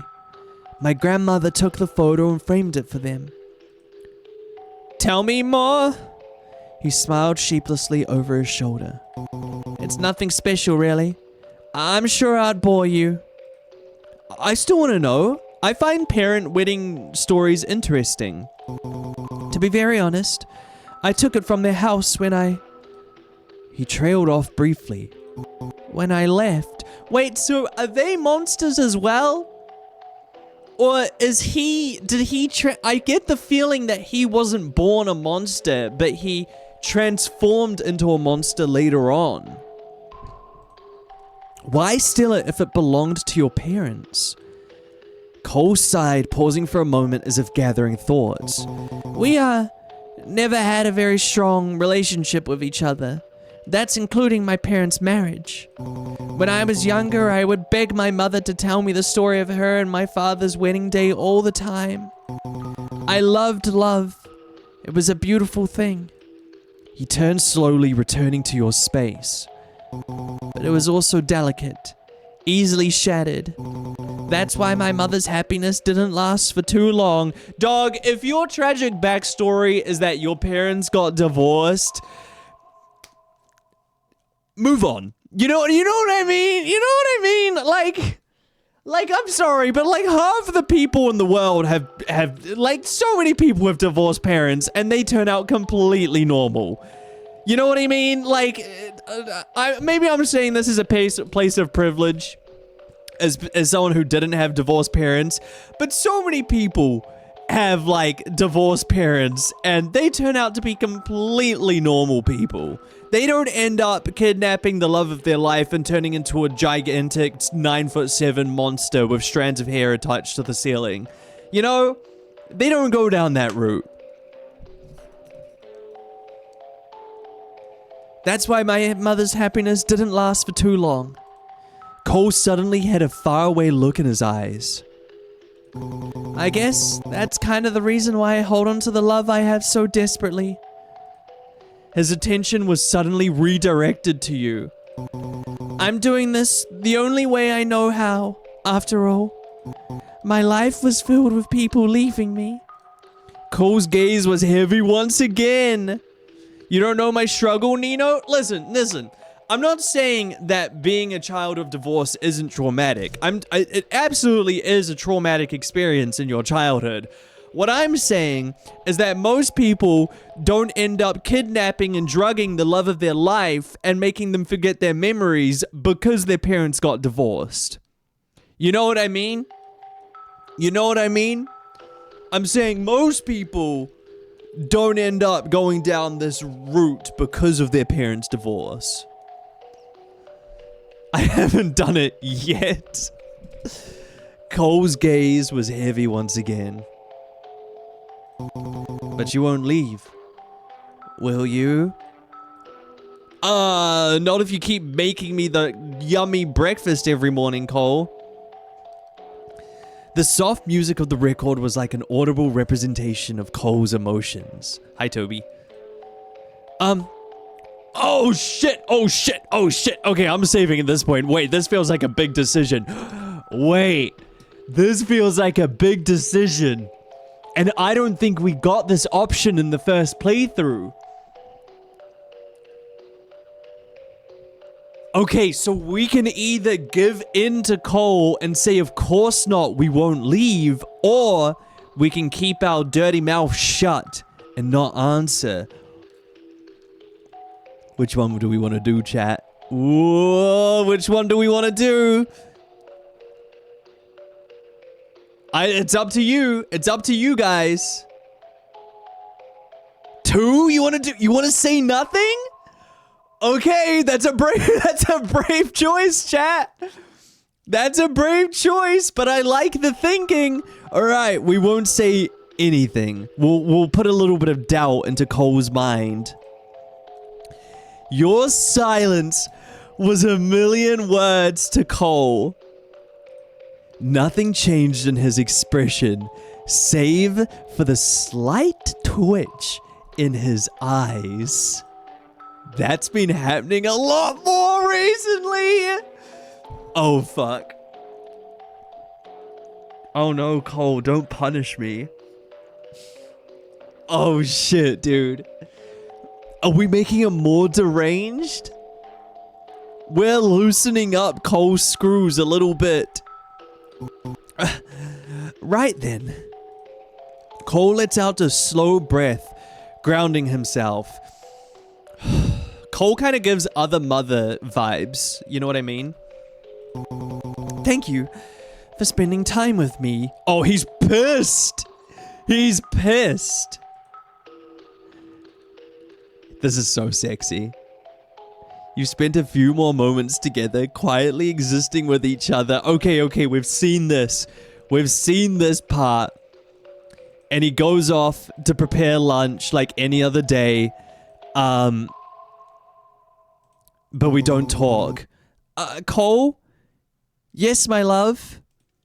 Cole chirped, reaching for his apron, but pausing halfway to respond. Would you mind me? Okay, and this is when we... And we've got to the part where we ask Cole to make something other than a sandwich, and then he makes us a sandwich anyway. I love this. This is my favorite drawing. He's such a little cutie patootie. Or I guess a tall cutie patootie. Okay, so this is when he's like, yeah, I'll make you something else. And we have some... Okay, let's skip forward to the next part because we've got the cheese conversation.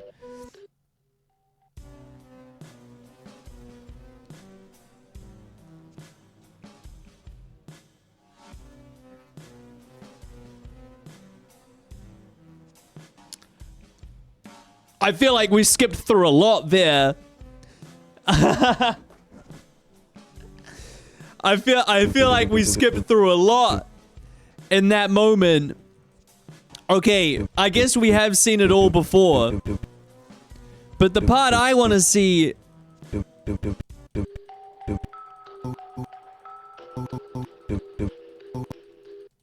I have to watch... Yeah, hey Craig, how's it going, dude? Yeah, you get a lot of context. Fuck, we can't go back? How do we get into the basement?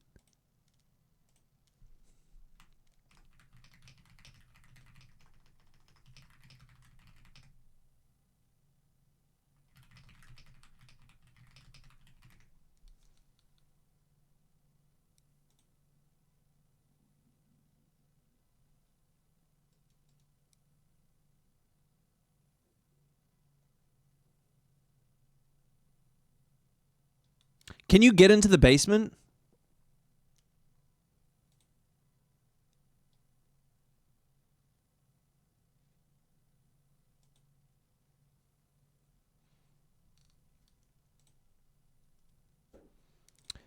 Does anyone know how?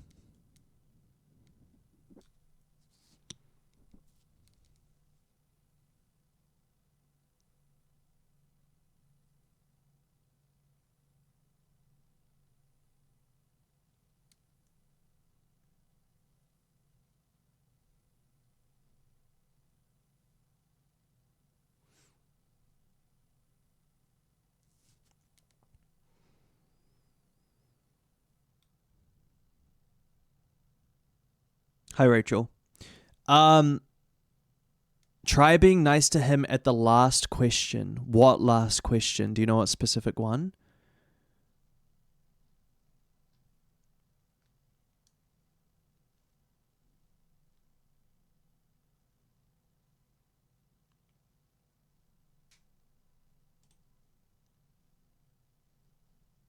We might need to go back to a different save, right? Yeah.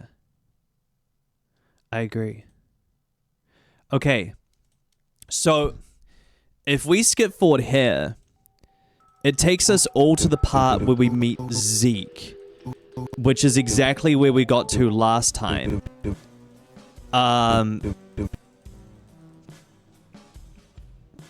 Okay.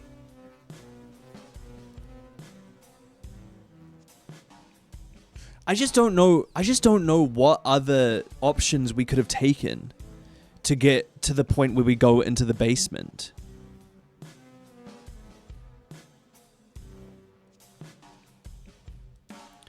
Okay, so we've got to this point where the last one we asked if you wanted him to leave.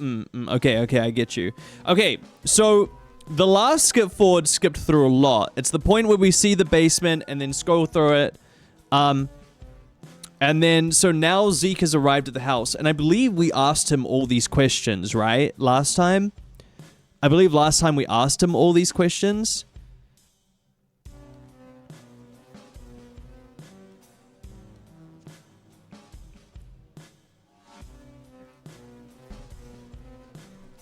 Yeah, we did. Okay, so the last time skip, pushed us forward a lot. Where we see through the basement and Zeke came in and now we're about to ask Zeke a bunch of questions. However, we have already asked him all these questions in the first playthrough. What do the pills do, Zeke?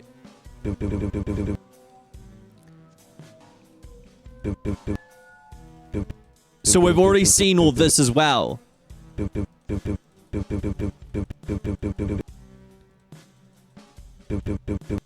Because Phoebe's dead. He's in the house to get us out. We know all that. And then he's trying to rescue us, but for some reason we go to sleep. End of the demo. Okay, so that was the second route. We still pretty much had the same ending. So I think for the best bet, we should go back to some of the save options we had and load in. Like here. Or here. I want to see at this point, when he asks us if we can stay or not, what happens if instead of staying silent, when he asks us, oh my god, bro, I need to get my thoughts for a second. If our last playthrough ended the exact same way as our first one, I want to go back to where he asks us if we want to leave or not, and see what happens if we say we want to stay with him. Because maybe he'll be a lot happier with us and let us see what's in the basement. So, of course I won't leave. Pretty boy.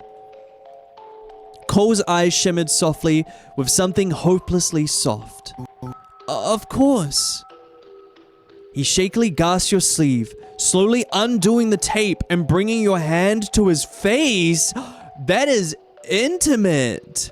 I checked. Oh my god, Mira, you're an absolute fucking legend. Can I ask you after we've done this little scene? You're a fucking legend, dude. So this time around, he's undone our tape, which he didn't do the first time. The first time he only did it when we were eating lunch.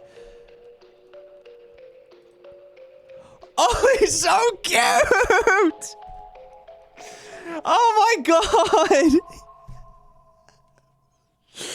Dog, he's so cute!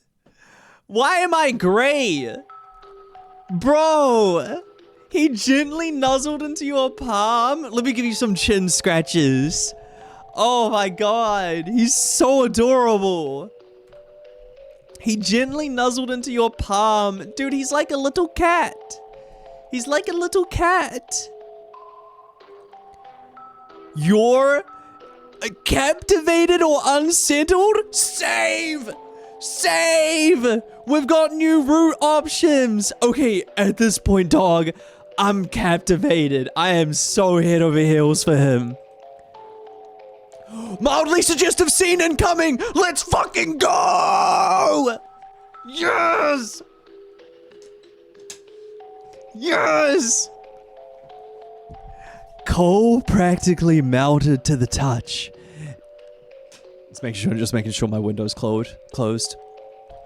Cole practically melted to the touch, inhaling the scent of your skin deeply, reverently, worshipfully. Of course, he whispered breathlessly again. My perfect, wonderful Nino. He pressed a soft, tentative kiss to the tip of your ring finger.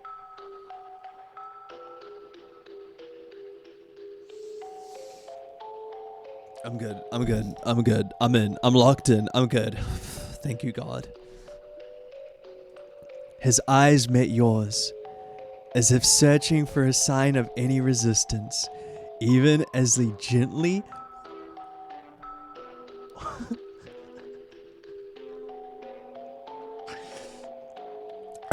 Sorry. Even as he gently took the tip of your finger between his lips. When no rejection came. What? Wait, what? The inside of his mouth! Oh, shit!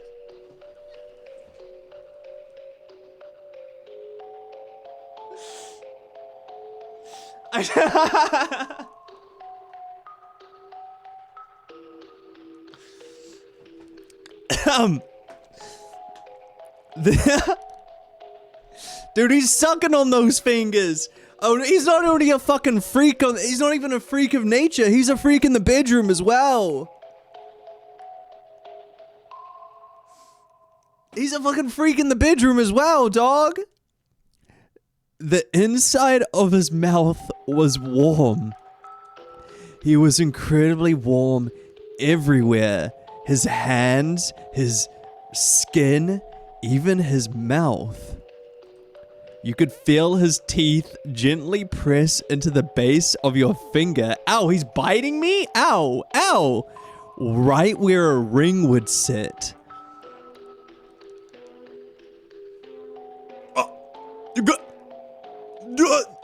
Dog. Dude, he's getting slimy with it. Dog, he's getting fucking slimy.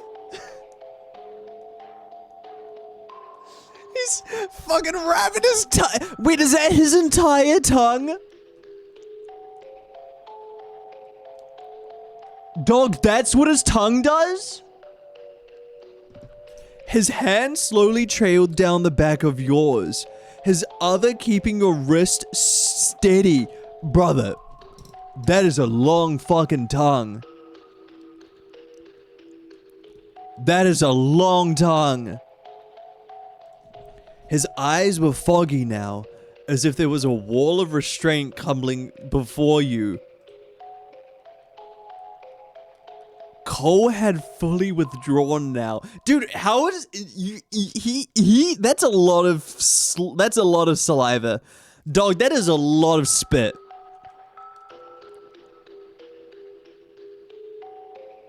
You think his tongue is a tendril too? I hope so. That is a lot of spit. Cole had, like, God, bro is overhydrated. Yeah, he's drinking far too much water. Cole had fully withdrawn now. Your finger, now warm from his tongue, was cooling against the air due to the saliva. Could you imagine this dude just literally just whipping that out? His front teeth scraped along the top of your ring finger before coming to rest on the base of your nail bed.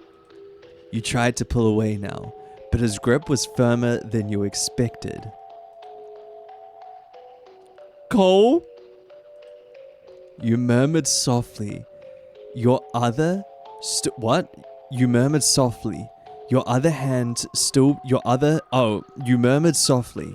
Your other, still taped hand on his shoulder now, trying to ease him off, but it was no use. His eyes looked wild. Bruh, dude, he's had a taste. He's had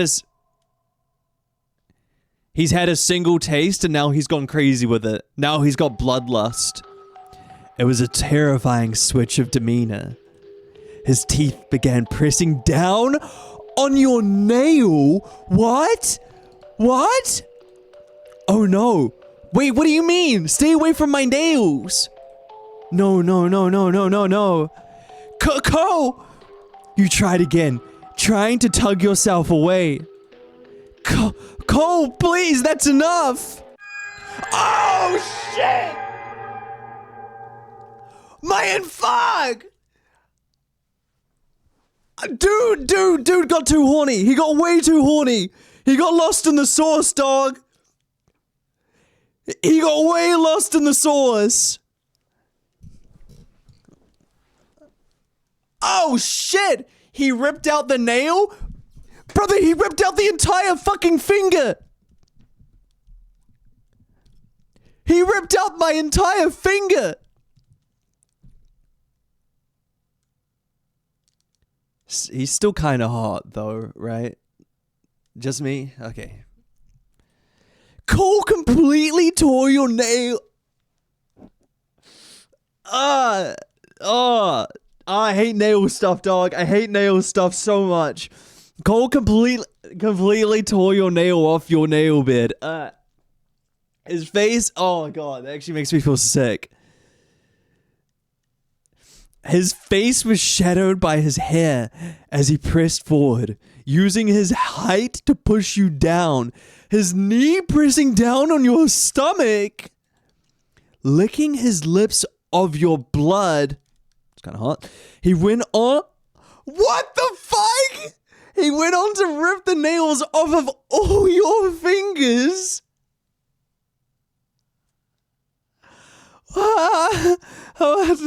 I need those. I need those. His other hand gripped tightly at your other wrist, keeping you from resisting. Sometime between him mangling your fingertips and your screams of agony, you lose consciousness, going numb.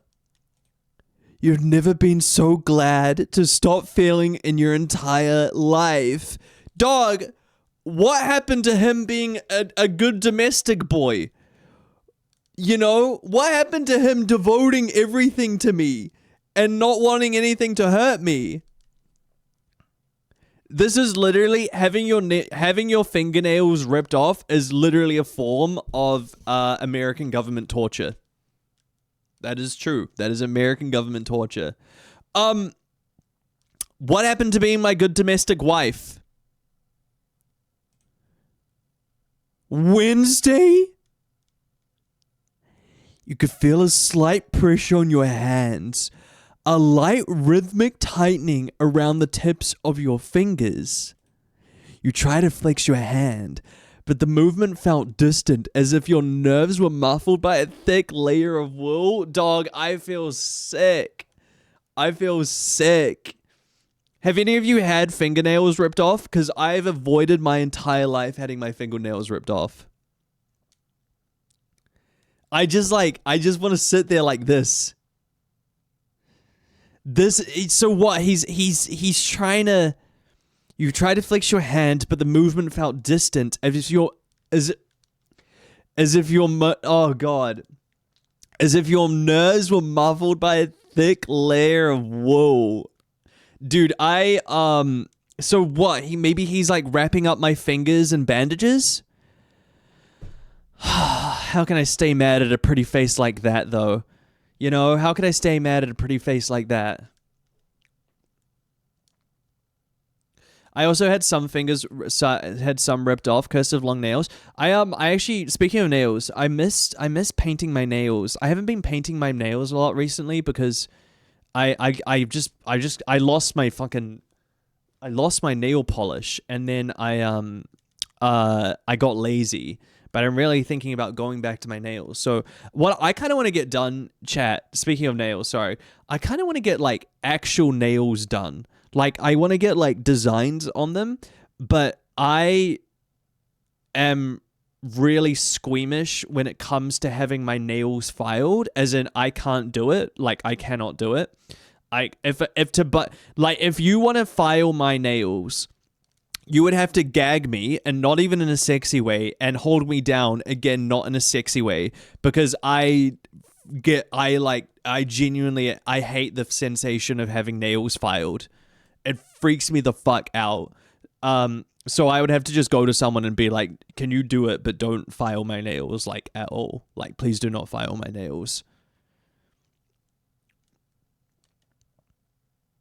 I hate it. It's really common to not like it.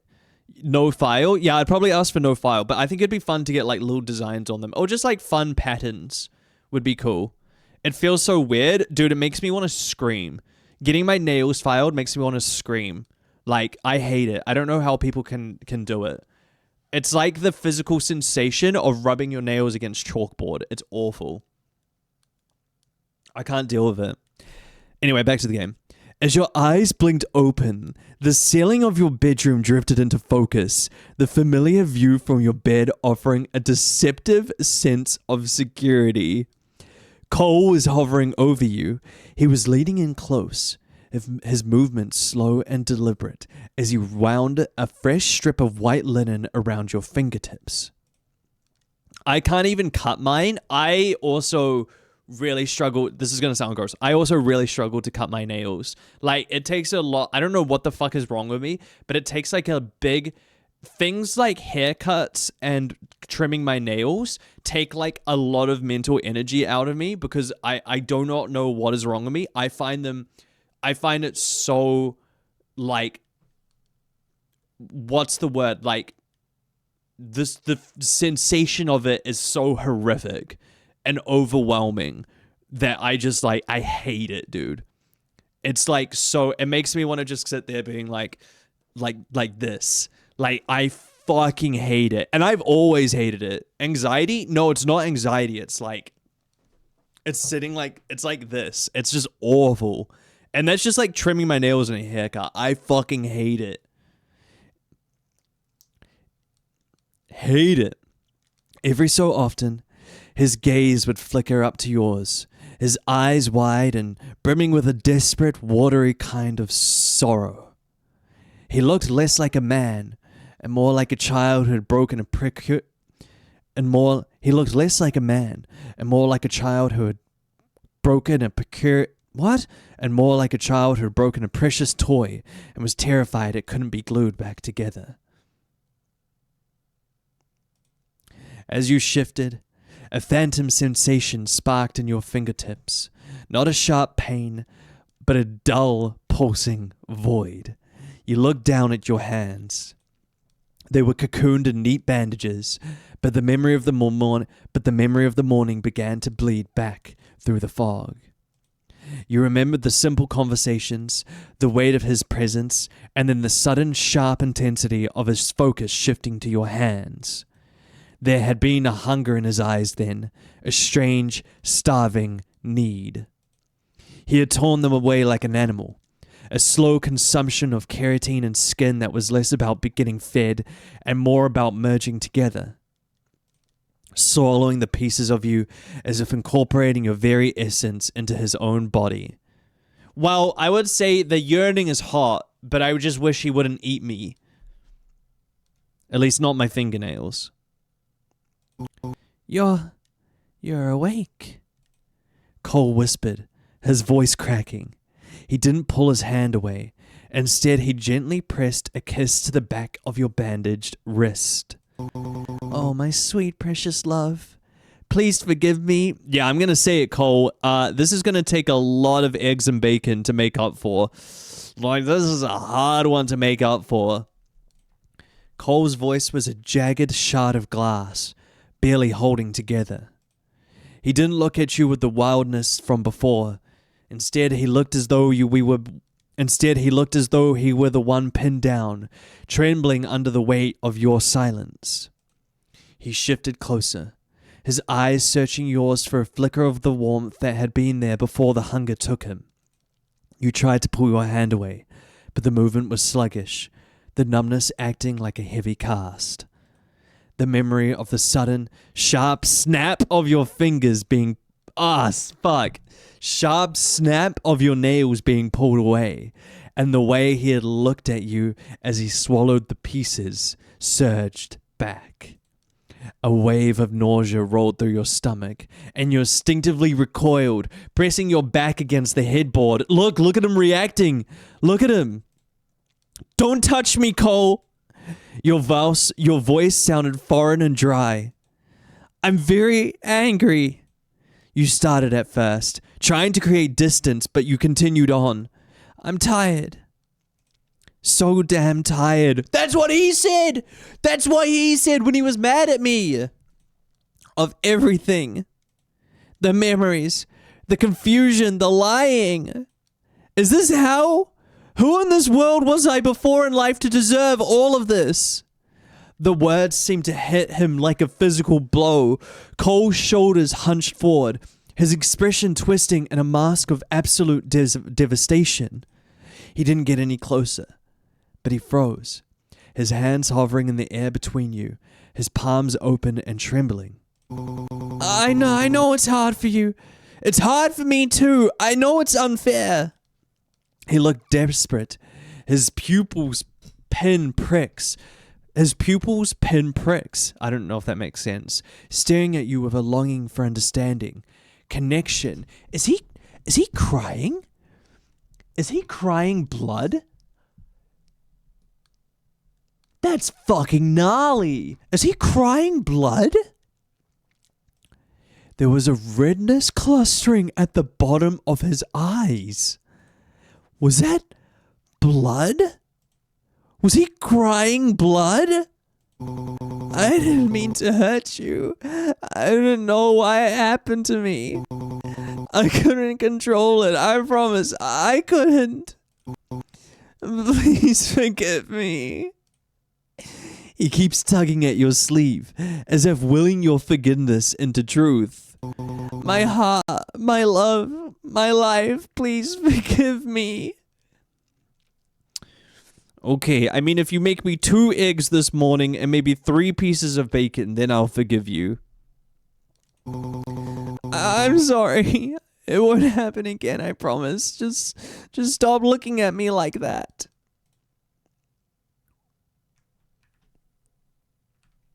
I'm a sucker for a man that begs. Preach. Preach. You look at him. Oh, fuck.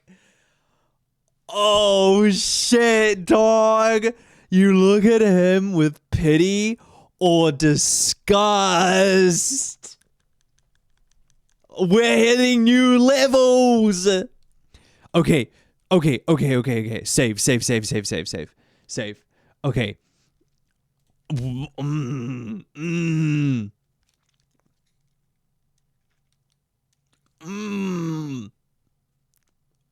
God, dude, this is crazy. Pity him? You want me to pity him?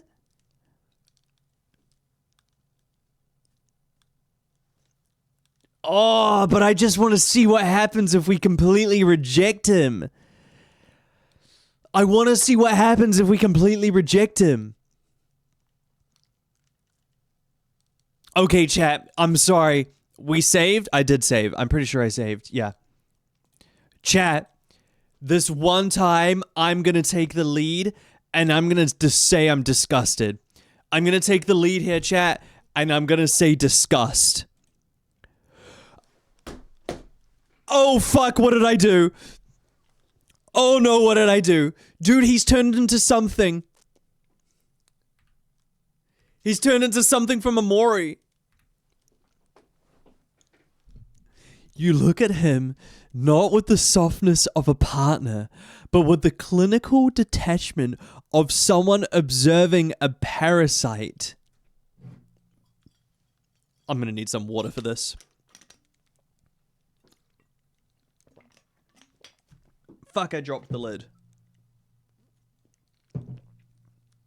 Oh, shit. Okay, here we go. The sight of him trembling, clinging to your sleeve with those long fingers, no longer evoked a sense of tragedy. That's crazy, because that is how exactly I want my men. That's crazy, because that's exactly how I want my men. It felt like a performance. A calculated display of fragility designed to make you feel like the monster waiting for... It felt like a performance. A calculated display of fragility designed to make you feel like the monster for wanting distance. You looked at the bandages on your fingers, the phantom sting still humming in your nerve, and felt a cold, hard knot of revulsion settle into your gut. He wasn't a broken man. He was a monster who had mistaken his hunger for passion. Dude, fucking fire writing. What the hell? They're just fucking writing bars out here, dog. Stop it. You said, your voice cutting through his whimpering like a blade. He's like a fucking puppy dog. Just stop. You pulled your arm back with a slow motion, the linen bandages scraping against the fabric of your sleeve. Cole recoiled as if you had struck him. He looked utterly shattered, yet all you could think about was the memory of him swallowing pieces of you. The tenderness of his kiss on your wrists now felt like a brand, a claim of ownership that made your skin crawl. How can you even say you didn't mean to?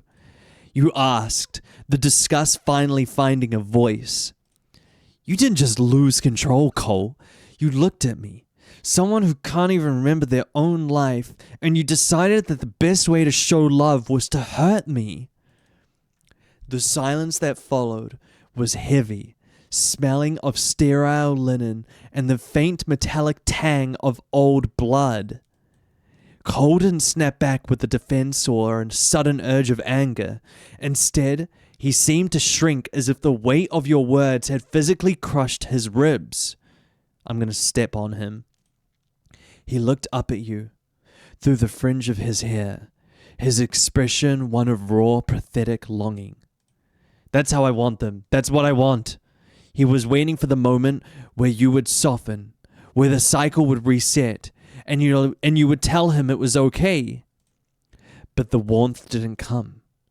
You watched him, really watched him, and noticed the way his fingers still twitched with a residual hunger in the movement. It was the look of a man who had tasted something he loved and was now mourning the loss of the flavor rather than the trauma he had inflicted. The realization settled in your chest like a stone. His apologies weren't for your pain. They were for his own guilt. He wasn't mourning the act. He was mourning the fact that he had ruined the perfection of it.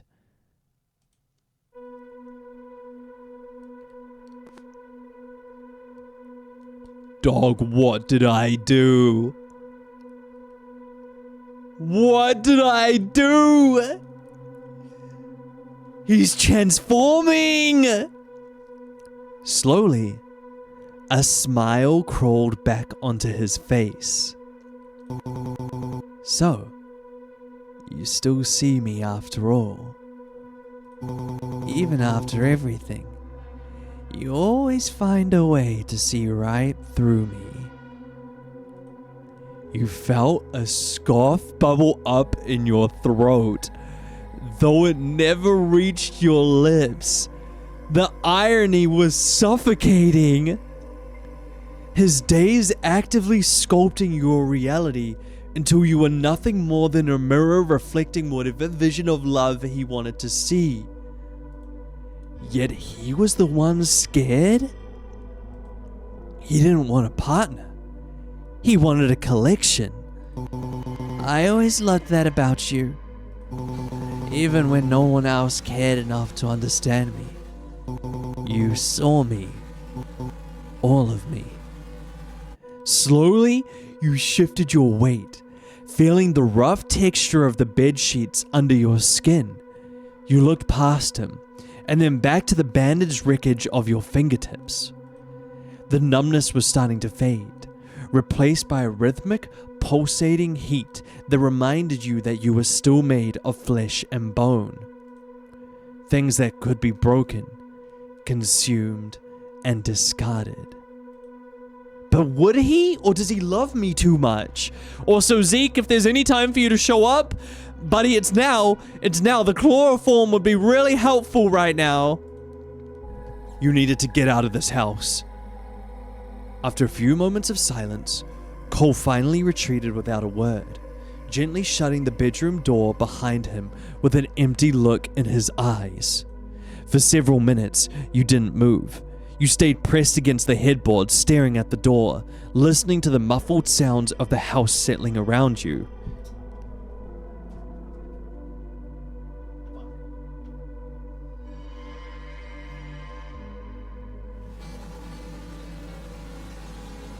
Okay, ignore the fact that my monitor is now in the frame. I just needed it to see properly. The pulsing heat in your fingertips intensified, and the numbness receding to reveal a sharp, stinging reality. You look down at the white linen bandages, now feeling less like medical care and more like a set of shackles.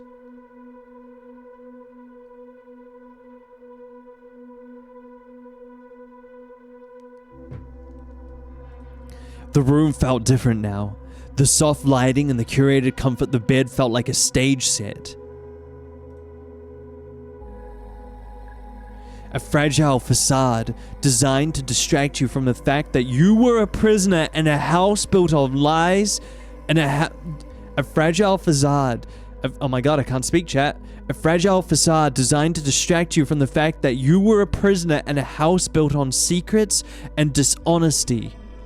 You knew Cole was still out there, likely hovering just beyond the door or pacing the hallway, his grief and obsession swirling like a current beneath the floorboards. He wanted you to be a version of yourself that he could understand, A version that forgave him because you had no other choice. You laid back down, letting the ache of the week ease you back to sleep. Wednesday. What the fuck? Dog, what a day!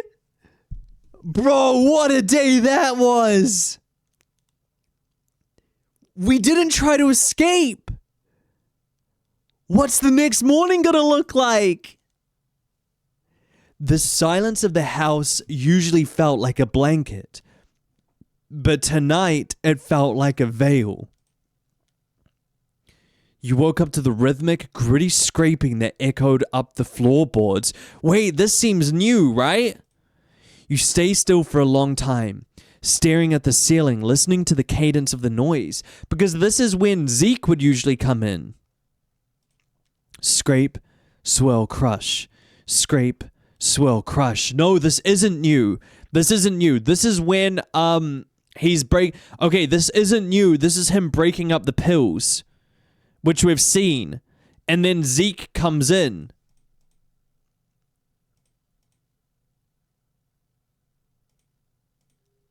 Yeah. We've seen all this. So Zeke comes in and gives him the pills.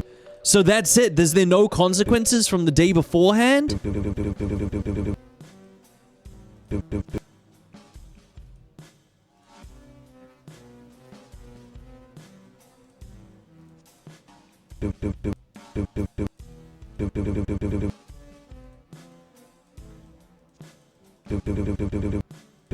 Okay, so then we get the backstory with Zeke. So is there any consequences to what we've just done? Okay, so then we have that, where he takes the body,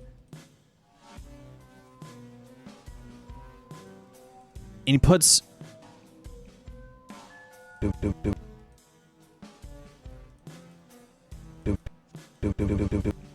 Okay. So then we ask the questions which we did last time. So does that mean we've done this route? Is this the end of the demo? Okay, so that's the end of the demo. Shit, man.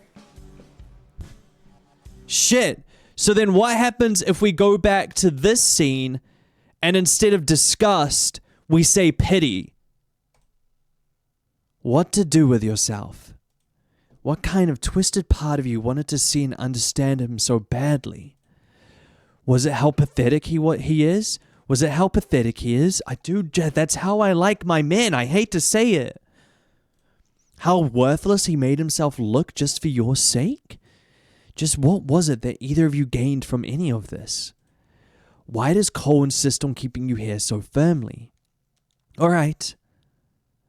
After a few moments, Cole finally retreated without a word, gently shutting the bedroom door behind him with an empty look in his eyes. For several moments, you didn't move. You stayed pressed against the headboard, staring at the door. Okay, so it just kind of cuts through. So this is... Okay, so we just kind of skip over what we had before, but then we go back to sleep. All right, and then we have it. Okay, so you just kind of skip over the scenes that we had before. Okay, that makes sense. So then, if we load in...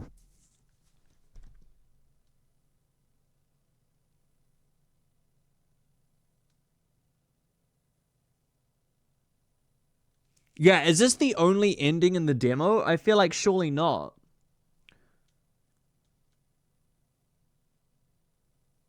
Okay. So if that option just leads to the exact same ending, do we want to go back and see what happens if we do oh my god, no. I want you to load. Do we want to see what happens if we do unsettled instead of captivated? Do we want to see what happens if we go back to being unsettled instead of being captivated for this scene? To see if he still rips our fingernails off? Let's try it. Let's see what happens. We did captivated, right? I'm not getting that wrong. Yes? Alright, let's see what happens if we're unsettled. He notices your uncomfortable demeanor and sighs softly out of his nose, pulling back and returning your hand back. Okay, so we keep our fingernails is what happens. I'm sorry. I couldn't resist being close to you. I want to be so close to you. So close. He whispered even as he forced himself to pull back. But thank you. You wanting to stay is all I ever need. Cole lets out a slow breath, grounding himself. Thank you for spending time with me. And then that's it. Okay, so we just skipped through that scene. Interesting. Interesting. All right, Mira. So is there other scenes that we can get from this? Can we get other endings? And can we get into the basement? How do we get in there?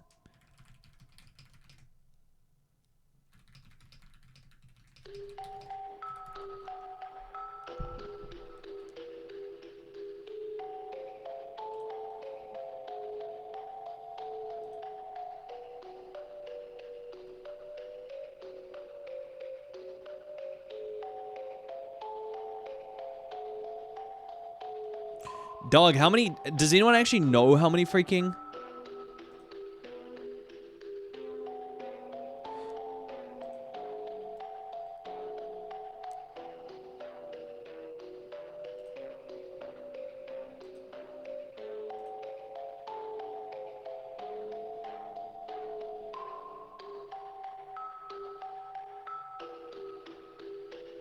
You gotta start from the beginning. Okay.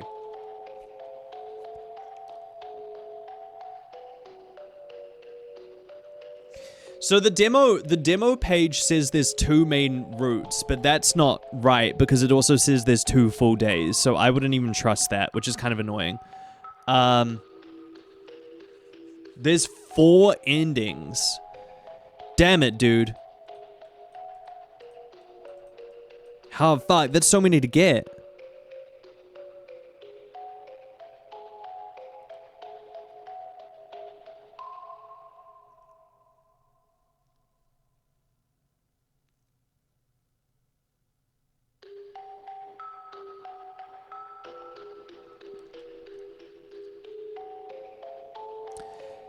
Okay, so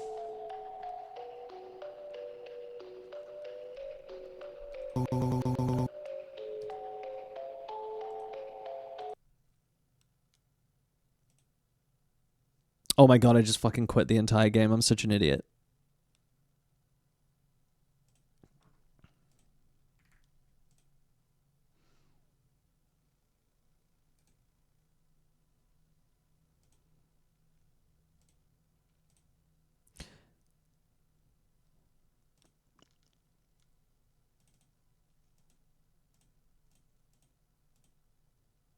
Okay, so after seeing all those like mini routes and different options and our fingernails getting ripped off, now we want to go back and see if we can get into the basement and get any other endings in this game. And to do that, we have to start from the beginning and try be a lot more dismissive and freaked out by Cole instead of lovey-dovey like we've been doing to begin with. So let's start. This game contains heavy gore. I feel like the gore was not that bad to begin with. No, I'm alright with them. Okay, so if we go through Nino. So for our first option, oh shit, I totally forgot about this. The very first option is in the first scene. And with the first time around, we freaked out. We stayed calm, right?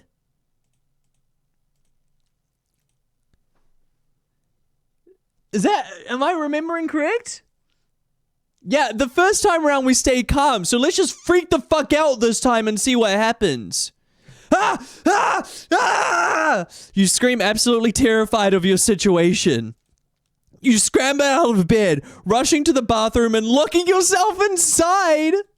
How you know where the bathroom was a mystery. It was as if your body knew what to do before your head did. Suddenly, your head begins to ache, throbbing painfully behind your eyes. We've got a migraine already.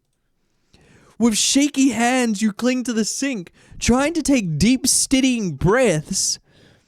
Wait, this is so different. Looking in the mirror, you feel a bit more at ease. You look at yourself deeply in the mirror. You know it's your face, but it feels wrong somehow.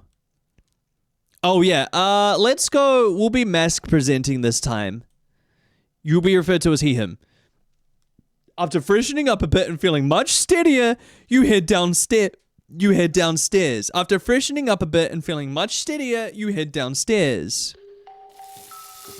As you advance downstairs, you're met with a pleasant smell of meat, as well as a soft sizzle of oil in a pan. You take a seat at the table, not knowing what else to do. You see the back of the stranger, now wearing a baby pink apron that seemed to touch out of place with his entire aesthetic. You also couldn't help but notice the odd way stray locks of hair were floating over his head, as if stuck to the ceiling by tips. But we haven't had an explanation for that yet, have we? You could hear him humming softly as he killed the heat of the stove and began plating the food. Okay, so this is still him serving the food with the surprisingly adorable breakfast. You should eat. I think you'll enjoy it. And we don't know his name yet. Time for breakfast. Nom nom nom nom nom nom. We get that down us. Scrum-diddly-umptious. Who are you? Well, thank you for breakfast. God damn it, I'm gonna be saving at like every point, dog. Okay. Okay, we want to try be as standoffish as possible. Guys, what did I miss? Everything. Everything, dog. You missed everything. So if we want to be as standoffish as possible, we're just gonna ask, who are you, right? Right? God, whoops, I didn't mean to do that. Goodness, straight to the point today, aren't we? Oh, he's not very happy with me. My name is... You can call me Cole. Now that introduction's out of the way, what would you like to know, my dear? Who are you? Where am I? Who am I? Where am I? Who am I? What are you? God damn it, dude. There's a lot of options. Okay. Where am I? Who am I? What are you? I want to know what Cole is. That's what I want to ask.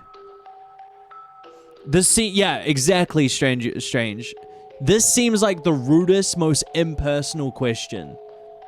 Well, I already told you that I'm Cole, but I suppose I should have known nothing gets past my clever Nino. I'm not human. If you couldn't tell, I guess you could say I'm a monster of sorts. Oh, so he just outright tells me. He just tells me at this point. Though it might be easy if you just think I'm a weird-looking person instead. No, I kind of like the fact that you're a monster. When we first met, I was someone that did a lot of bad things. Wait, background drop? A lot of bad things? Dude, I'm telling you, I think this guy was a serial killer or something because he killed that bird in that photo. You changed me. What's going on with your hair? Why are you so pale? What things did you do? I want to know all of these. Okay, we have to ask. We have to ask, what things did you do? We have to ask about the hair? That's what you want to know in this circumstance? You want to know about the hair?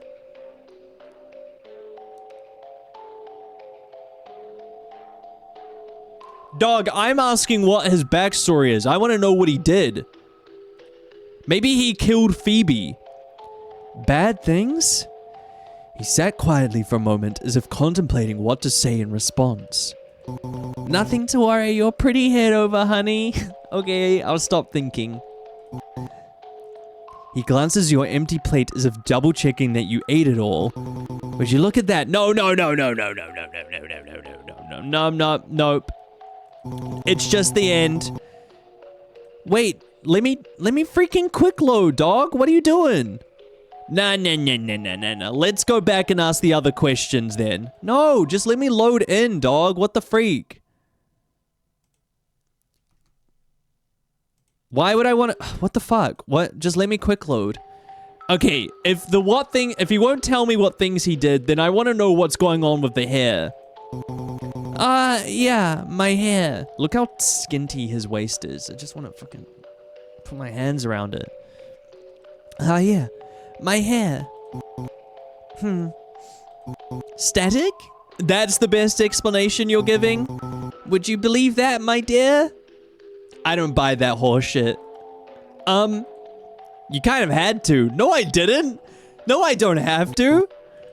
He glances over at your empty plate. Okay, we're not getting an answer out of him. Okay, one more. I accidentally quit the game. I'm such a freaking idiot. Oh my god.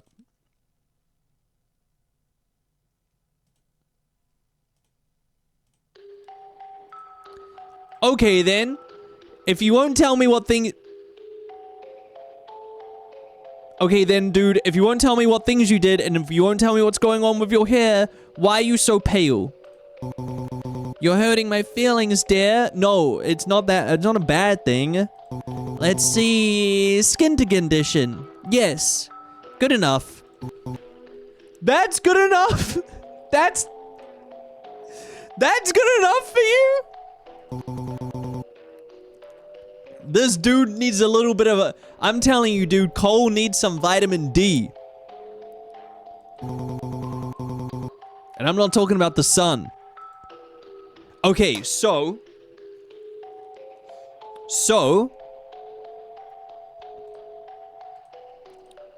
Last time... we explored the house, I believe. And then we checked downstairs, right? And that's why we saw everything with the... Last time we explored the house, which is how we looked at the front door and we went upstairs. So this time, I think we take the other option and we stay put with him.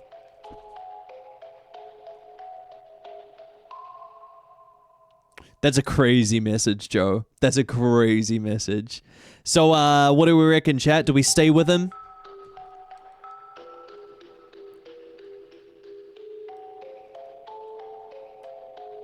Yeah, freak it. If we explored the house last time, this time we stay put. And hang out with Cole. Maybe it was best to keep an eye on Cole. After all, you weren't completely comfortable around him. You look around, seeing a modest living room beside the kitchen, and the severe lack of walls was kind of unsettling. If you looked at any point of the house, you could see everything with little to no obstruction. You spot a hallway beside the staircase that leads upstairs. Maybe it's best to leave it alone for now. You walk towards a couch in the living room, taking a seat and waiting. After a few moments, Cole finally emerges from the kitchen, immediately peeking into the hallway next to the stairs. He scanned the hall a little confused before his eyes land on you, sitting peacefully on the couch in the living room behind you. So he's confused by me not looking around, which means that on other days when I wake up, I usually do scout the house. Lamont! Wow, that's a crazy name. Thank you so much for the gifted sub. I really appreciate it. He smiles, pleasantly surprised that you stayed close by. Hi! Hi, Cole! Not gonna lie, I thought you were gonna try and escape. No, I would never do that. Why would I ever do that? You didn't want to look around the house? I just wanted to chat a little more, if that's alright. Cole visibly lit up. Of course, anything you want. Cole walks back to the kitchen, then returns with the pink apron folded neatly in his arms. He sits it down on the bare coffee table, giving you his undivided attention. What are you curious about, my dear?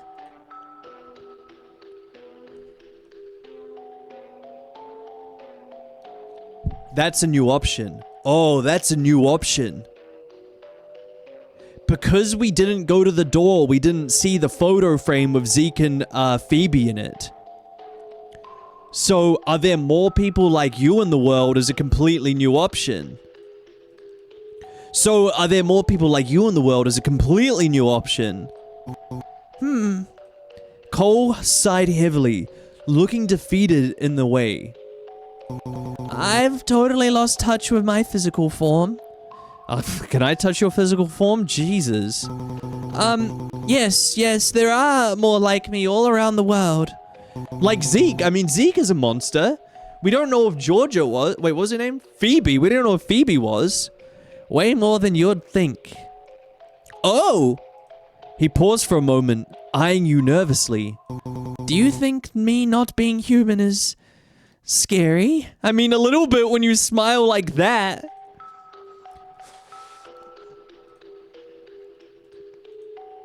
Dog. There's too many options.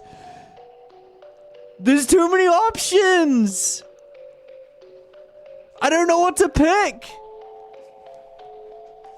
Oh, do I think it's scary? Yes, no. Maybe. I don't know. Yes?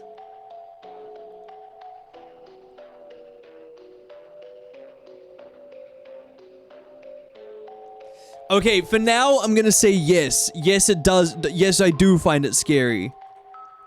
Your eyebrows knit together with distrust as you take a step backwards. Yes, of course. I think that's a little more than concerning. Oh, look at the way he's freaking out. Kind of looks like a wolf. It kind of looks like a werewolf. Look at the way he's freaking out. So you're not human, and what? You're just keeping me in your house? Cole's posture sank, clearly distressed. Hey now, let's not get hasty with the assumptions. Are you gonna kill me? Hold on. He tried to reach out, approaching unthreateningly, yet you still take a step back. Did you kidnap me and force me to stay with you? Nino, please. Are you planning on eating me? Just the fingernails. He's just gonna eat my pretty little fingernails. There was a sudden strike of pain in your head. Your vision was starting to blur around the edges. Nino, don't be like that, please. You sink to the ground, legs failing as you clutch at your pounding head. I'm here to keep you safe. I would never do anything to hurt you. You can't think straight. Why was this happening? Oh, honey, I'm so sorry. You remember being led by careful hands to what you could only assume to be his couch. Rest your eyes for a while, honey. It never gets easier to do that. You slowly come to your senses, the distant sound of humming coming from the kitchen. You prop yourself onto your elbows. Your ears were ringing slightly, but it was manageable. Cole? The humming stops, and you hear a rush of footsteps before Cole is looming over you. You hardly had time to register how quick he moved before he was helping you up. Hello, dear. How do you feel? Fine, I guess. What happened? How long was I out? He also gave us the migraine pass out last time, the first playthrough. When he grabbed our hand, he also made us pass out. So it's still the same ending. He stared at you blankly for a moment before replying. I'm not sure. I found you on the ground unconscious, so I laid you down to rest your head. You feel a faint squirming sensation in the back of your head. Gross. Oh, I see. What time is it? Cole's expression lightened up once more as he slowly led you towards the kitchen.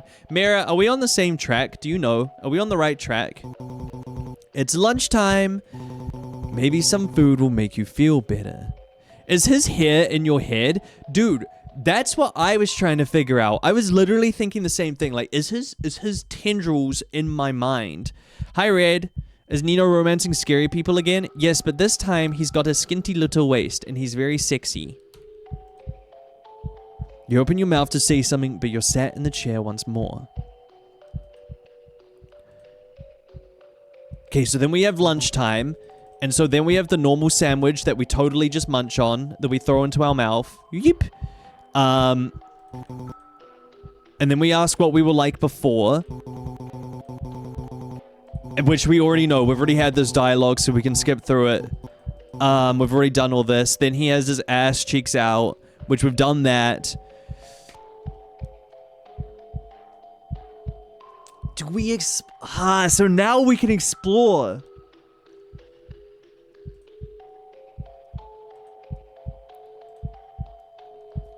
Explore upstairs or explore downstairs? Well, downstairs is where the basement is. Which is where we want to go. But upstairs might have answers to get to the basement.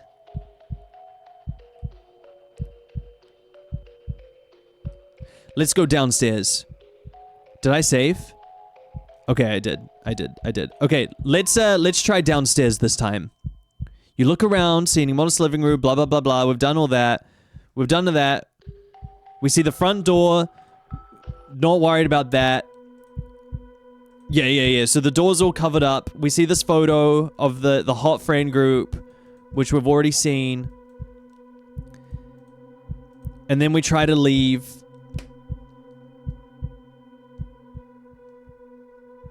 But we've done this. We've done this before.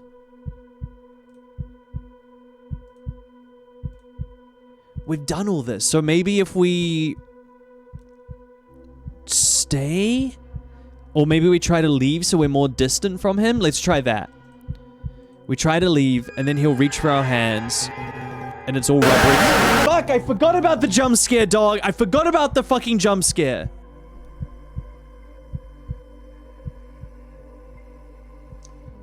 Ah! Fuck!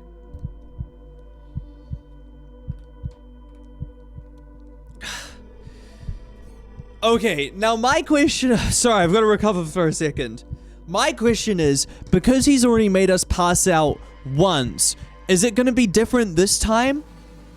Now that we're really trying to leave? Because in the first time we played through this game, the first time we played through this game, we tried to leave right away, and he made us pass out. But this time, we've already passed out. So is he gonna not make us pass out again? It wouldn't be safe to be outside by yourself like this, Nino. Don't you understand? You suddenly feel intense pressure at the front of your head as if your brain's trying to force its way out of your skull. Okay, so he's gonna make us pass out again. For a second time. You can't even get a word out. Look what happens. Let's lay you down. You remember being led to the couch. Again, dog. Again. And then we're knocked out, which is the exact same thing we happened last time.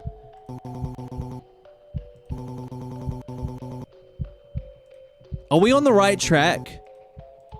And then we have the triangle spaghetti. Wait. Is this different? What is mixed in with the noodles? You should eat. I don't think I want to eat this. This time it feels indifferent. It's important. No, okay, we do eat it.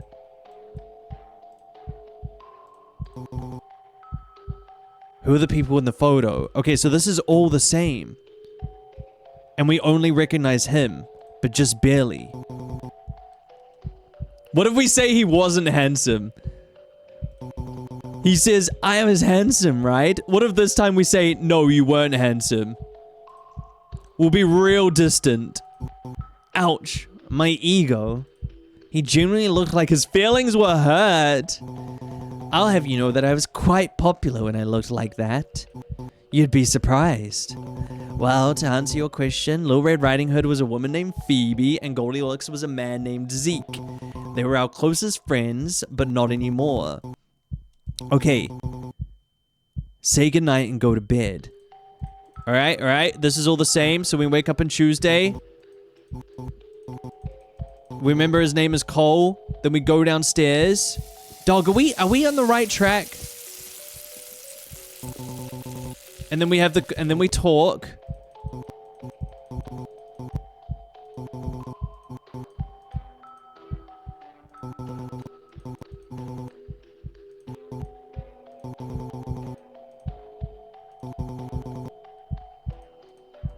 Okay, and then we talk about how our boyfriend's needy and he's gonna love us and all that, blah, blah, blah, blah, blah.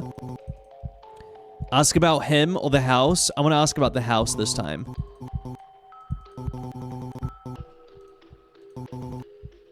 Okay, then we ask about him. And then being creepy. And then we stay silent. I'm gonna save, I'm gonna save. There's a lot of skipping around in this. Cole, what are you doing to me? He freezes. This feels new. I don't think he's done this before. Nothing. That's a damn lie and I know it. You keep your eyes fixed on your hands, his gentle ministrations having come to a full stop. I'm not an idiot. This is new. We're fighting back. We're actually questioning things. Cole was completely still. I get random headaches whenever you're upset or something. I pass out, miraculously wake up, and I'm supposed to, what? Believe this just happens? Cole's breath stutters, barely audible, but enough to confirm he's rattled. You think I'm doing this on purpose? His hands were trembling a bit as they tightened their grip on yours. I think you know more than you're saying. His jaw clenches. His eyes flick away, then back, then away again, like he's cornered. He's freaking out. He doesn't know how to respond. This isn't a part of his script. You got sick. That's all. You were falling apart, and I didn't know how to help. He's gaslighting. He's lying to me. Sick how? You were confused, forgetful. You kept collapsing. I panicked. And instead of getting help, you kept me here? His expression cracks, but more like out of desperation. You begged me to not take you anywhere. You said you didn't trust anyone. You said you only wanted me. That doesn't sound like me.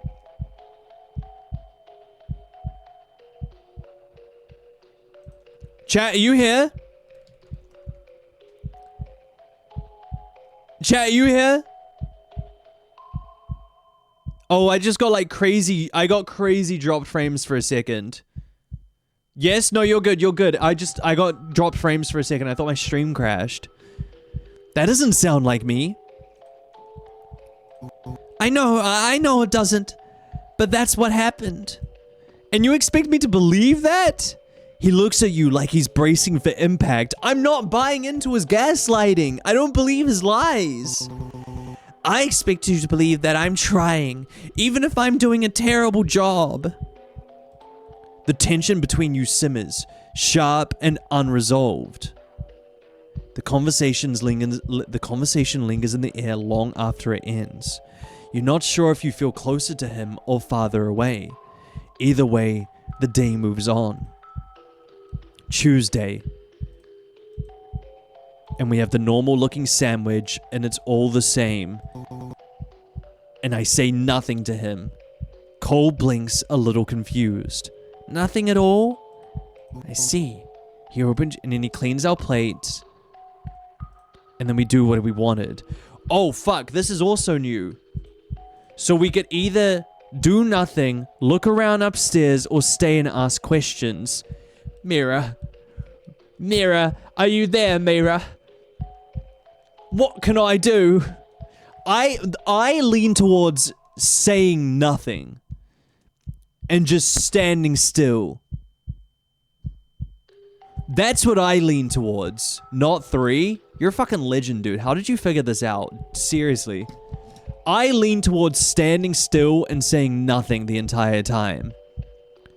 I want to see what happens if we just make shit really awkward. Let's just make shit as awkward as humanly possible until he cracks before I crack. What I'm really, really good at is sitting through awkward silence. I'm really good at it. I'm really good at sitting through awkward silence. So I want to see if he cracks before I crack. I'm gonna crack him. So let's just be awkward and stand still. You get up from your seat with a certain drag to your limbs. The confusion and constant state of uncertainty was starting to take its toll on you. You quietly walk over to the drawer with the utensils, pulling it open and reaching for a knife. I haven't done this before.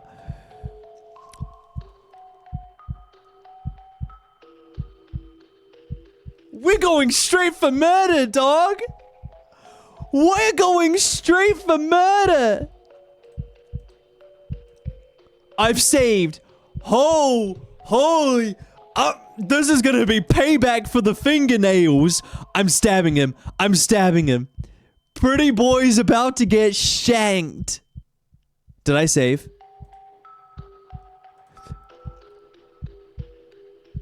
Boom. You see his back turned to you, washing the singular dish you had eaten with such focus and care. Does he not have a dishwasher? Then you look back at the knife in your hand. You take a step forward, then another. You slowly raise your arm over your head, and he's gonna stop me. Oh no! Oh no, my baby boy! Oh, right in the jugular! Fuck! You stabbed him in the neck! Blood began spraying as he toppled over, gasping. You had punched an artery. I'm actually so sad. I'm genuinely hurt. I'm actually, like, upset. He was bleeding out. For some reason, you were suddenly paralyzed. Your limbs refusing to cooperate with you, no matter how much you wanted to take this chance to flee the house. You could only stare as Cole's appearance had changed, his limbs becoming bony, with dark tendrils withering around his body like drying snakes. Horror struck you as Cole's eyes met yours. He barely looked humane. You were afraid he was going to finally kill you. Yet when he spoke, it was soft. A bit garbled from choking on his own blood, but still oddly kind. It's okay, honey. Everything's okay. Don't panic. He wheezed as he struggled to stand.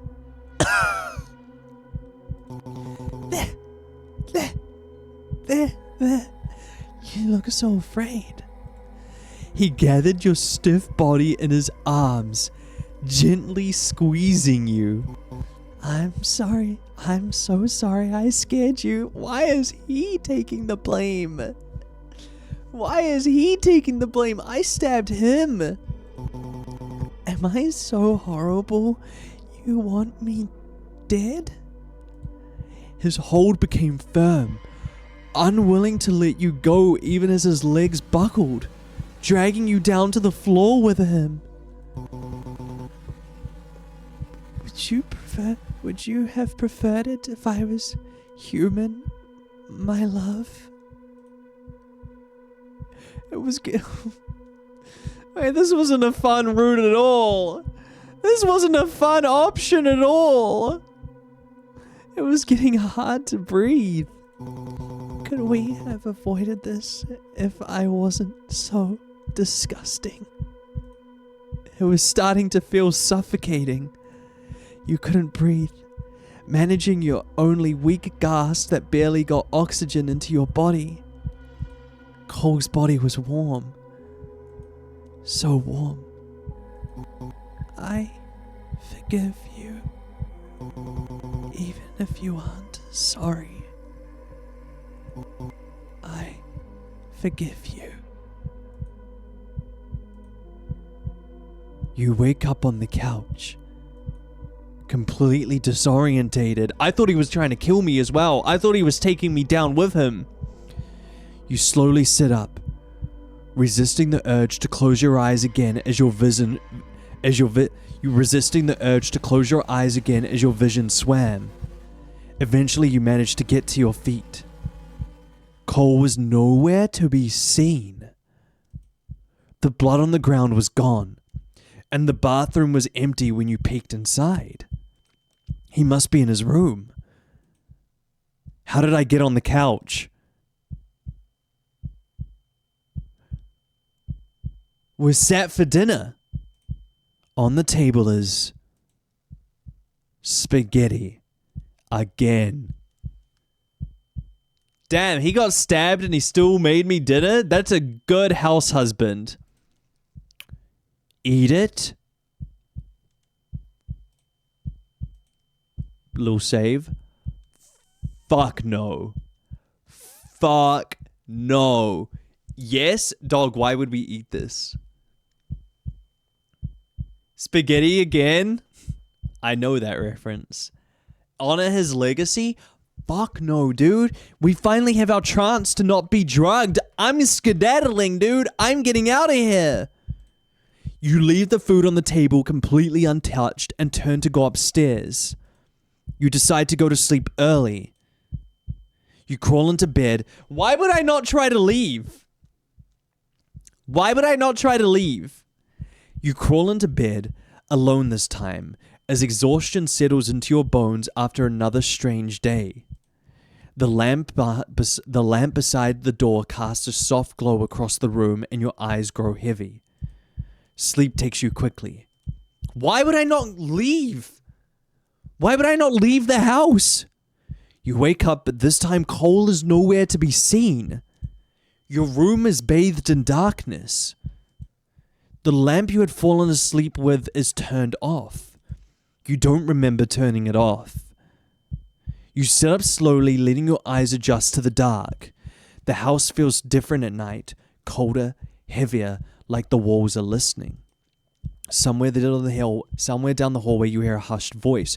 Okay, so is this going to be the scene with Zeke? It's Cole. So he wasn't dead after all. That notion made you shiver a little.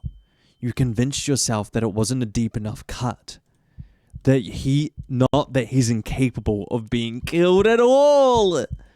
Surely there would be a way to end all of this somehow. You slip out of bed, feet touching the cold floorboards, and creep towards the door. The hallway is pitch black, save for a faint sliver of light leaking from beneath Cole's bedroom door. His voice is clearer now, and he sounded tense. No, Zeke, listen to me.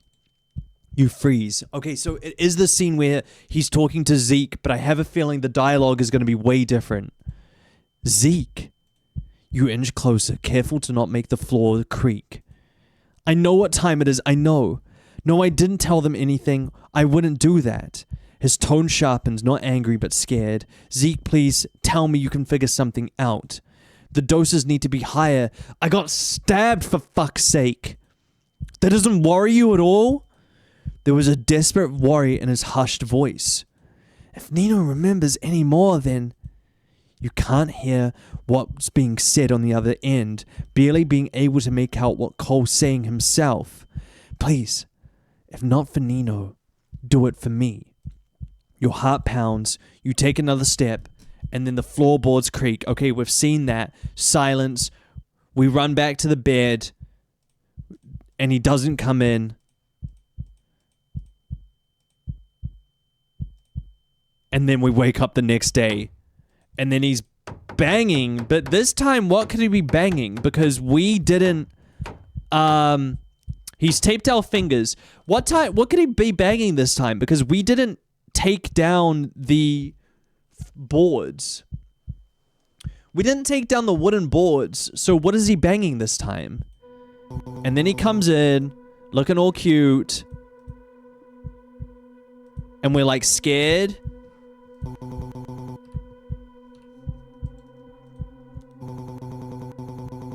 And he helps us downstairs.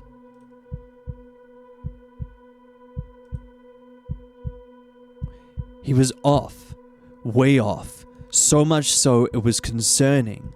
He smiled widely as he sat down in your seat, scurrying to put the hammer down on the kitchen counter and hastily throwing on his apron before taking his place leaning over the table. He plants his elbows on the table, leaning in very, very close. His breath is uneven, his eyes bright with a frantic kind of relief. There, see? Everything's fine now, just as it was. His voice is soft, but the softness feels stretched thin, like a thread pulled too tight. Okay, so this is everything we've seen before.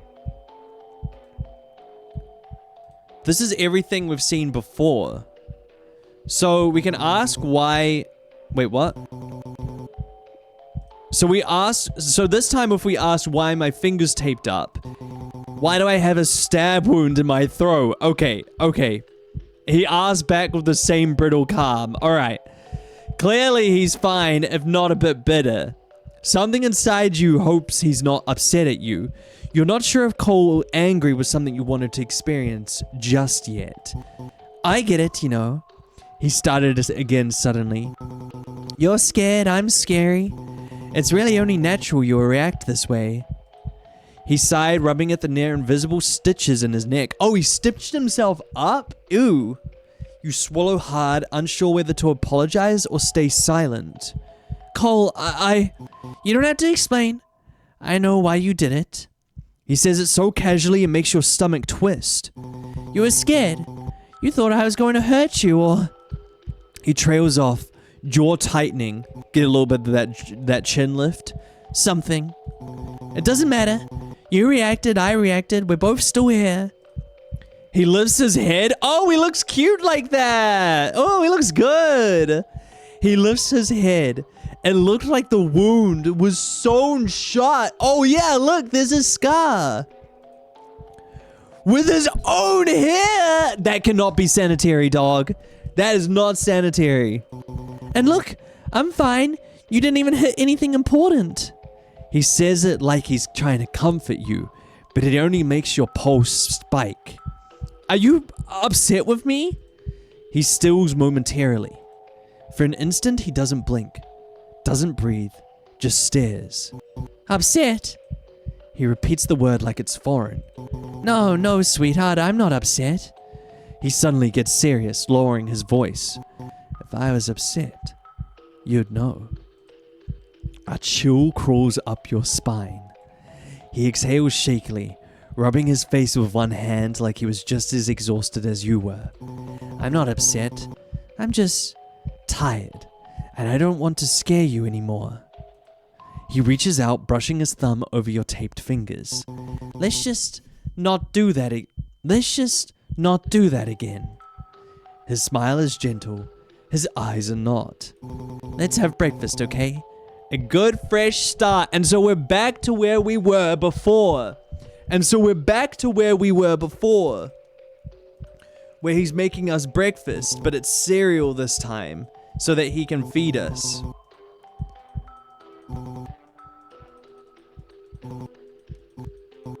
He didn't say good boy. But this time, we have the option of turning our head away, which we didn't have before. You turn your head sharply. The spoon bumps your cheek. Huh?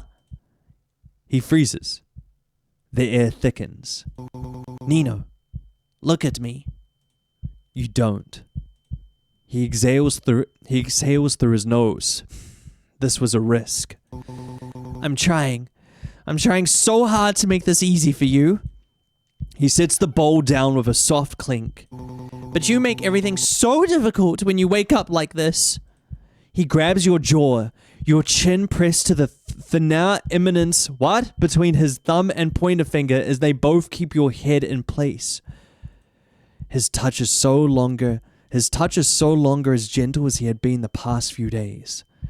This was firm and patient. You think I'm doing this for me? This is for you, honey. You think I gain anything other than a reassured state of mind that the love of my life is well fed and nourished? You try to open your mouth to speak, but his hand is still gripping your jaw, his eyes twitching. The answer is no, my love. I get nothing. All I've ever received from you is nothing. He's going off, dude. He's cracking. He lets go eventually after a tense moment of staring into your eyes, standing up to massage his temple as he cleared the table. You don't want to eat. You don't have to eat. Go on then. Not like you can do much harm with your hands like that anyway. It was a firm dismissal. He was losing his patience with you. You get up and go to the living room. The house had a weight to it, a heavy velvet quality that seemed to swallow the sound of your own breathing. You stepped into the living room, like it was a space designed for comfort, yet it felt more like a curated exhibit of a life you couldn't quite remember living. You wandered towards the center of the room, noticing how the lack of interior walls created a strange panoptic feeling. You were always in the view of the kitchen, and the kitchen was always in view of you. A coffee table sat centrally, holding a stack of Polaroids. You paused by the fireplace mantle where 2 picture frames sat. What were you most curious about? Okay, so in this playthrough, he's obviously getting a lot more pissed off with us. Like, way more pissed off with us. This time, I want to have a look at, I already did that.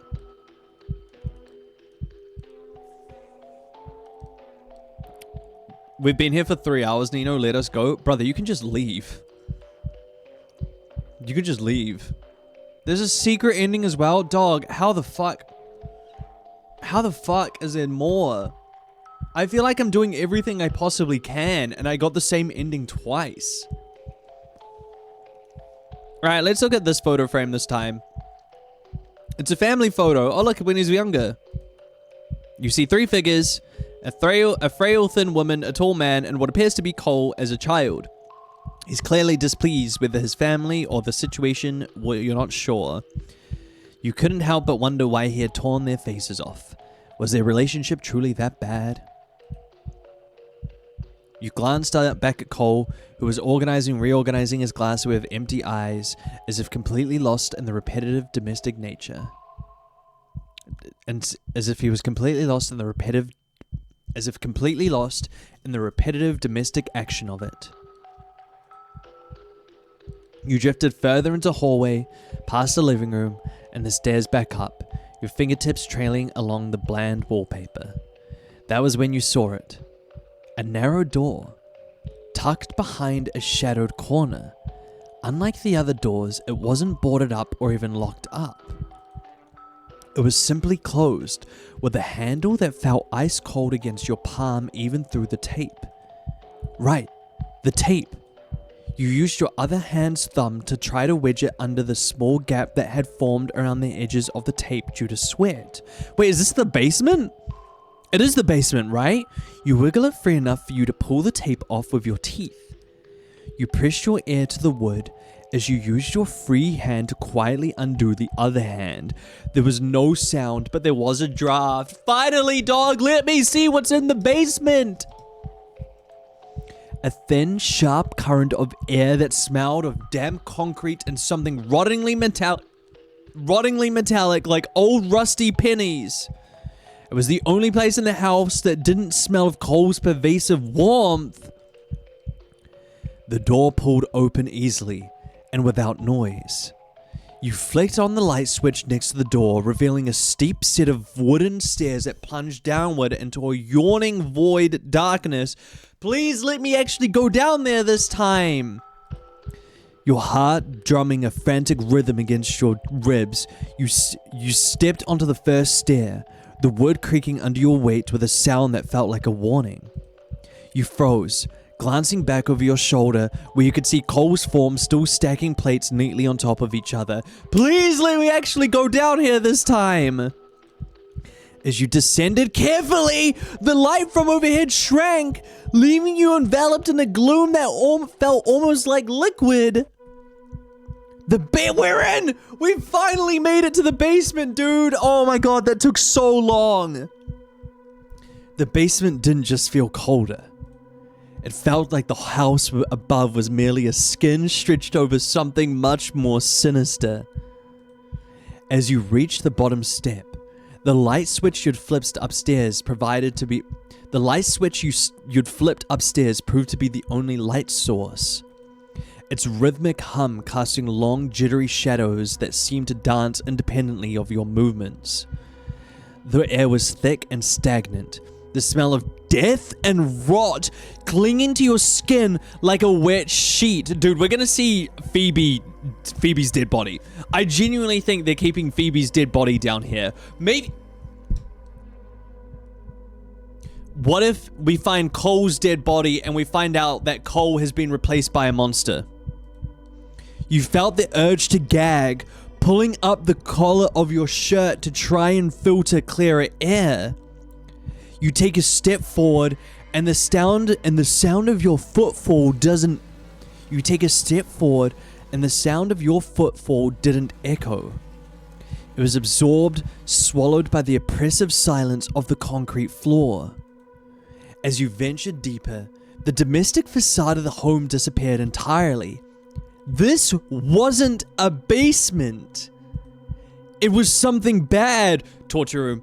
Torture room. Please be an area with... Please be like a food processing area. Torture room. Please. Something really, really bad. A cellar designed for things that were meant to be forgotten. Permanently. To your left, a haunted-looking door. You paused, your breath hitching in your throat. Across the door was a cabinet. What the fuck is that? Why does it look like hands reaching around the door frame? And what was in the basement? We're not even looking at the basement. The surface was stained and warped with something dark and suspicious. There were 2 boxes on top, both stained at the bottom with something dark and thick. Oh, we're gonna find it. We're gonna find a head. We're gonna find a head in the box. What's in the box? The entire room was rancid of an acrid chemical-like metallic smell. It was also a little sweet. What are you most curious about? Gonna save real quick. Wait, so what can we click on? Oh, we can either click on the door or the box. Is that it? We can either click on the door or the box. Oh, those are lights, I think. I think that looks like there's a boarded door up there. I think that's a... Oh, if I... Wait. I see now. It's a boarded up window. Okay, do we want to see what's in the box or what's in the door? Let's fuck it. Did I save? Let's save. Let's look at what's in the box. Tell me. Show me what's in the box. You reach out, your fingertips brushing against the cabinet's warped surface. Thank you, Toby, for the prime. I appreciate it, dude. 19 months. That's crazy. The residue was tacky, a dark mahogany-colored crust that had seeped into the grain of the wood. At first, you mistake it for old varnish or perhaps a spilled bottle of syrup from years ago, but as you lean closer, the scent hits you like a physical blow. The sweetness isn't sugary. It's the cloying, heavy aroma of organic decay. A thick perfume of something that has been left to liquefy in the dark. It's the smell of a slaughterhouse hidden beneath a floral curtain. Why would a slaughterhouse... Okay, you know what? Sure. I guess the metaphor makes sense. Somehow. Trembling, you pull the cabinet door open. The hinges squeal as if secrets kept behind were crying out. Neatly nestled amongst a layer of grey dust and dead moths sits a small cardboard box. It's a shoe box. Dude, how many layers are there to this? How many fucking layers are there to this? Dog, it's like a Russian doll. We just keep finding more layers. Inside the shoebox was papers and a box of matches. Once you've examined... Okay, so... Oh. What the fuck? It's a will. And we've got matches. A box of matches with a few missing. We can put that to the side. Last will and testament of Testahaya Mailing, single, married to. I'm gonna guess this is Cole's parents. Children. So, oh yeah, it is. Look. There's Cole's name. Date of birth, the 10th of 25th, 2000. How the fuck am I older than Cole? That's so embarrassing. To be older than that's just embarrassing. What else is there? Another will? It says last and will and testament of Yuan Zhong at the very top. The child who receives her inheritance is named Cole. It's a government document. At the top it says something inheritance. The names assigned. Wait, I want to get these right. 01 gang, Toby, you're not younger than me. That's so embarrassing. Can I get these names? Is it Huang Zhong and Do Zhong Quang? Is that how you say it? Respect your elder. 1999 is not that old. I fucking butchered these names. Quang.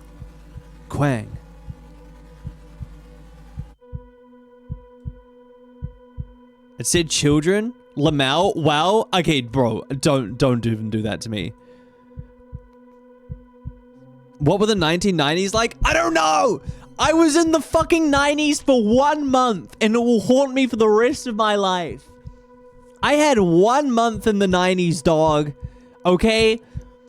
I was born I had fucking literally like 32 days in the 90s and it is held against me for the rest of my fucking life. It's a government document. At the top it says something inheritance. The names assigned. Oh god, I'm gonna butcher these names. I apologize. Huang Zhong, Huan Zhong, and Do Zhong Quang. Quang. That was Cole's last name. Is there anything else in here? Nino, you're an elder millennial? I'm literally an older Gen Z, dog.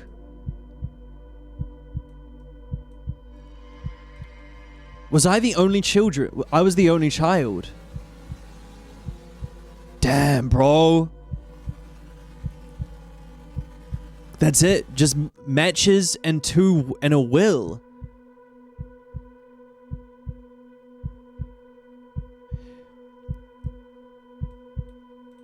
Matches and a will, huh? That's all that's in here. The silence of the basement suddenly feels predatory.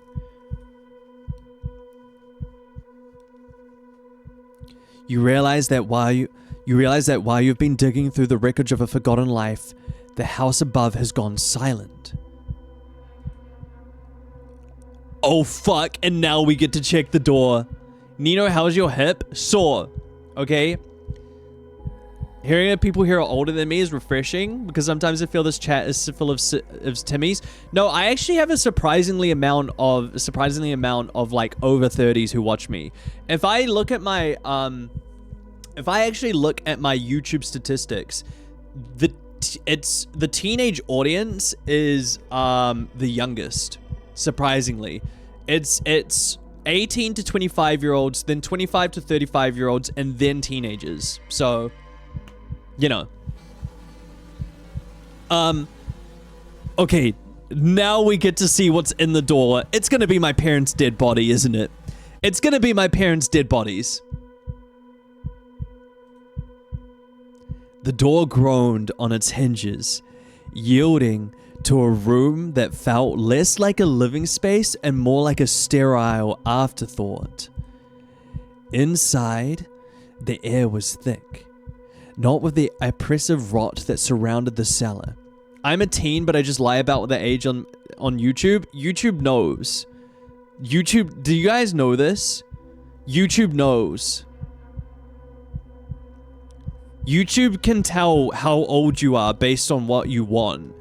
So, as a YouTuber, we get stats that's like, hey, this is how much people say is 13 to 18, and then we know if people who are... We know when people lied.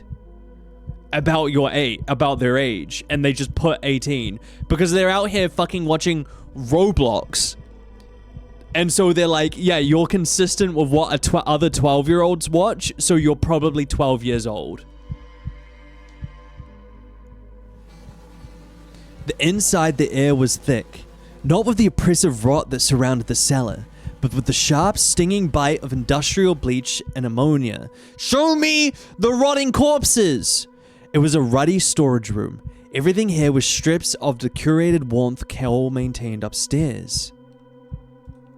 There was no hidden memories or thoughtful trinkets, only metal shelving and the oppressive scent of chemical cleaners that burned the back of your throat. There wasn't much to see. You stepped towards the boxes on top of the cabinet. It was the only thing left you hadn't looked into yet. You reached for the smaller of the two boxes, your hand shaking. The cardboard is soft, saturated with something that didn't just spill, but soaked in over time. As you lift it, the bottom of the box feels stiff and tacky. Sometimes when no, I'm not saying that one. Clinging briefly to the shelf before pulling away with a sticky, visceral sound. Ew! It's heavy. Too heavy for the size of the box. You hesitate, your stomach churning, but curiosity or some type of morbid compulsion wins. You give the box a tentative shake. It's gonna be like... From inside comes a low, wet, sloshing thud. It sounds like a piece of raw steak hitting a butcher's block, or a large hunk of meat shifting in a pool of its own fluids. Dog, it's gonna be... Okay, place your bets, chat. It's either Phoebe's head or one of his parents' heads, and he's definitely been feeding me the meat from their corpses. Because it's just what happens in horror games. The smell that wafts from the gap in the tape is unbearable now. A concentrated stench of rot that makes your eyes water. You think of Cole upstairs, his gentle smile and the way he meticulously stacks the plates. Then you think of the way he looked at you, with a love that felt almost like a weight. Then you look back at the box, and the contrast is deafening. Open it! Why are we taking so long? God damn, we know how to fucking yap in this game. Jesus. The man who... Oh my god, just open the fucking box! The man who loves you so deeply is the same man who kept this, whatever this is, in the basement. You stare at the other, slightly bigger box, wondering if some things are better left in the dark. But your fingers are already sitting down on the smaller of the two, reaching for the flap on the top of the second box. Are you ready? God fuck, after the 15 minutes of after the 15 minutes of internal monologue we just had, yes, I am ready. No, I have to press no.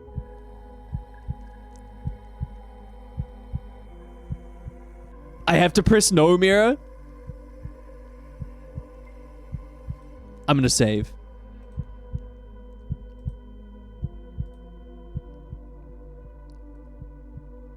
Okay. Fuck it. No, I'm opening the box. If it's the wrong choice, we'll reload it. Let's see what's in the box. The cardboard gives way. Just show me what's in the fucking box! The cardboard gives way with a dry crinkle as you uncover the opening. You don't find a keepsake or a forgotten heirloom. Instead, staring back at you from a bed of dried blood, pus, and God knows what, is the scorched, skinless remains of a human head.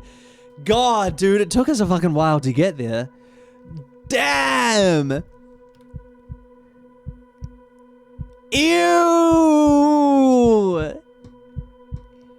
Ew! Is it his dad?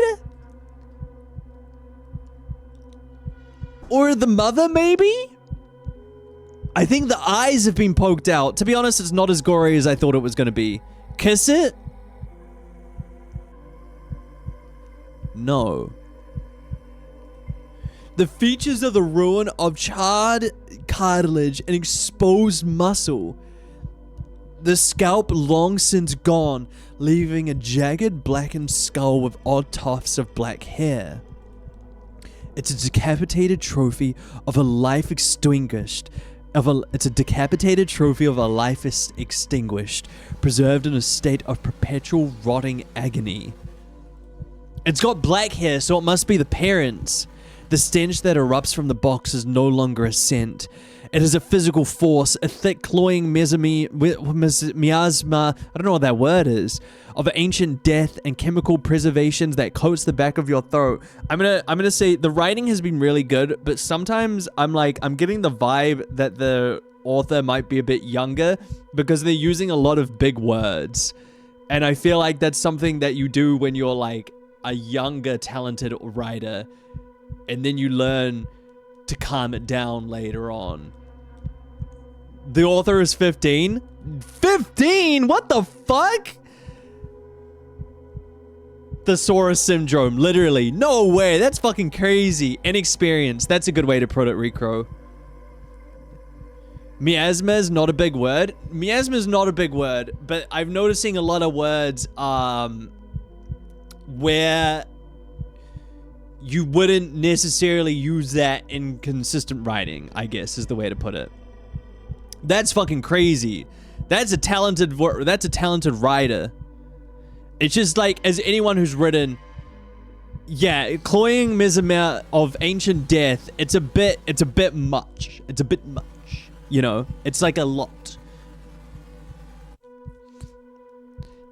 It is a physical force. A thick, cloying miasma, what is that word? Of ancient death and chemical preservations that coat in the back of your throat. Your stomach revolts with a violent, your stomach revolts with a oh my god, I can't fucking read. Your stomach revolts with a violent, sudden intensity. You barely have time to turn away before you are doubled over, throwing up until your ribs ache, the contents of your stomach splashing on the cold concrete floor. So that's fine. That's totally fine. That's a great description.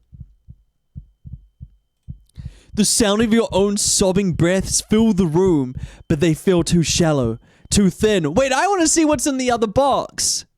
Your vision begins to swim, the edges of the basement blurring into a dizzying whirl of grey and mahogany. The air feels like it has turned to lead, crushing the oxygen out of your ears as the reality of the object sinks in. This isn't just a macabre curiosity, it is a testament to something monstrous. Panic, cold and electric, surges through your veins. You stumble backwards, your heels catching on the uneven floor. The silence of the house above, which had felt peaceful only an hour ago. Did it feel peaceful an hour ago? Now feels like a predatory silence, a howled breath. You think of Cole's gentle touch, the softness of how he speaks, the clumsiness of how he cares. The contrast is a sickening whiplash. The man who loves you with all his being, who meticulously stacks plates and wears a pink apron daily, has been keeping a headless corpse in the dark. And something else in the other box, which I want to see. Who knows what else? Hysteria is too small a word for the feeling that takes hold of you. You want to scream, but the sound dies in your throat, replaced by a frantic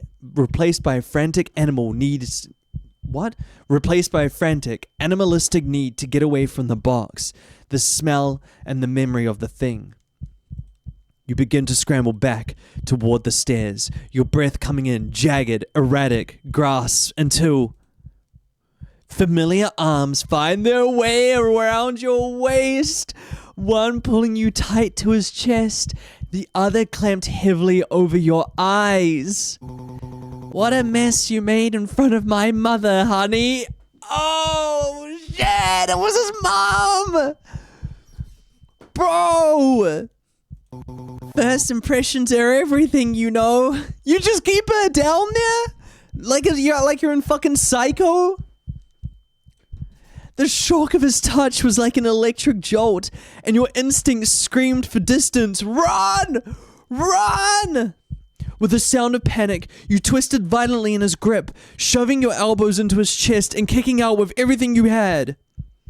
You managed to break one arm free, your hand clawing at the air, desperate to find an exit from this nightmare of concrete and rot. Cole didn't flinch. Instead, his expression shifted from a tender smile to something clinical, almost bored. Suddenly, the strange floating locks of his hair surged forward like snakes. Ah, God fucking damn it, how does that keep getting me? Before you could scream, they latched around your wrists and ankles, pinning you flat against the cold, damp floors. Well, okay, maybe this isn't too bad.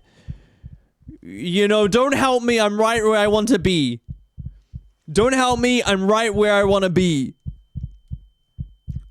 The grip was absolute, an inescapable bind that crushed the breath from your lungs. His hands gently covered your eyes once more. That's fucking crazy. As you struggled, a painful squirming sensation lanced through your head. A sharp, searing pressure began to build behind your eyes, a localized explosion of white noise that drowned out the sound of your own frantic heartbeat. It felt as though a needle were being driven slowly into the center of your brain. He was lobotomizing me, triggering a blinding migraine that blurred the world into a smear of gray and shadow. Your muscles went slack, the fight draining out of you as the overwhelming pain transitioned to a heavy, numbing lethargy.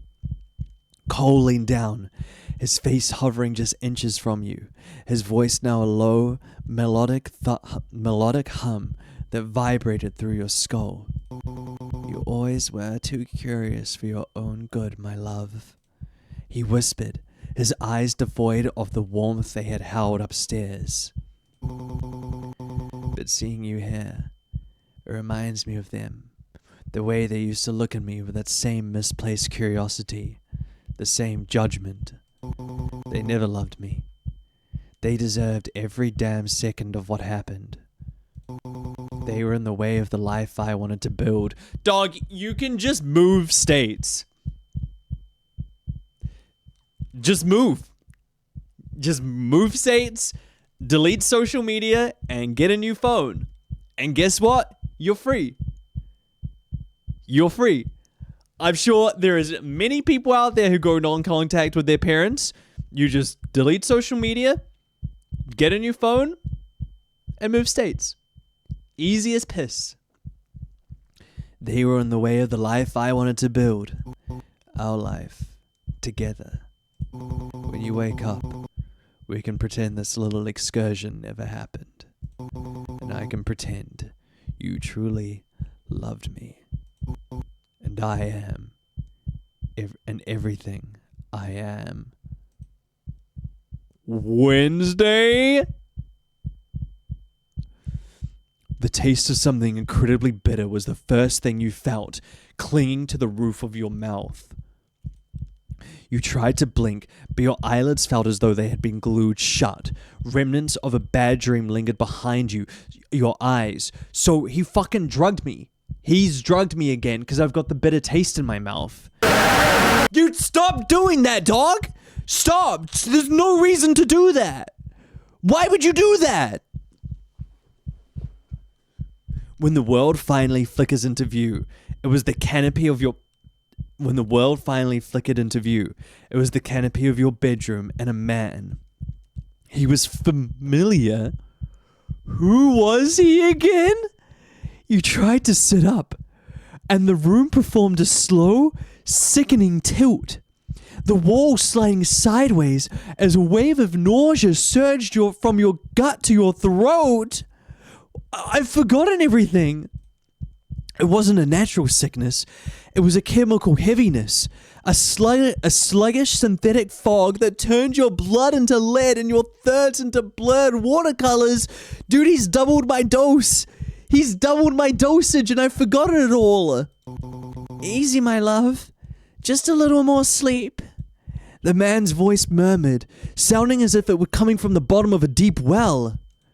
His silhouette backlit by the soft glow of a bedside lamp, he looked serene, wearing an expression of heartbreaking tenderness.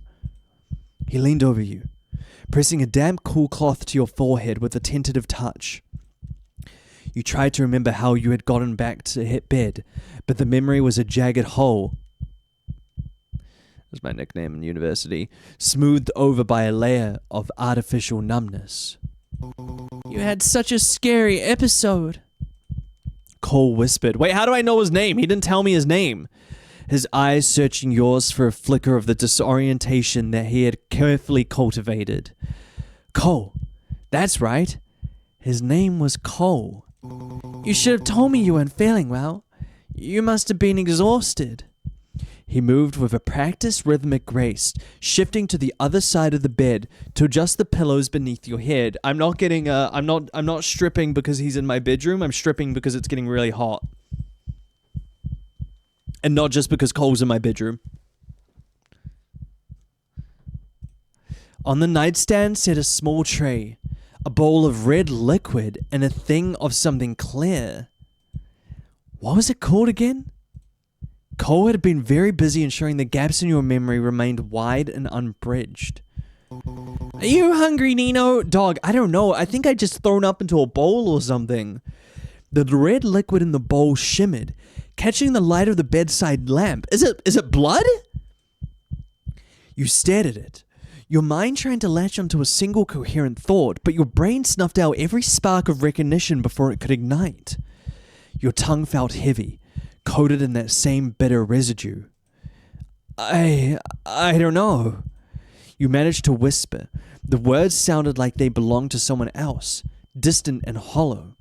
Cole's expression softened into an almost painful level of devotion. He didn't seem bothered by your disorientation. If anything, he seemed to relish it, his eyes drinking in your confusion with a quiet satisfaction. He reached for the bowl, the ceramic clicking softly against the wooden nightstand, and shifted closer. Just a few sips, honey. It will settle your stomach. Oh, he's giving me Robitussin, he murmured, his voice a melodic hum that seemed to vibrate in the marrow of your bones. He dipped a small silver spoon into the crimson liquid and brought it to your lips. The movement was so gentle that you instinctively opened your mouth to accept the spoon. Ah, tomato. That's what it was. Cole beamed. Very good. He cooed slowly.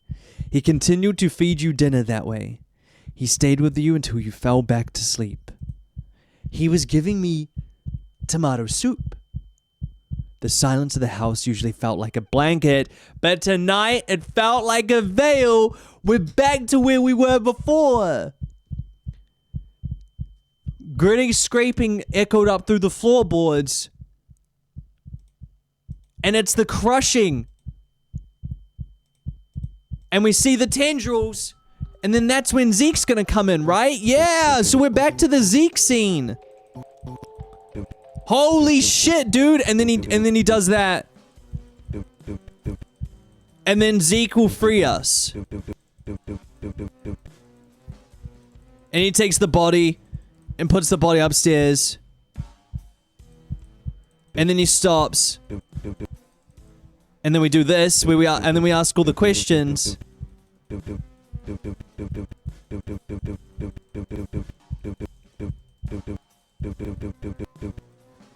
And then Phoebe.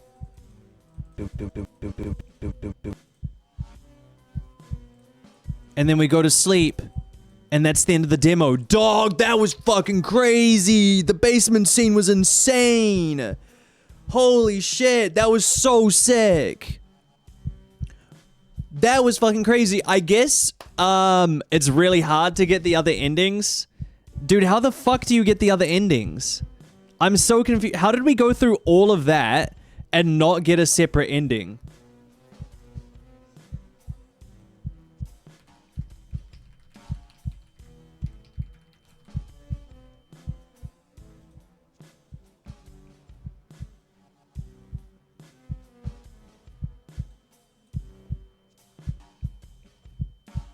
Like, how did we go through, dog, how did we go through all of that and we always get the same ending?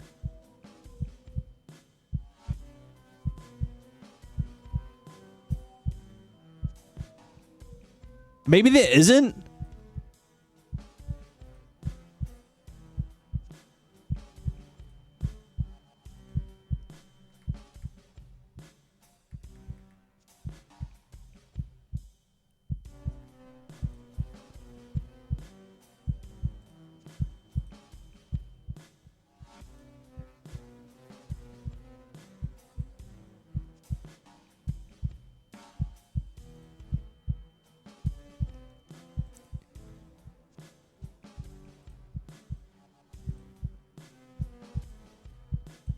Okay, I just watched a video. I just skimmed through a video that said all endings.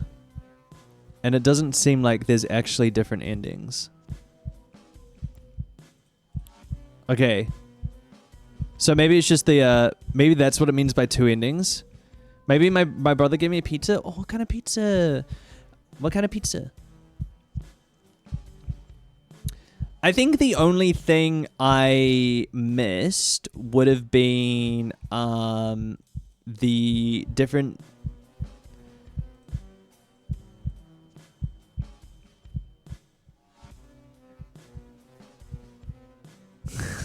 sorry, I'm on YouTube looking at the thing. I'm on YouTube looking at like the different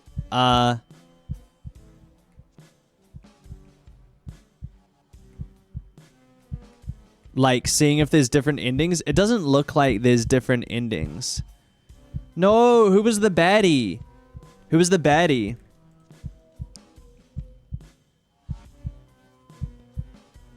Actually, there's no one on that I want to raid.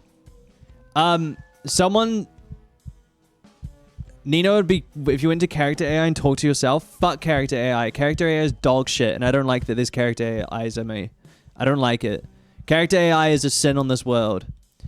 I hate that shit so much. Destroying our youth. And I don't like that there's character AI of me. It was an art. Oh, we'll get her again. Okay. Are you still going to do one on Monday? Actually, I'm not sure. I think the World Cup might be on Monday. So I'm going to watch the World Cup final if that's on Monday. That's going to be so creepy to you. Yeah, it's fucking weird. I don't want people talking to a fake version of me. That's fucked in the head. It's fucking weird. I think it's actually deranged to do character AI of real people. How to fucking fulfill, like, just bizarre, like parasocial fantasies that you shouldn't have and should never have. Yeah, give me that soon. Send me that through soon, Joe. I did not pitch you to be into World Cup. Bog. I am a massive football fan. I'm a huge football fan. Like, massive. I'm super into football.